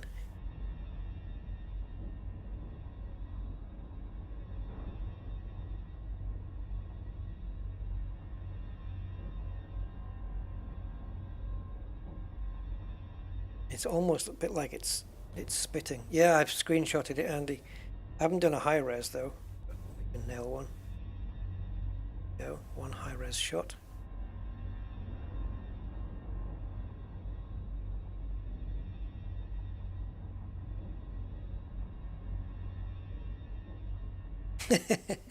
Annie is sneezing, yeah.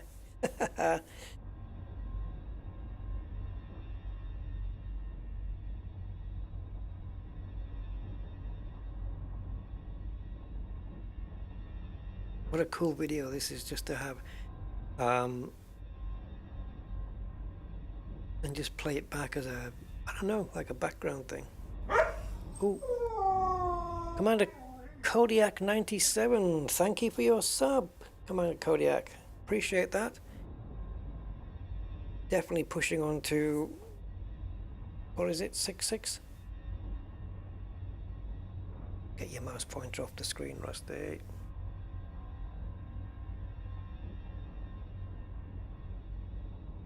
Yeah, I just want to sit and watch it for a little while longer. Get a good size of video.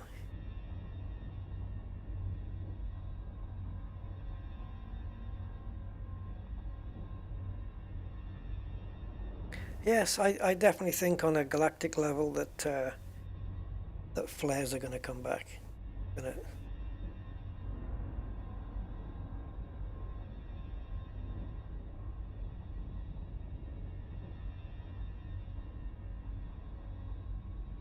That's right, Angry.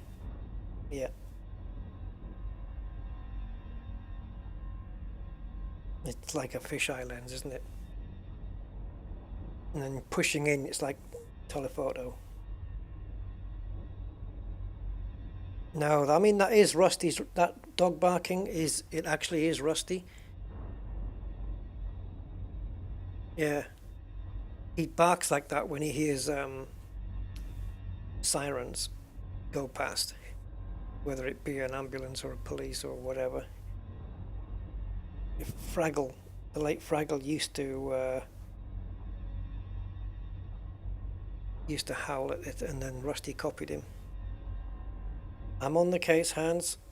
On the case. Just I keep looking to see if James is online, but he's not. I've got to catch him online. It's the only way I know to get hold of him. Hey, Commander Kodiak. Oh, you got a new house. Cool. Congrats. Hope you're enjoying the stream. Yeah, I'm getting radiated here. Okay, I think we've got enough recording now. I've got 5 minutes and 40 seconds. That's enough. Right, I think that's flare enough. Let's get it back onto the live stream.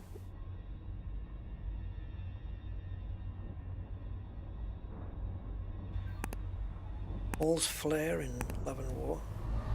Can't make any more flare jokes. It wouldn't be flare on you guys. Oh, shut up. Right. Now, from here, guys, the ship is there where we want to go to, the DSSA. But in order to get us out, I want to... You think it might be most common route for people to just go through the corner? Or should I just go across? And once I get into Drymans, then diagonally go down. I think the quickest way out, let's position the thing there. So we're in Dramon's Point right now because it says so on the top of the screen. If we move in, now there's Trojan and there's Dramon's Point. So that star is Trojan's Belt, that star is Dramon's Point.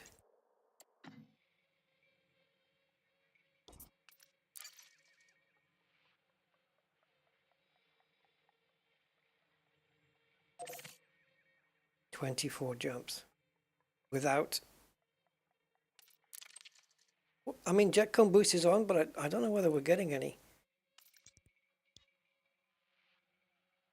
I mean, what is 1,400? Come on.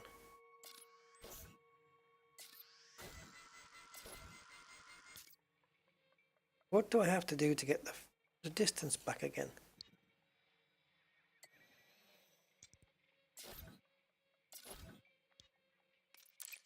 Damn you. 1428 divided by, I don't know, I guess 75.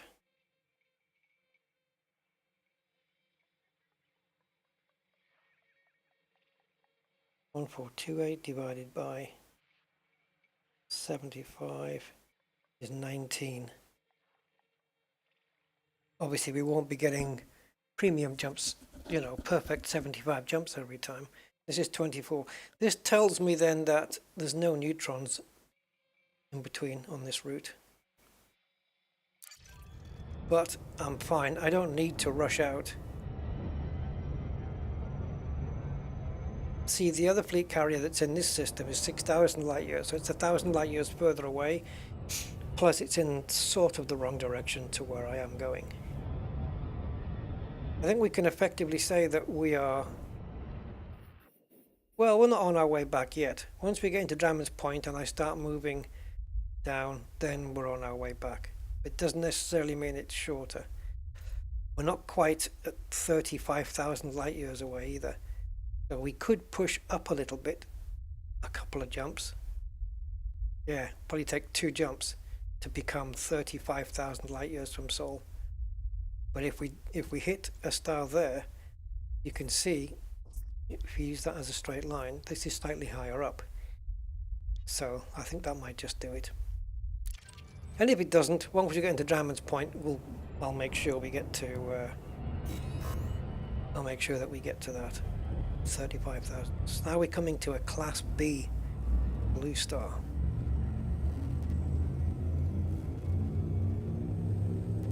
Let's do this. 4, 3, 2, 1.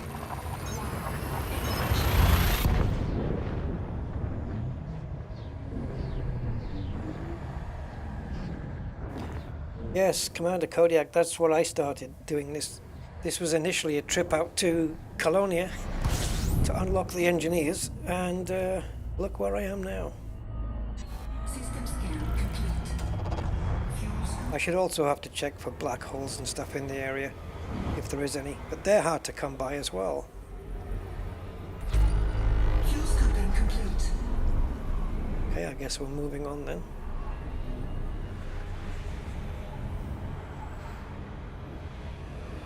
Anybody been here before? Well, you'll find out if you bring up the right map, Rust. Nope. First discovery. Yeah, so still, we had 14 jumps to get to the Wolf Rayet today, and we did it. But now it's twice as many jumps to leave this sector. Then Dramon's Point is about the same size, roughly, as Trojan. And then Hawking's Gap is big. And once we get through Hawking's Gap, then we can get back into the bubble. Or at least back into the sector that contains the bubble. And I'm in no particular rush. How many parts do you guys think this'll go into? We're on 16 right now. Fuel scoping complete. I'm reckoning about... Depends how much progress you make, doesn't it? What if it's 35? I mean, if it's a longer way back than it is to get here. So, if we're already at 16, it's got to be at least 32.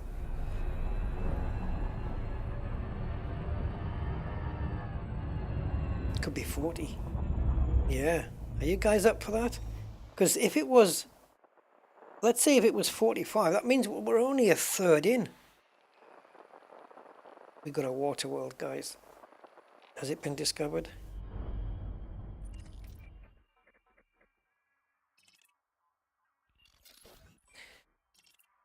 You see, this is people just after the riches.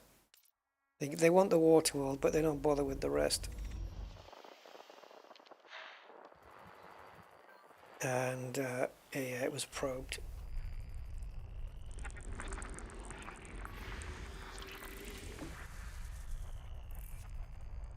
Couldn't be bothered with 11 systems. Call yourself an explorer? I don't think so.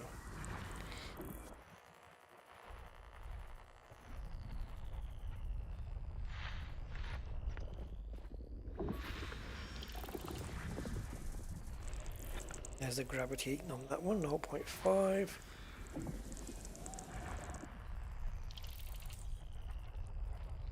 Captain's log telling us the info at the top there, which is cool. Another water world. Did that guy miss one?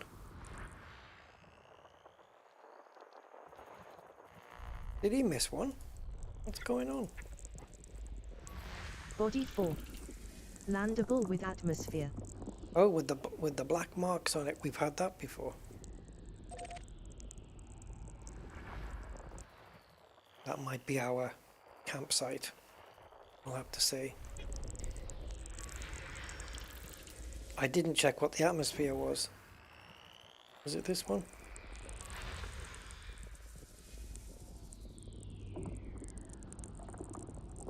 It was this one. Carbon dioxide. Don't fancy breathing that in. Body 3. Landable with atmosphere. Sulfur dioxide. So possible receptor there. Let's target that guy. So there was only one water world discovered, but there's two here. Body 2. Landable with atmosphere. All premium boost materials in system. So this is sulfur dioxide as well, but unfortunately no bios on this one. Damn you. Damn. I'm not your friend. Okay.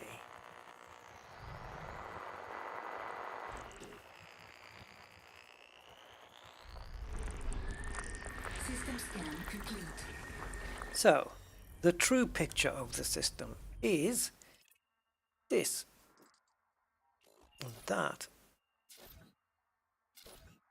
Come on. That is a terrestrial water world that is undiscovered. How did the guy miss that? There's a water world right there. And he missed it. He missed the one next to it. First time? I guess we should do that one first and then come back. Yeah, do the water world first. Just to make sure I don't forget it. Because it's likely for me that if I do park here for the night, then I'm going to say, okay, well, we'll continue on the next stream, and then on the next stream I'll forget to do the water world.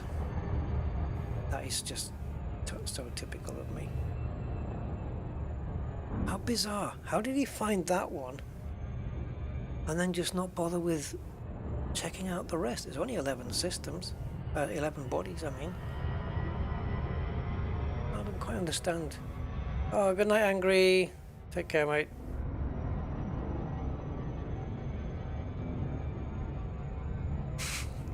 Yeah, taking a bite out of a cake. Love some cake now. I have to go shopping. I need a shopping trip.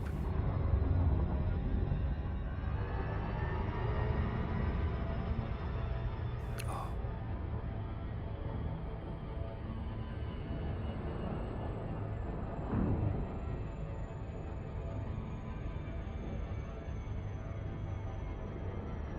Yeah, but I mean, if he's found one and probed it and stuff, mapped it, he must have done an FSS scan, right?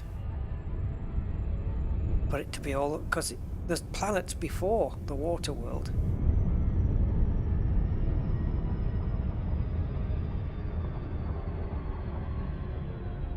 Now, Captain's log will tell me.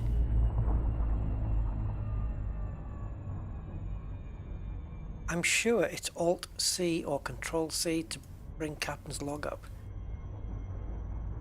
But they... Oh, I've got it now. Finally. So, we have two water worlds.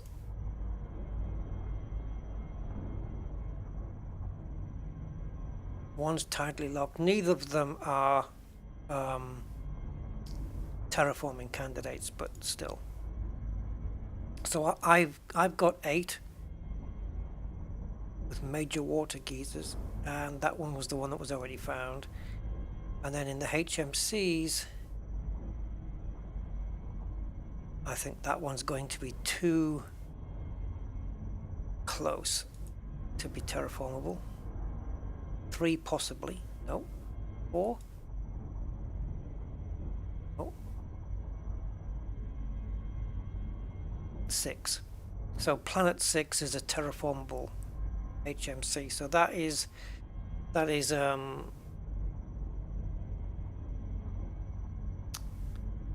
good money. Estimated value 385, right?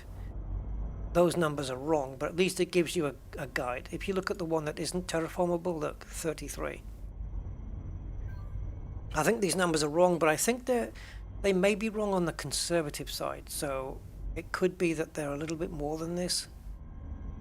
So we should probe 6 as well. But yeah, neither of the water worlds are terraformable, unfortunately. The only terraformable planet is HMC 6. But it's not landable, unfortunately. I think the landable ones are these ones with the green and the materials. These ones have got geysers on them, but they're not landable. The water world's got geysers. And these are the materials that we've got. So we've got enough for a premium FSD boost, not enough for AFMU. We're missing materials for that. We're missing materials for SRV refuel. Actually, we can do basic, standard and premium FSDs. We can't do premium AFMUs or refuels or repairs. No big deal, right?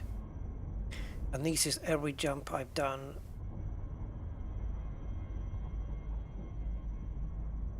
System notes that I've made. Oh, actually, I didn't make those. Where's that one? Just, can I stretch this out a little? No, can't make the interface bigger. Ah. Yeah, so it reckons we've travelled 48,000 light years, but we've missed a couple of jumps out with Captain's log. But it's okay. So yeah, this is a rundown of this system, all of this. So we're going to probe 6 for sure, which is this one, but it's not landable, and we're going to probe 8 and 9, and then we'll land on the one that has the BIOS. Okay, so I think if do I Alt-C it? Yes. Alt-C? Alt-C. Perfect. Alright. Get your probes out. So 7. 1 round the front, 1 round the back, and then we have the cross shape, and that gives us 6 probes. That should be enough.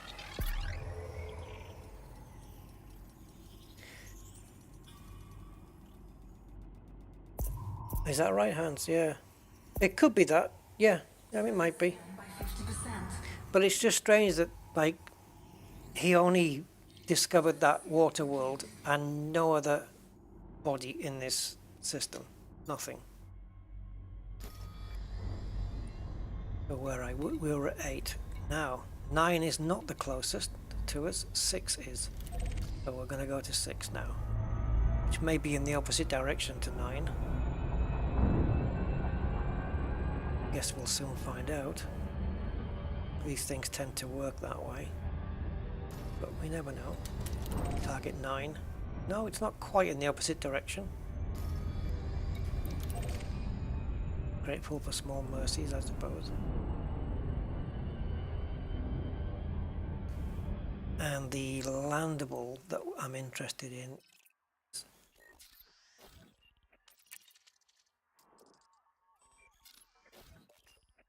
that one, 3. Is it? Yeah, it is. It's 3. There's 3 landable atmospheres here. I may or may not claim fall on all 3 of them.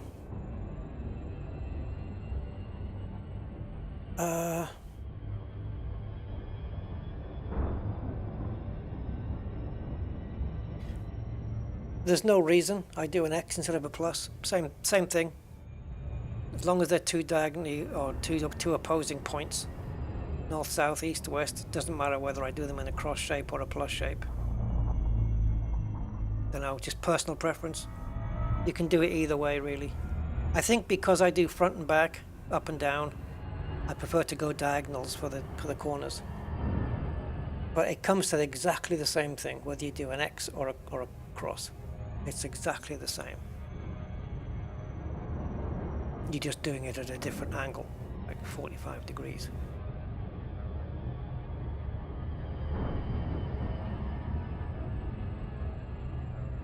And I think because I do the ones that need 6 probes, I do it when I use the Mercedes star shape to do the 3 points, 1 at the top and 2 at the diagonals at the bottom.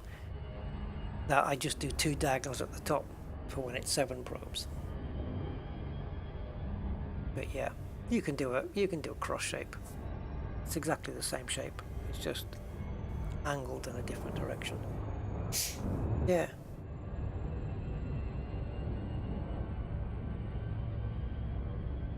Looks like Zarazini is instant swapping.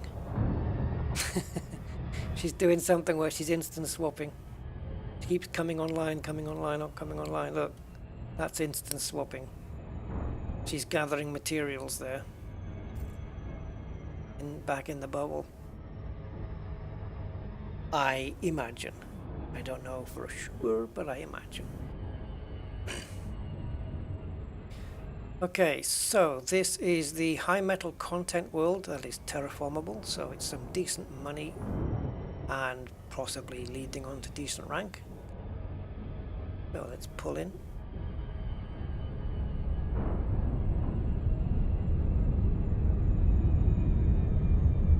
So should we take a little, let's run a little poll.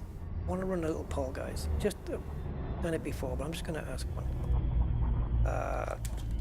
Let me just write this in.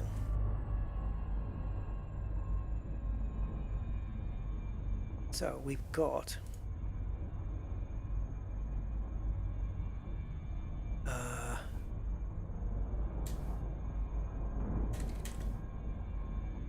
that option.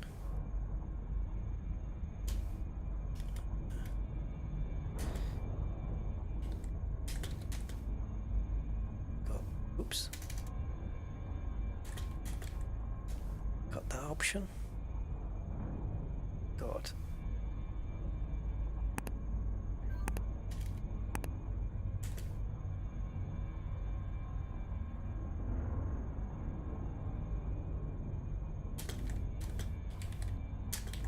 I'm making this more complicated than it needs to be honest.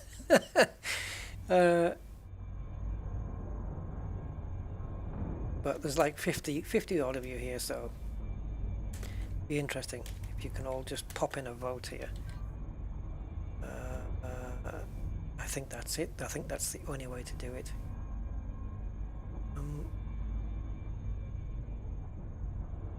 Actually, maybe not though. But I haven't got any more options left. If you have another answer except for these 4 options, let me know.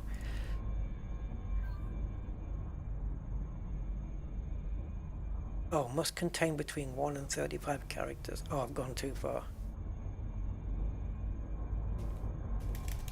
Okay. Sorry, I put too many letters in. There we go.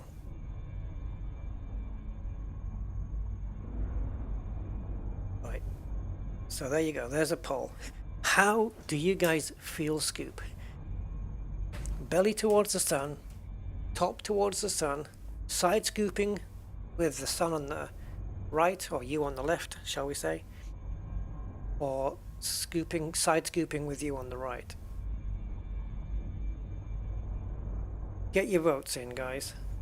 I suppose I should put a vote in as well, right? So when I scoop, I am, what am I? It says right side to sun. So the right side of my ship is to the sun. Yes, that's me. I'm option 3. Oh, I can't vote. Oh. It's in. I'm going to be interested in this one. Yeah, get your votes in. I'm gonna probe this. So 6. All right. So as we do 6, it's 1 at the front, 1 at the back, and then the Mercedes star. Bing, bing. Got 12 votes. Come on, guys. Come on, get it in. Right side of ship towards the sun, or left side of ship towards the sun. Surface scan by 50%. I'm quite surprised here. We've got top towards the sun currently is leading. We've got belly towards the sun, which is the smallest number of votes so far.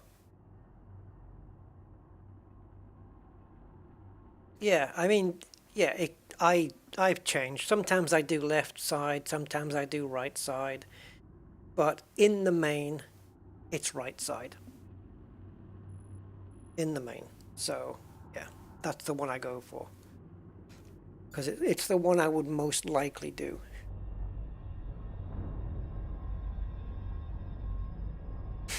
I've always said side scooping for the win.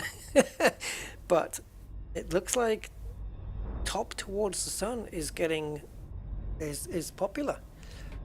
That's surprising. Because there's 2 options. Mind you, is it the winner though? Because if you say top towards the sun or belly towards the sun, or do you side scoop, regardless of whether it's left or right, you're still side scooping. So technically we should really add up the 2 side scooping votes together. Would you guys agree with that? Because it's side scooping, you know.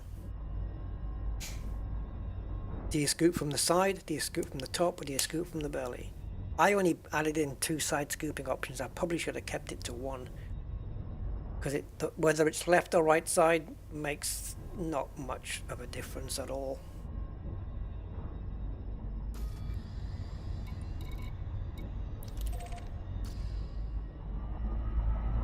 So effectively, side scooping is winning. But it's nice to have a breakdown of the side scoop. So 26, 36, or 4. Yeah, it's not leading. Side scooping is 42% added together, and top towards the sun is also 42%. But we've only had 19 votes out of 43 people. So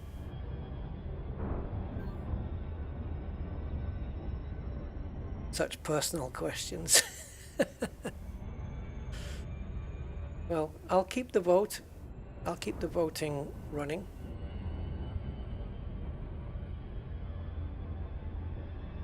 Keep it there. You can click on it and it'll minimize it up the top.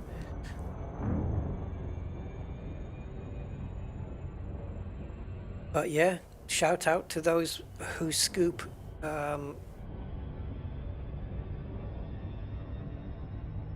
which way was, yeah, with the belly towards the sun. Yeah, shout out to you guys.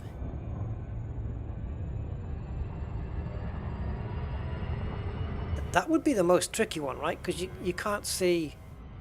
Can you see properly where the orbit line is, or where you're... Do you get an effective scoop doing belly down? Because how do you know where your limit is, you know? But side scooping, you can visually see your limit. Same as you can, I suppose, with belly down. Sorry, top down. Top towards the sun. You can see your limit as well. Because I do top down when I'm scoping a planet out, the surface, and I want to skim round the surface in between drop zone and orbital cruise. I would do it from the top that way, because I've got better vision. Yeah, exclusion zones hidden from view with the belly down. Yeah, you gotta give it up to the belly down people. That's brave. Why am I here? I'm at the wrong thing.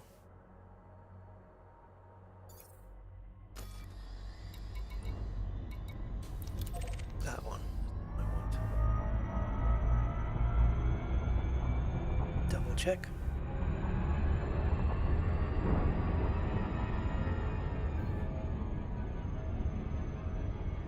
Come on, Captain.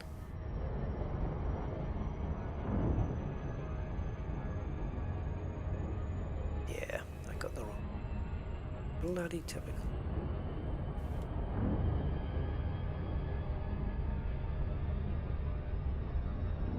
Light intensity.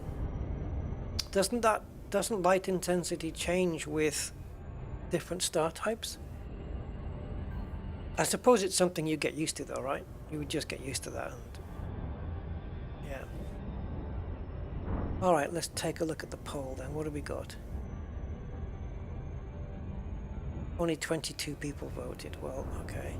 So, belly towards the sun, 17. Matching side scooping right side to the sun, which is how I do it. Top towards the sun is 43%, but if we combine side scooping, yeah, well, 39%. So top towards the sun is the winner. Okay, so I'm going to end the poll, unless anybody wants to add a quick one on. I'm going to end the poll in 10 seconds.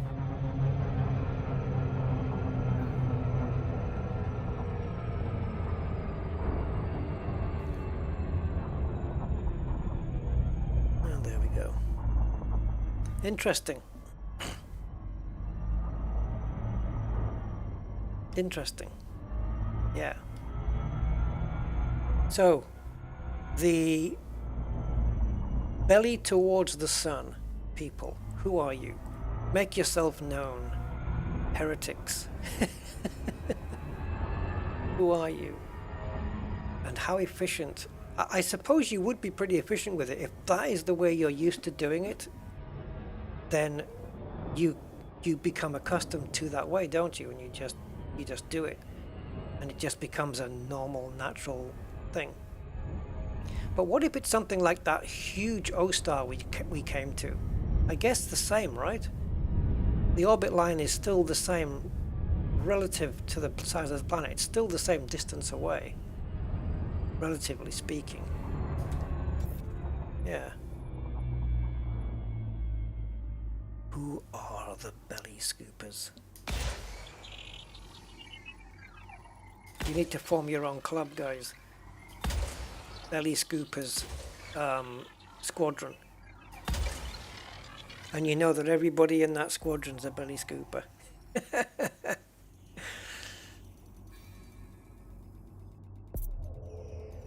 Yes, correct, Robert. Top towards the sun means you're upside down in relation to the sun. Yes. Surface scan complete. Belly up gives you a good view. I think it gives you good visuals.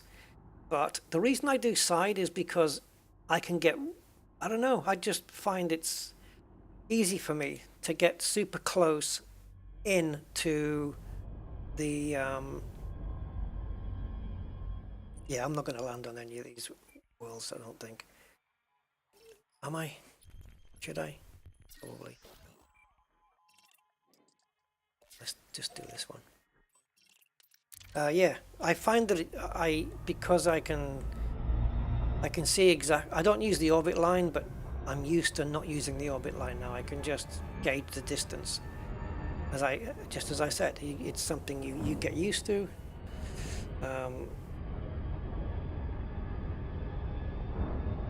Yeah, I mean, I'm left-handed, and I scoop with the sun to my right. But I can do both, but it feels... There's something in my brain telling me that the sun to my right feels better. So, are there any people who side scoop? Okay, look, let's put it this way. If you're right-handed, are you a scooper? Are you a side scooper with the sun to your left? And if you're right-handed, no, if you're left-handed, oh sugar.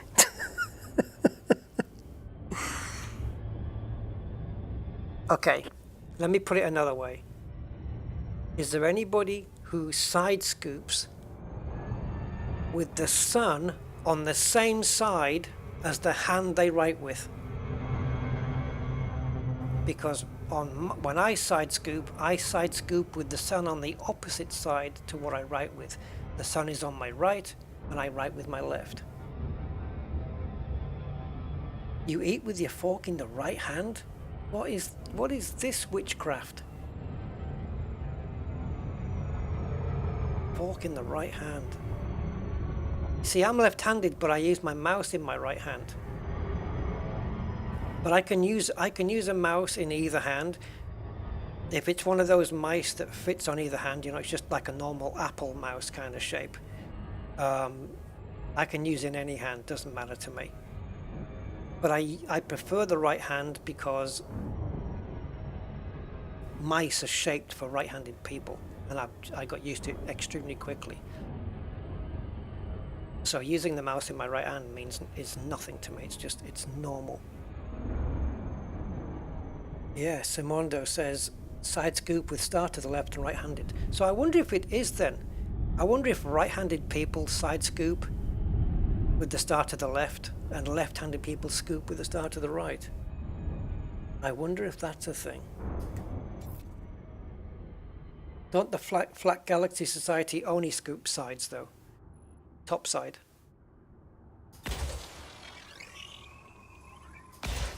And I like beef. Are we on the move here? What the hell?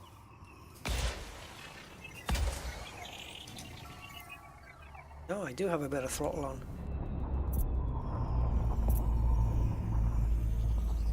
Surface scan by 50%. I think I still managed to scan though. Surface scan complete. Bacteria. Oops. Sorry. Didn't mean to find my weapon.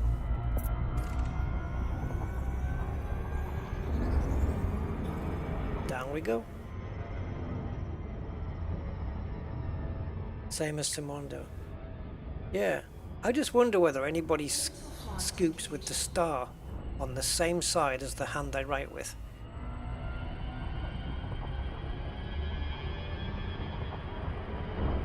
Yeah, using either hand. Ambidextrous then. I'd give my right arm to be ambidextrous.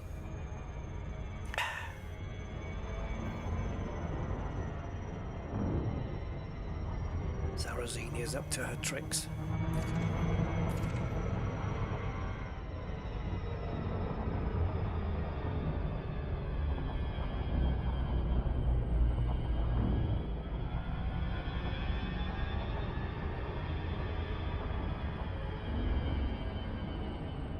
Looks like we've got some decent atmos here.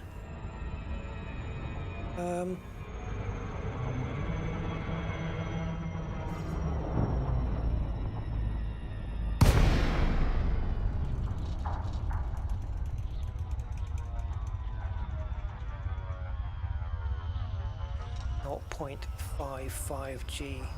it down. There it is.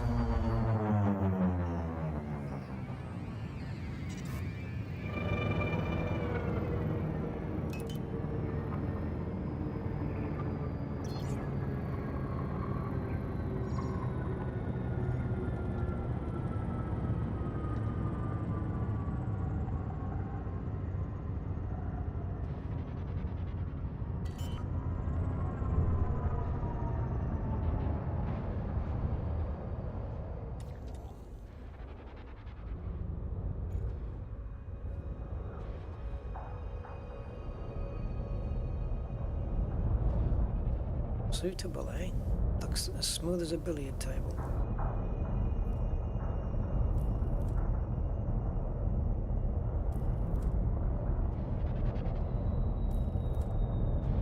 Too small a window, this maybe. Nope, I got it.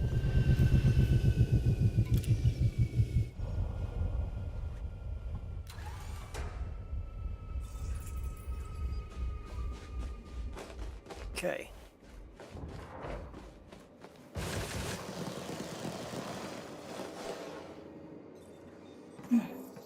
Unsafe temps.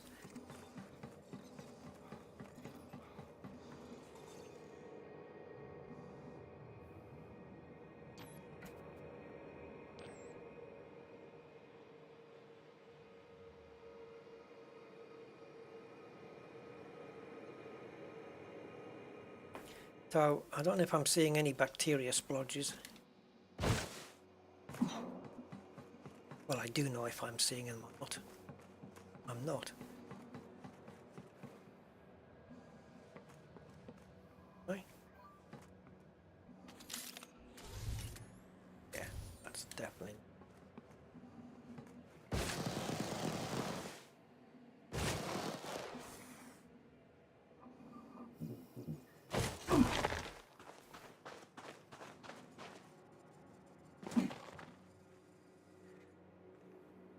Well, I've been on prettier planets, but been on a lot worse ones when it comes to friendly terrain or unfriendly terrain.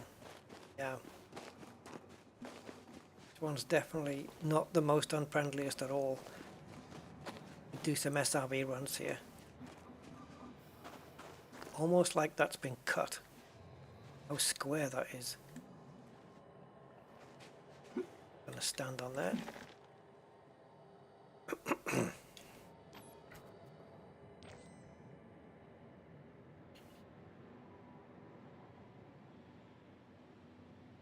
My fellow pilots, bounty hunters. Oh, did we get the wrong day? Nobody's turned up. We're all cloaked.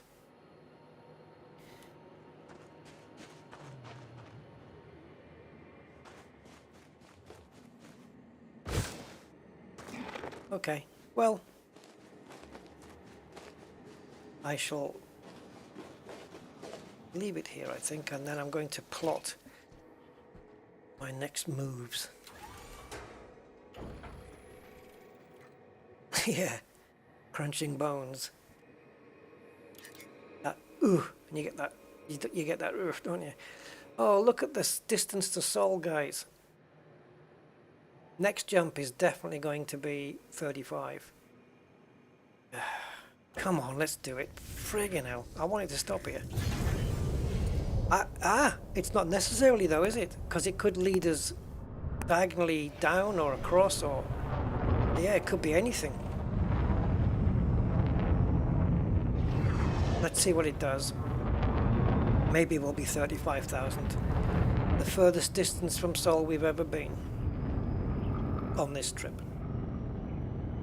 I have to wrap it up soon though because I've got so much stuff to watch tonight. And yeah. And I want to eat something as well. 5 to midnight here.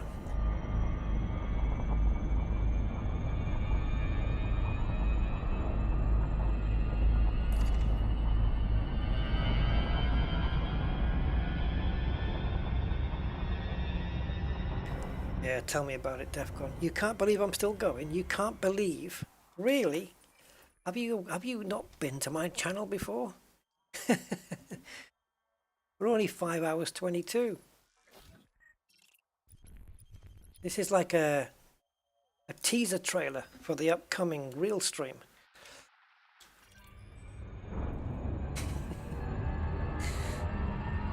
Yeah, short one. I've done 7 hours before, 7.5, 7 hours 40 minutes, I think, somewhere like that is one of my longest.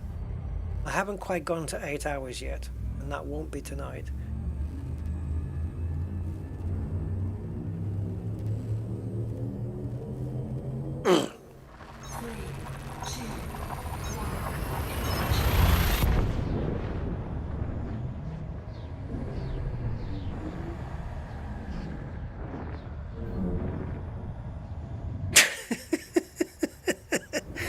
I won't be going to bed though. Well, I will.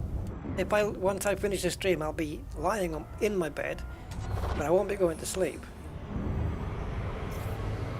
Got things to catch up on, and I need to eat. Definitely need to eat something. Fuel scooping complete. Did we do a bonk?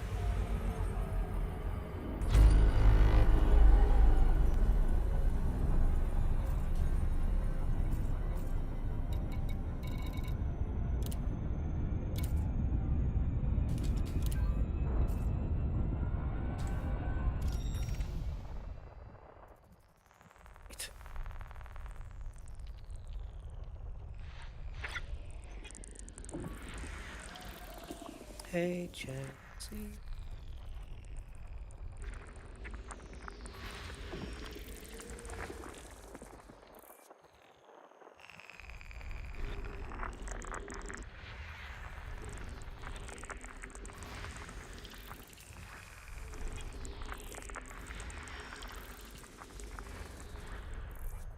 You know what we should do, guys? I just thought something that I mentioned earlier in the stream. We should set up a. Well, no, we can't because people might contribute. I was going to say, just for a joke, he set up a GoFundMe with a goal. The goal being $2,337 trillion. Please help me buy 1 gram of antimatter. Oh my god. Can you imagine you wake up the next day and there's like 3 million or something in there. Hope you get it. $2,337 trillion. 44. Landable with atmosphere. Oh, it'd be hilarious, wouldn't it? People would go like, "Oh, here's $1. Hope it helps." Landable and terraformable. Landable with atmosphere. Oh, we got terraformable 3. Okay. There's 2 terraformables here then.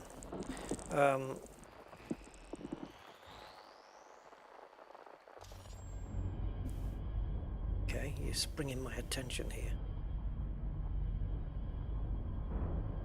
Come on, Captain. Oh, this bloody captain's log is... Come on, are you going to work or not? Ridiculous. Okay. So, terraformable 3 and 2. 2 and 3. So if we probe 2 and land on 3. Yeah. If I click this, is that correct? Not really. Not that it matters now.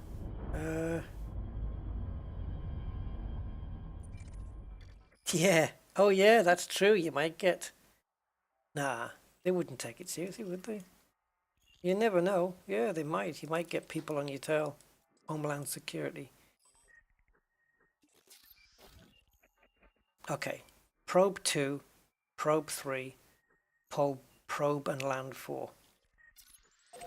Okay, and that'll be it.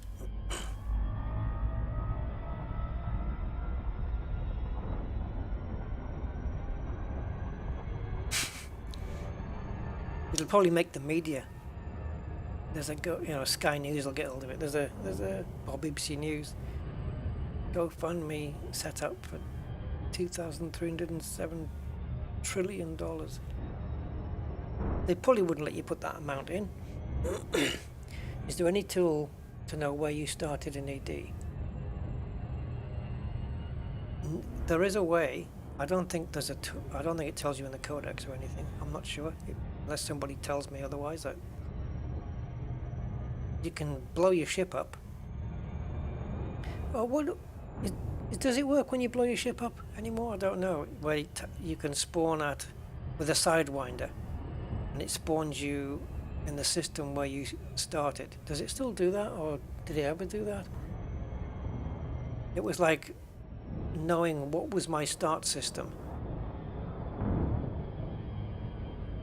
And I think there was a way to know. I can't remember, but I have a memory of it having something to do with you blowing your ship up or something. And then you get offered either your ship back or a Sidewinder.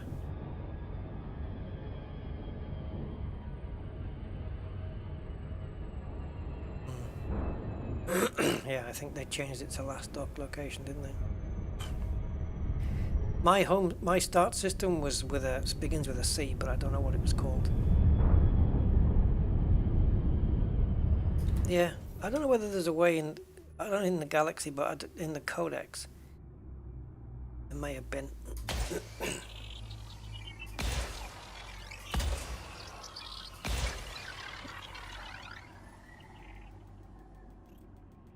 Maybe Frontier didn't think it was pertinent information.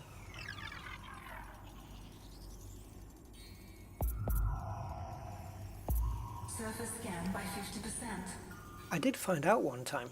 Surface scan complete. I'm sure it was after a ship blow up, but I think now they just put you in your last dock station, or even some random place sometimes put you.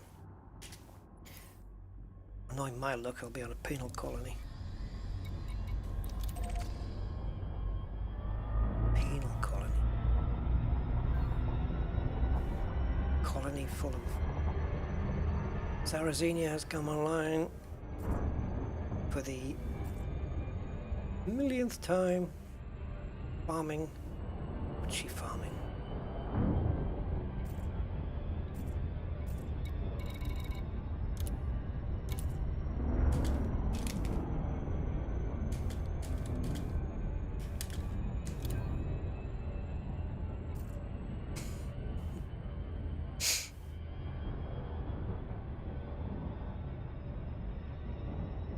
Should we take a guess? Take a poll? What's Sarrasinia farming? She's probably just doing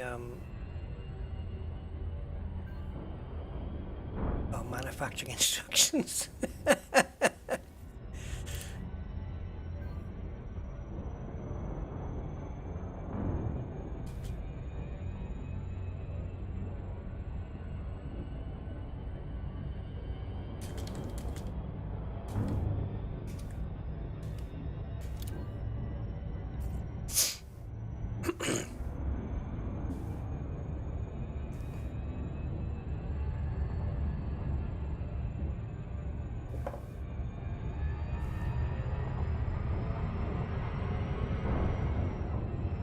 Dabs hope.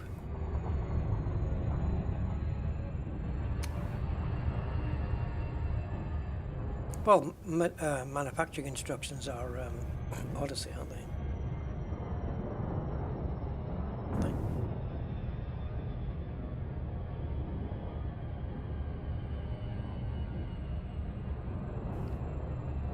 So, sun's giving off some.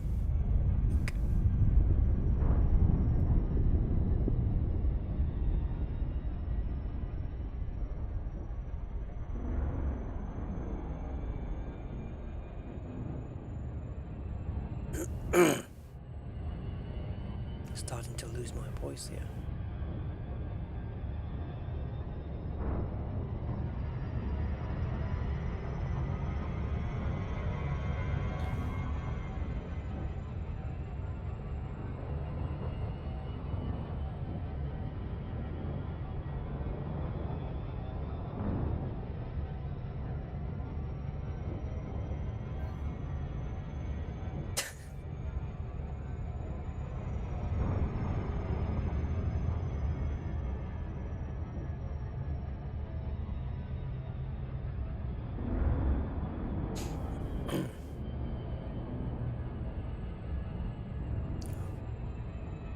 I'll bet you Planet 4 is in the opposite direction.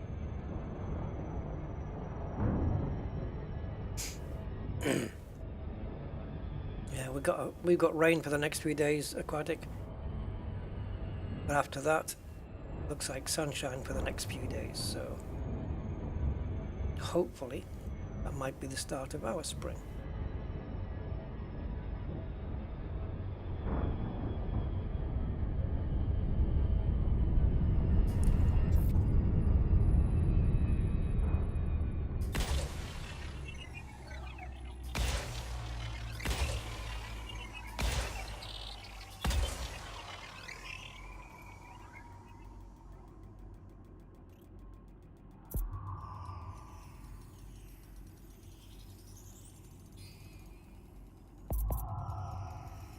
Surface scan by 50%.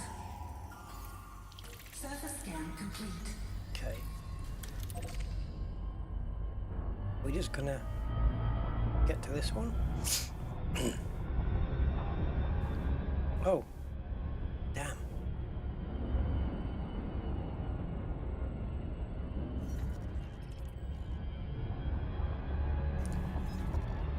I didn't check on Captain's log. Did we make it? Yes! 35025. Man. 35,000 light years away. So divide that by 75, and that's how many jumps back, assuming every jump is efficiently 75. And that we fly in a direct straight line, which you never do. It's always a little bit down, a little bit up, a little bit to the side. It's all over. It's going to be a fair few jumps. And we can't even use the Elite Dangerous plotter. I wonder about Spanch though. But Spanch would just bring us straight down. It wouldn't go around where we want to be. Ramon's Point and Hawkins Gap, it would just go draw a straight line down. Because it doesn't have things like via to come via this neutron star. Waypoints, so to speak. But what lies right here, apart from bacteria?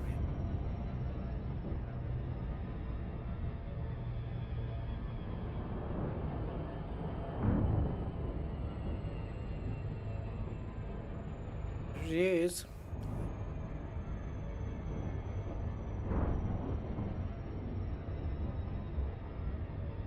And look at the planet name as well.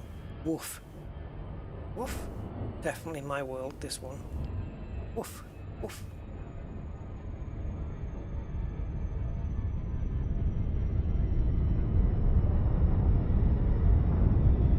Train coming in. The platform is the Anaconda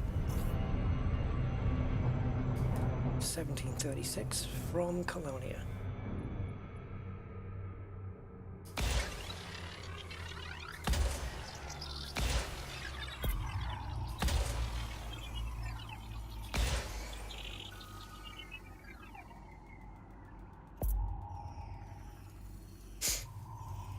Surface scan by 50%. Is it 466? Wow.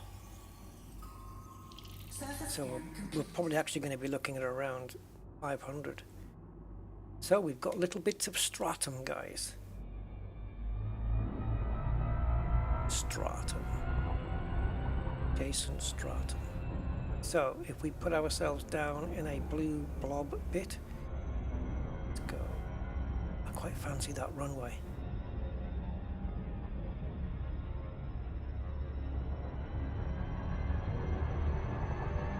Orbital flight engaged.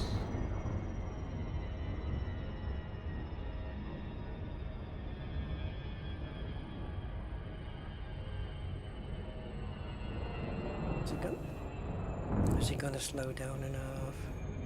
Yes.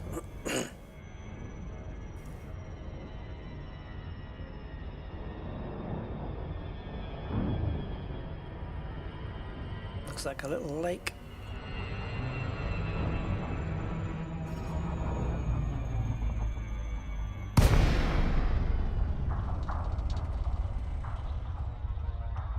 It should disappear at the end of glide.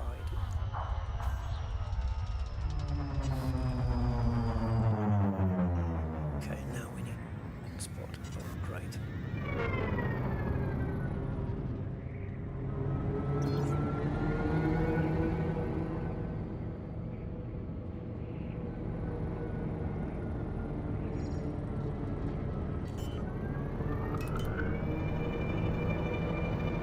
Get your landing gear in, Rusty. What are you doing?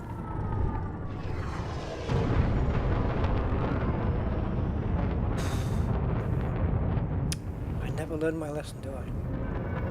Do not put the landing gear out until you're ready to touch down, because you cannot boost. Oh, bloody hell. Yeah, we would have been okay there. Can't bring this thing under control.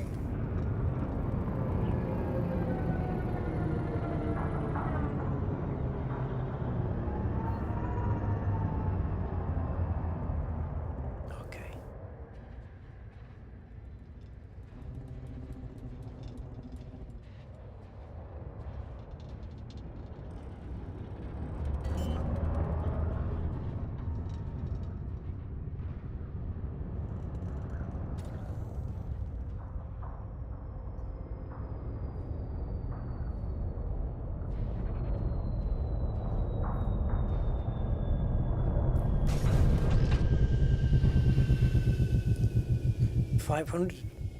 500 meters per stratum.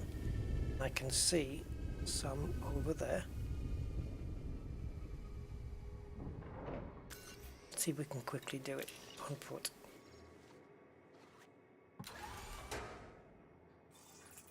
Oh, we'll do this one first. Oh, bugger. It's too much on foot.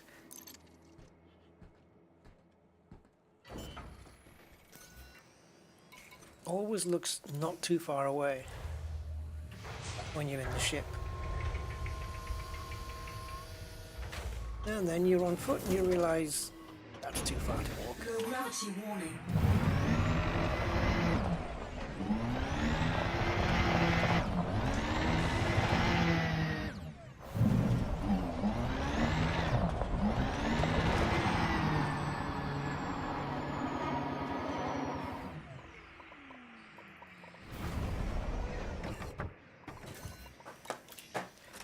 I don't know.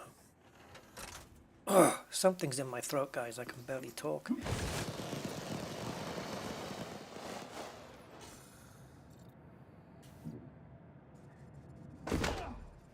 Oh.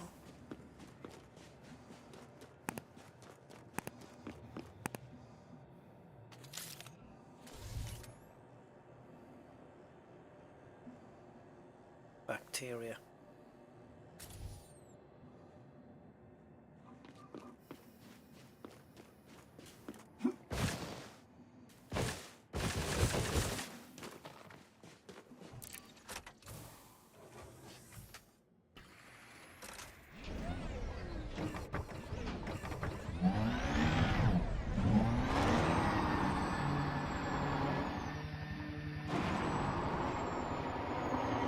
I see some on both hills.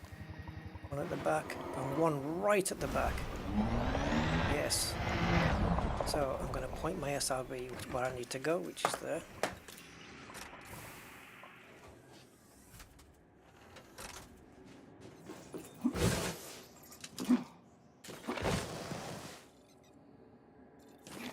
Bloody cabbage leaves again.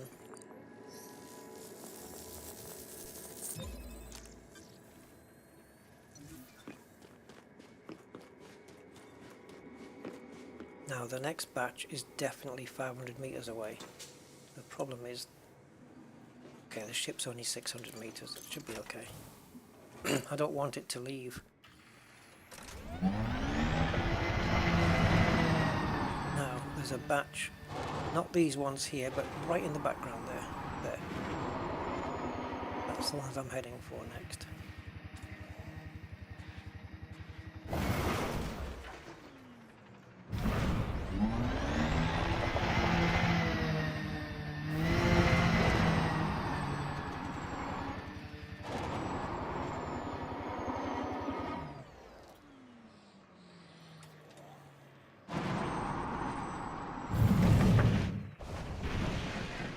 Perfect landing.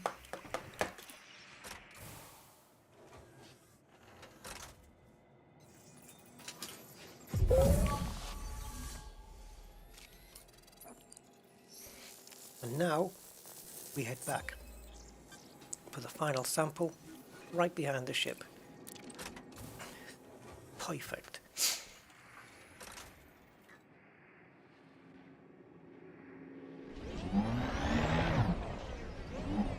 I doubt it, Defcon. Another strain? Like, I doubt you've found a new one.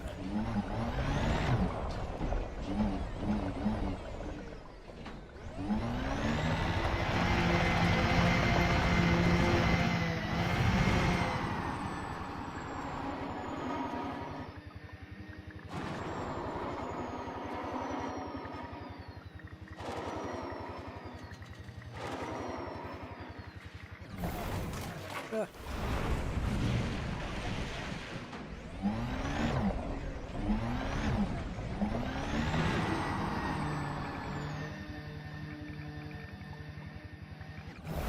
I see bacteria as well on the right hand side of the ship, but or just off the right hand side, they're not actually on it.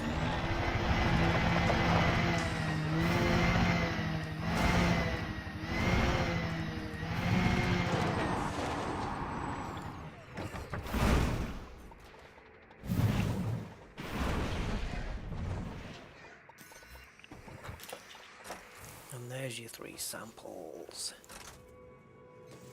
Amples of samples.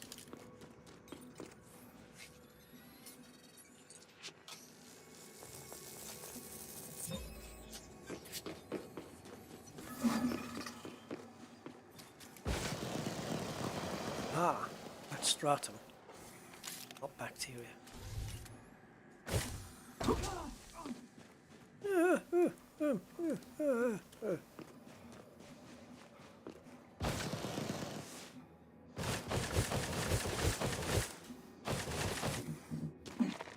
Haven't scanned any bacteria for quite a while, actually.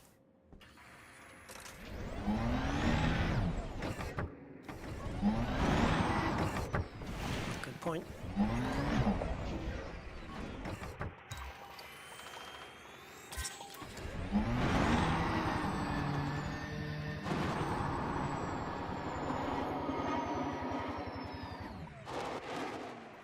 Bionic legs. Well, I guess that's what the jetpack is for.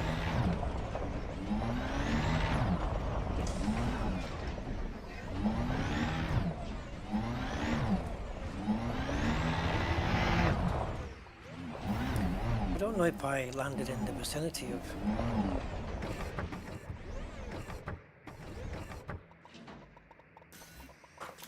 This time I did want to disembark. I don't know if I landed in the vicinity of bacteria, so I'm just going to have a pop up on here. Look.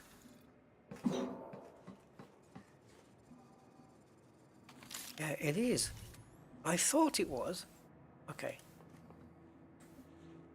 Yeah, well, I said back there that we've got one on the right side of the ship. Another 500-meter run.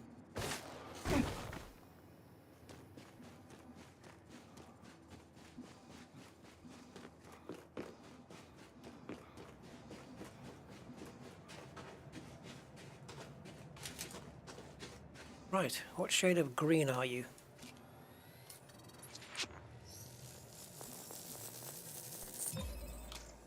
Lime. Asparagus bacteria. Or Arsaurus. Yeah. Gives you a sore ass then, for sure.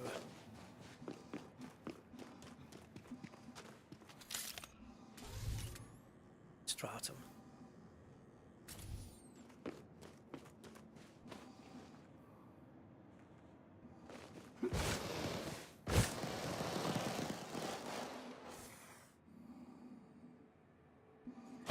Okay, I see it. No, no? Bloody stratum again. Oh well.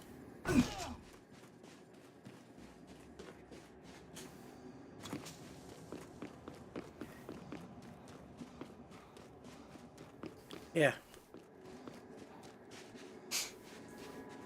I don't know if bacteria worth something really decent.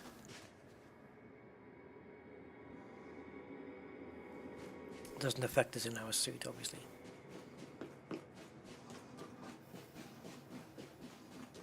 Well, they did a movie, Aquatic. They did the $7 million man.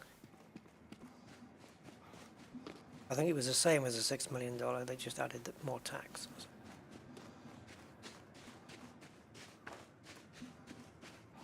And then the Bionic Woman.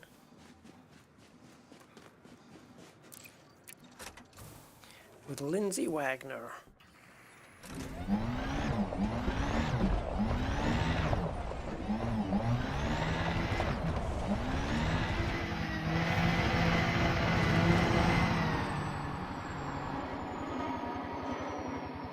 Bring out your bacteria.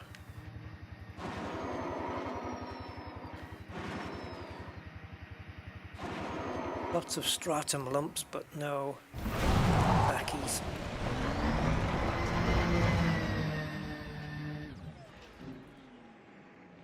Sort of helps to see where you're going.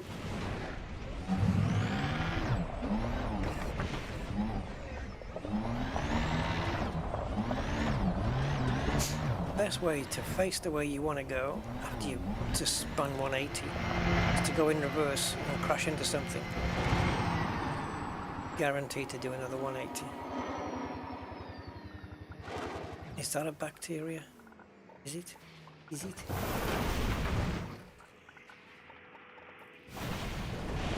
It is, but I just can't get the thing stopped. Space pizza.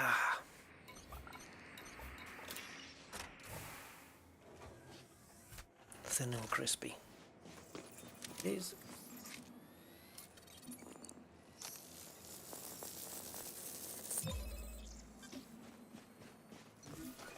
Yes. It's almost like, oh dear, I'm getting in the wrong side. Yeah, it's not right-hand drive, Rusty. Just any side, you can get in any side. So one more splodge. It's 500 meters away from the last splodge. There's lots of bits over here, but I don't know whether there are any bacteria. Stay boosted. Where are you going? Ah, nice. Traitor. Leaving me here to perish.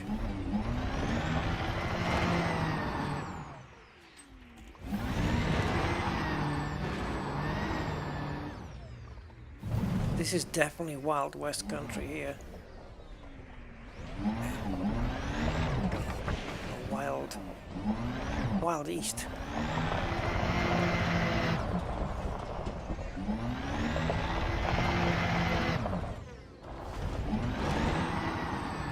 One more bacteria splodge, please. I gotcha. Is that one in the background there? Big one? Or is it a stratum splodge? Ooh. Stay on target. And land. Please taxi into the gates.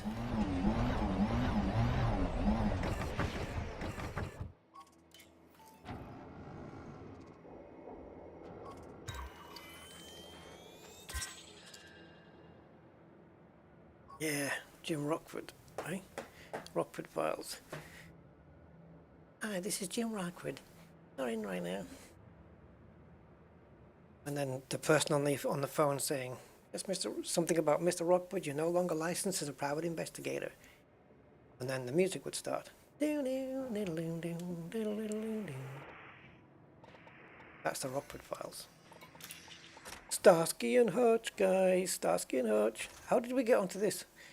I never watched Ironside. Kojak, I think I may have watched an episode. Starsky and Hutch, yes. Rockwood Files. Frank Cannon, yeah.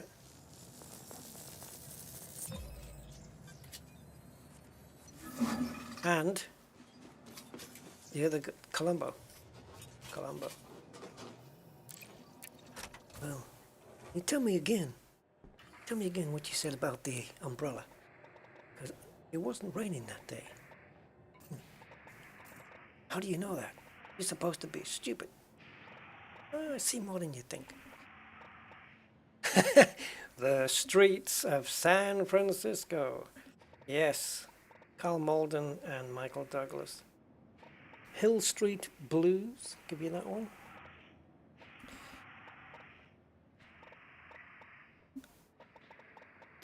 I think we're just naming cop shows now for some reason. Ship record. Yeah, I watched those last year. All the Saint. I did all the Saint with Roger Moore, and then I watched the Ian Ogilvy ones. Roger Moore did it better, I have to say. They both had cool cars, but Roger Moore was brilliant as the Saint. Probably better than he... I think Roger Moore was a better Saint than he was a James Bond. He played the Saint really good. He did. Oh, here we go. Daisy's back.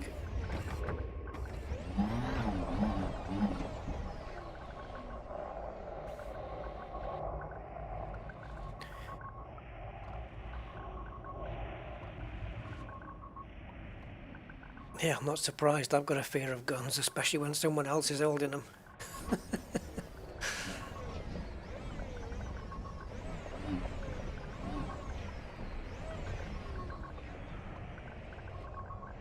Thing with, like Ian Ogilvy was a great Saint as well. So was Val Kilmer, by the way, in the movie. I think he did a great job on that.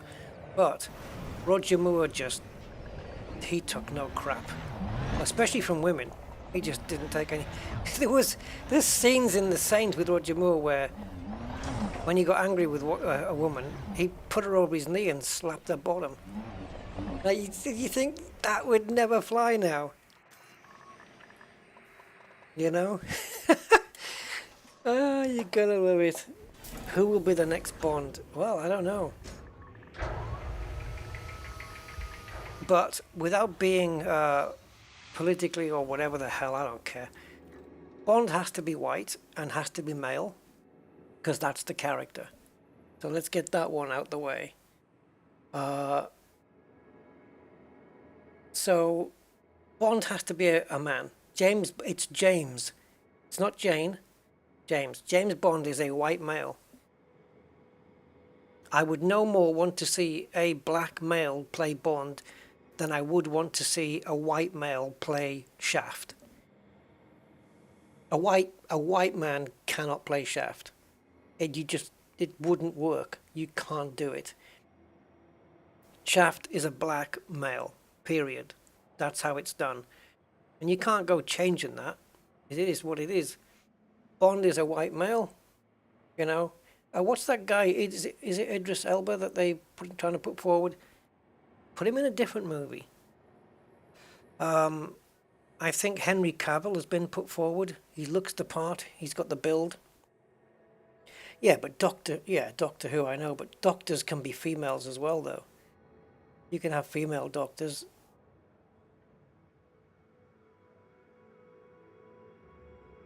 But yeah.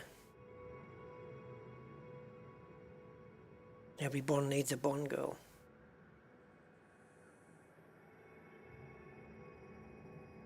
Yes, you could have a woman as 007. But then you couldn't call it a James Bond film. Because it wouldn't be James, right? Unless her name's short. Jamie. Jamie Bond. Wouldn't work. Yeah, Villanelle. Yeah, exactly. If Killing Eve was a movie, Jodie Comer would kill it. I mean, she kills it in the TV series already. But I think Henry Cavill, the one who played Superman, I think he might... Is he British, though? I don't know. But, yeah, all this... I think changing the roles up, people are doing it because they feel they have to do it, you know? Oh, let's make everybody think that we're woke, and let's have a female Bond, or let's have a black Bond. Can you imagine Shaft and like Brad Pitt playing Shaft or something? He's a great actor, but it wouldn't work. No way. I don't think so anyway. I think certain roles are written in certain ways, and the nobles of Bond is a white male, and I think in order to stay true to Ian Fleming, it should stay that way. And if there was a Shaft movie, another one, who played Shaft in? Was it Samuel Jackson who played Shaft in the remake? Like if they remade it again and it was, I don't know, pick somebody. I don't know. I'll tell you what, for James Bond, you could have Will Smith. He's pretty good at knocking people about.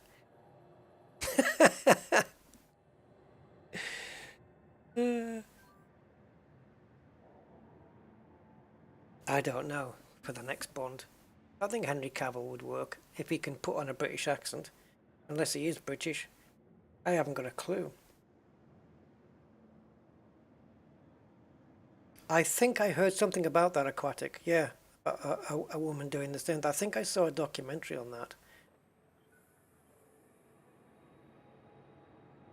Robert Downey Jr. playing Huggy Bear. It wouldn't work. Again, you know, the Huggy Bear character in Starsky and Hutch is... It fits, yeah, I don't know. It fits just perfectly the way it was.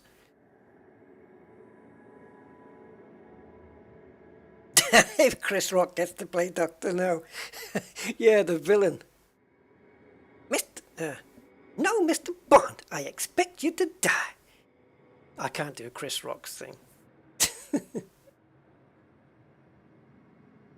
The first black Bond. The first black Bond. I expect you to die. Yeah.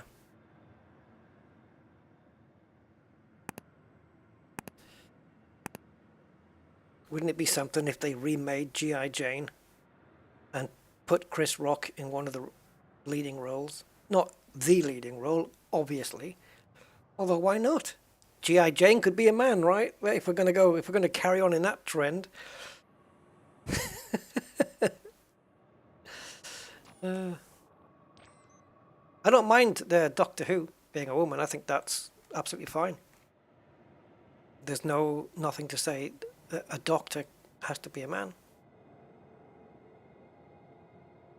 But if I'd gone through 9 or 10 generations or 11 and regenerated as a woman for the first time, I wouldn't leave the TARDIS for a week.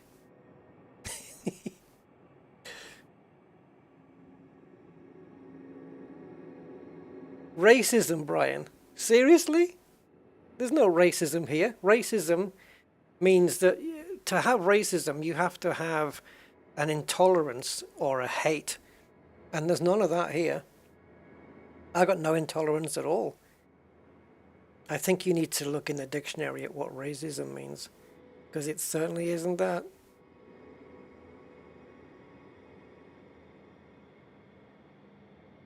Blake 7. Yeah, Blake 7, that was good.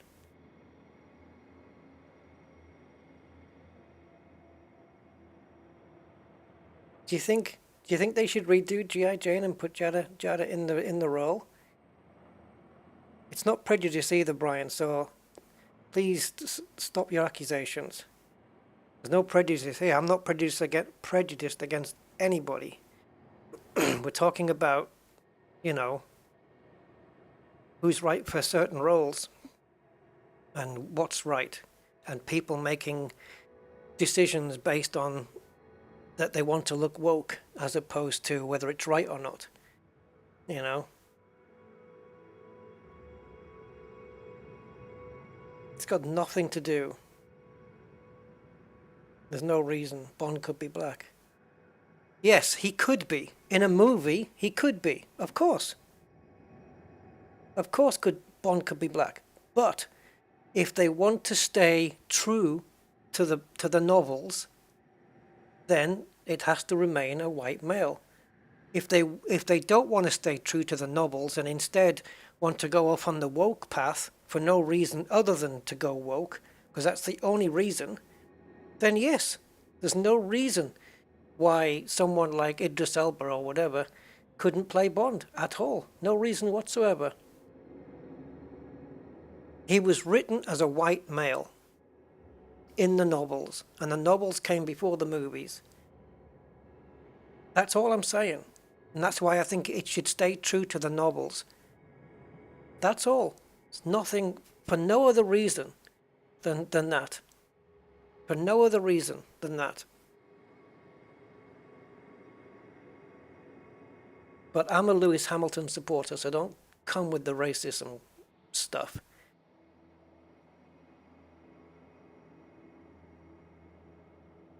Yeah. I'm all for having, the diversity and stuff. I think that should be pushed, definitely. But it shouldn't be pushed for the sake of it. It should be just done as a natural thing, not because you've had to consciously make a decision.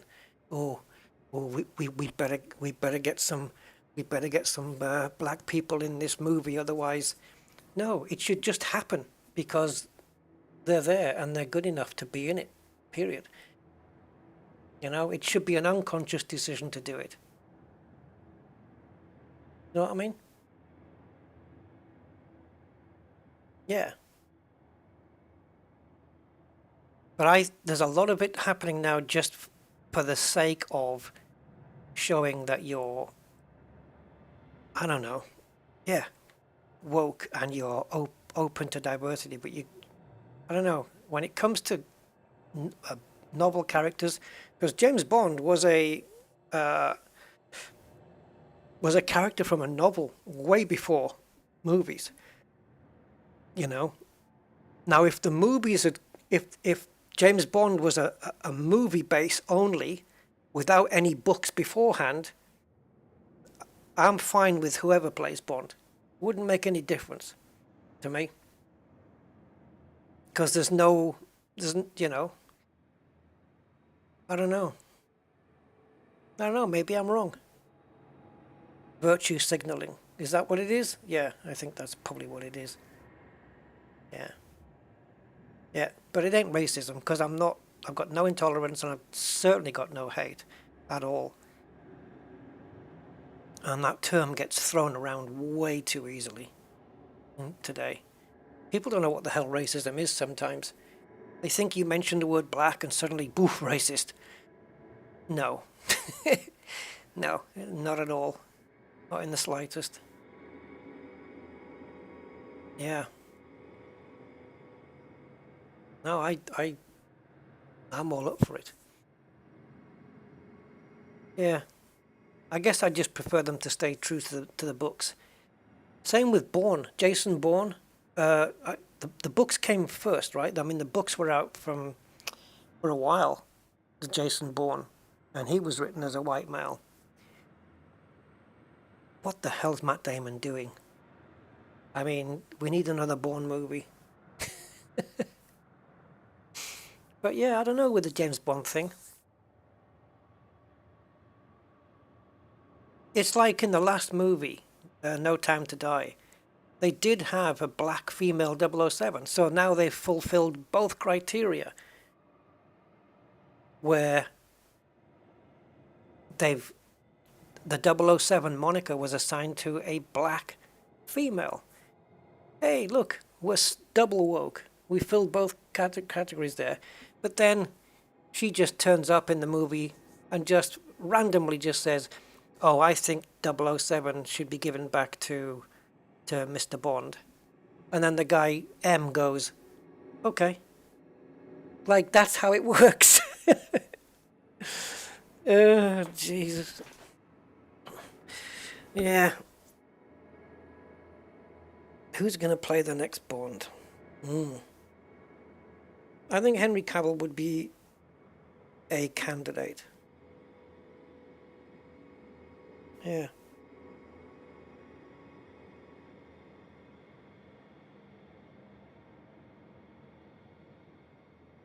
Yeah, I mean, look at...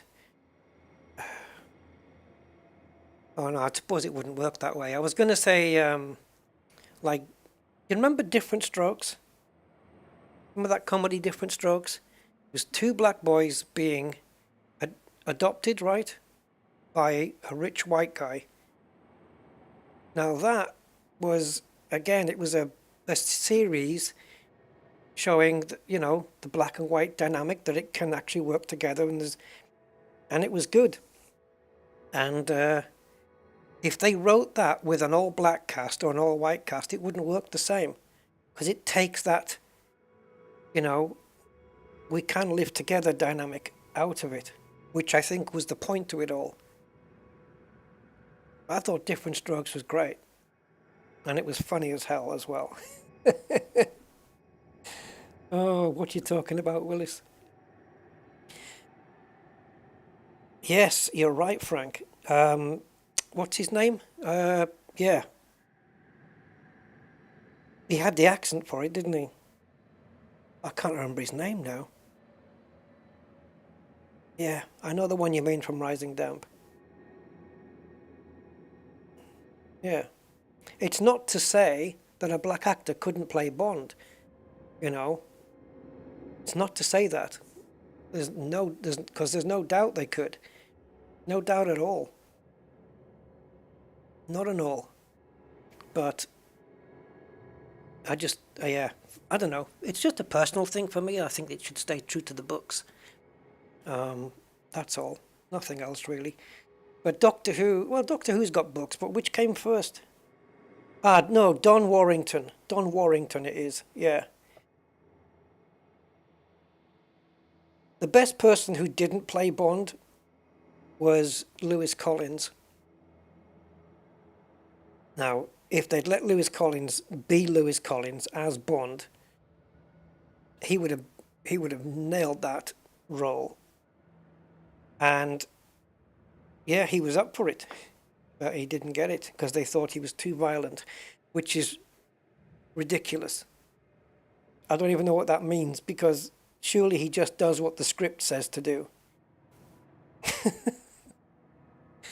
Oh man, Lewis Collins would have made a perfect Bond, especially on the back of that was Bodhi.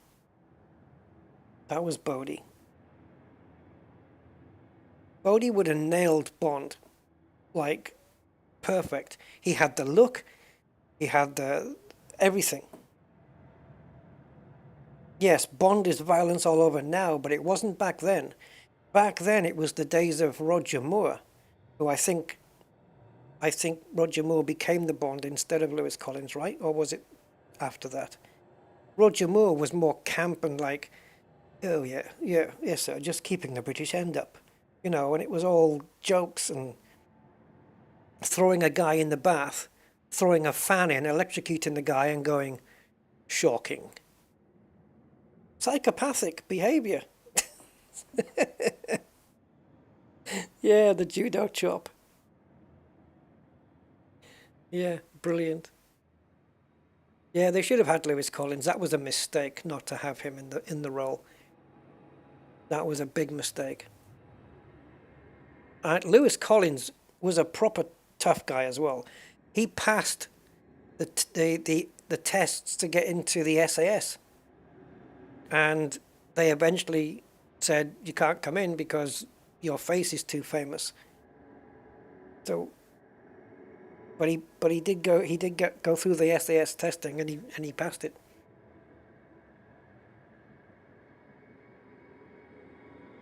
Timothy Dalton. Oh, I didn't think he was too bad, Timothy Dalton. Is that the one I'm thinking of? Yeah, I thought Timothy Dalton delivered a... Like, he didn't take much crap either. You know. He was fairly... I don't know. But certainly since Daniel Craig took it on, Daniel Craig brought it to a new level. Because Bond stepped up the action and the violence because of Jason Bourne. Because Jason Bourne had taken it to a different, the Bourne identity had taken it to a different place. And it looked real, and the fighting was a lot more dynamic. And then they brought in Daniel Craig, and they kind of redid Bond sort of in that Bourne-esque style. And it's worked. I think Daniel Craig's the best Bond that there's been. I think so. I think he's better than Connery. Connery is obviously the original, and he played it well. He had the looks and everything. But in terms of, yeah, I don't know. I just think Daniel Craig is better. Some of the action is a bit overdone, I think, though.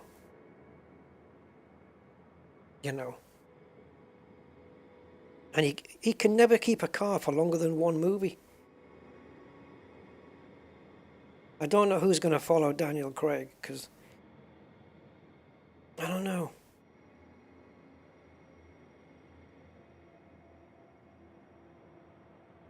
Yeah. I don't really mind who they put in the role, to be honest, as long as they do a really good job of it. It's not going to really matter at the end of the day. Not really. But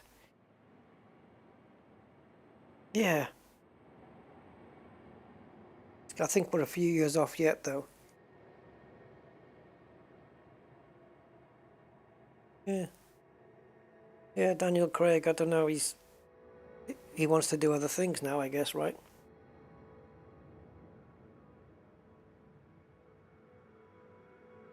Christopher Eccleston.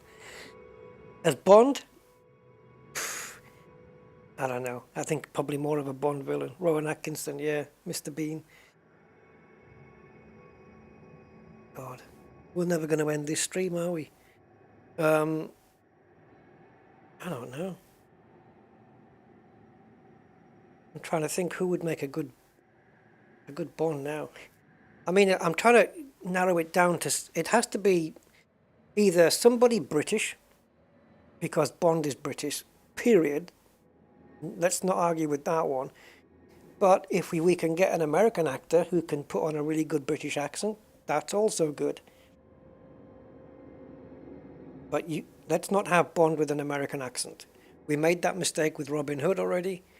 It didn't really work. Sorry, Mr. Costner. No offense. Yeah, Bond is British. You can't change that.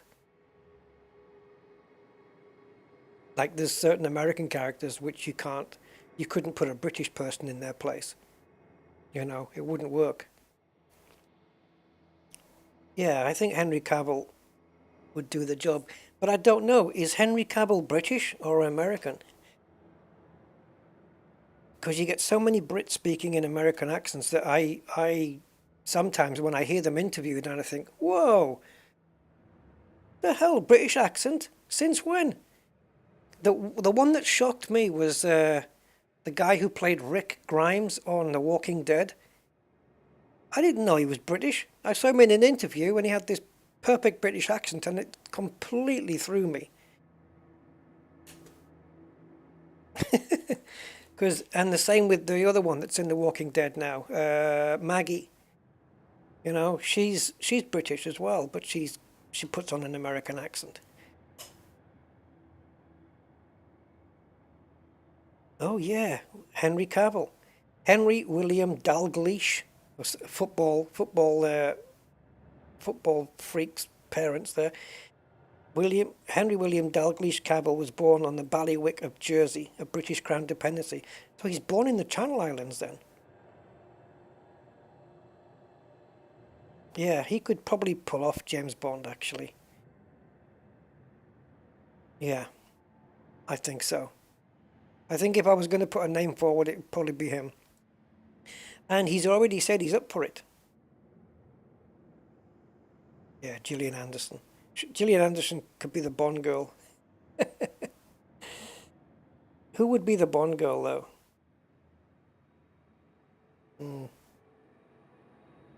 Kate Beckinsale. Oh.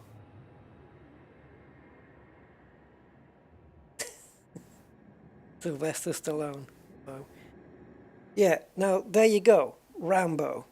You couldn't have a British guy doing Rambo. Because Rambo's a Green Beret. Right? Oh, Jodie Comer. What, with a Liverpool accent? With all the accents she can do?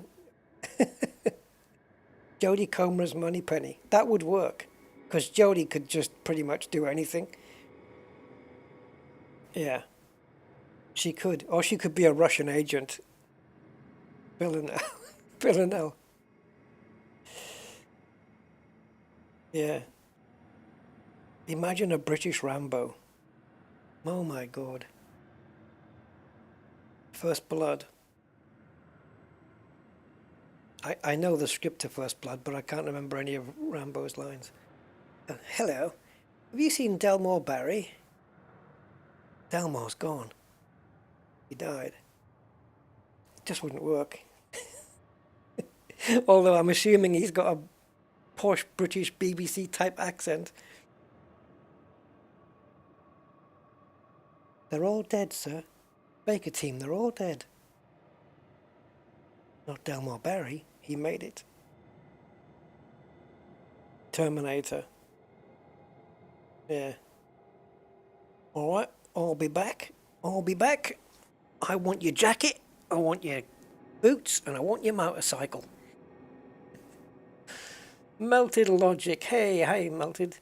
Not seen Elite in a long time since Space Legs was released. Yeah, Odyssey, right? We'll get back to it. Yeah, it's good. It's great now, especially with all the new add-ons that they've got and the Planet Tech, as you can see here, for exploration and stuff. Yeah, it's good. Get back into it and hope your computer system can run it, because Odyssey's a little bit more on the heavy on the frames and stuff. I just came to dine, my good fellow. Oh, can you imagine? I don't know, guy. Yeah, I don't know. I don't think they're in a rush to pick the next Bond yet, though. I think they've got a little while to go. And I don't know who else is being considered. But yeah. Rime. Yeah. Alan Partridge as James Bond. Oh, you guys be tripping. You guys be tripping. Yep, that's good enough, PC, I think. Yeah. Well, Barbara Broccoli was okay with getting Billy in for these Bond themes, so she must know what she's doing.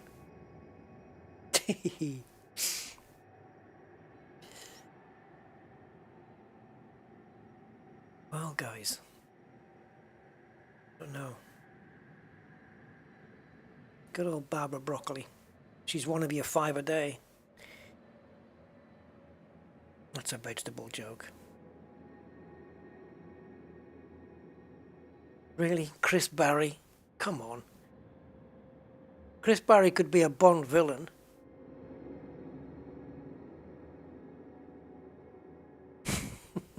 Baby Broccoli.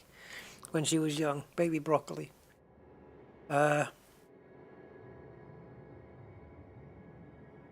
All right, guys. I am going to leave it here because I really have to get on. I would love to chat with you further. And yeah. Until the next time, when we venture further, although we're not really going east anymore, are we? We'll be going sort of west very soon.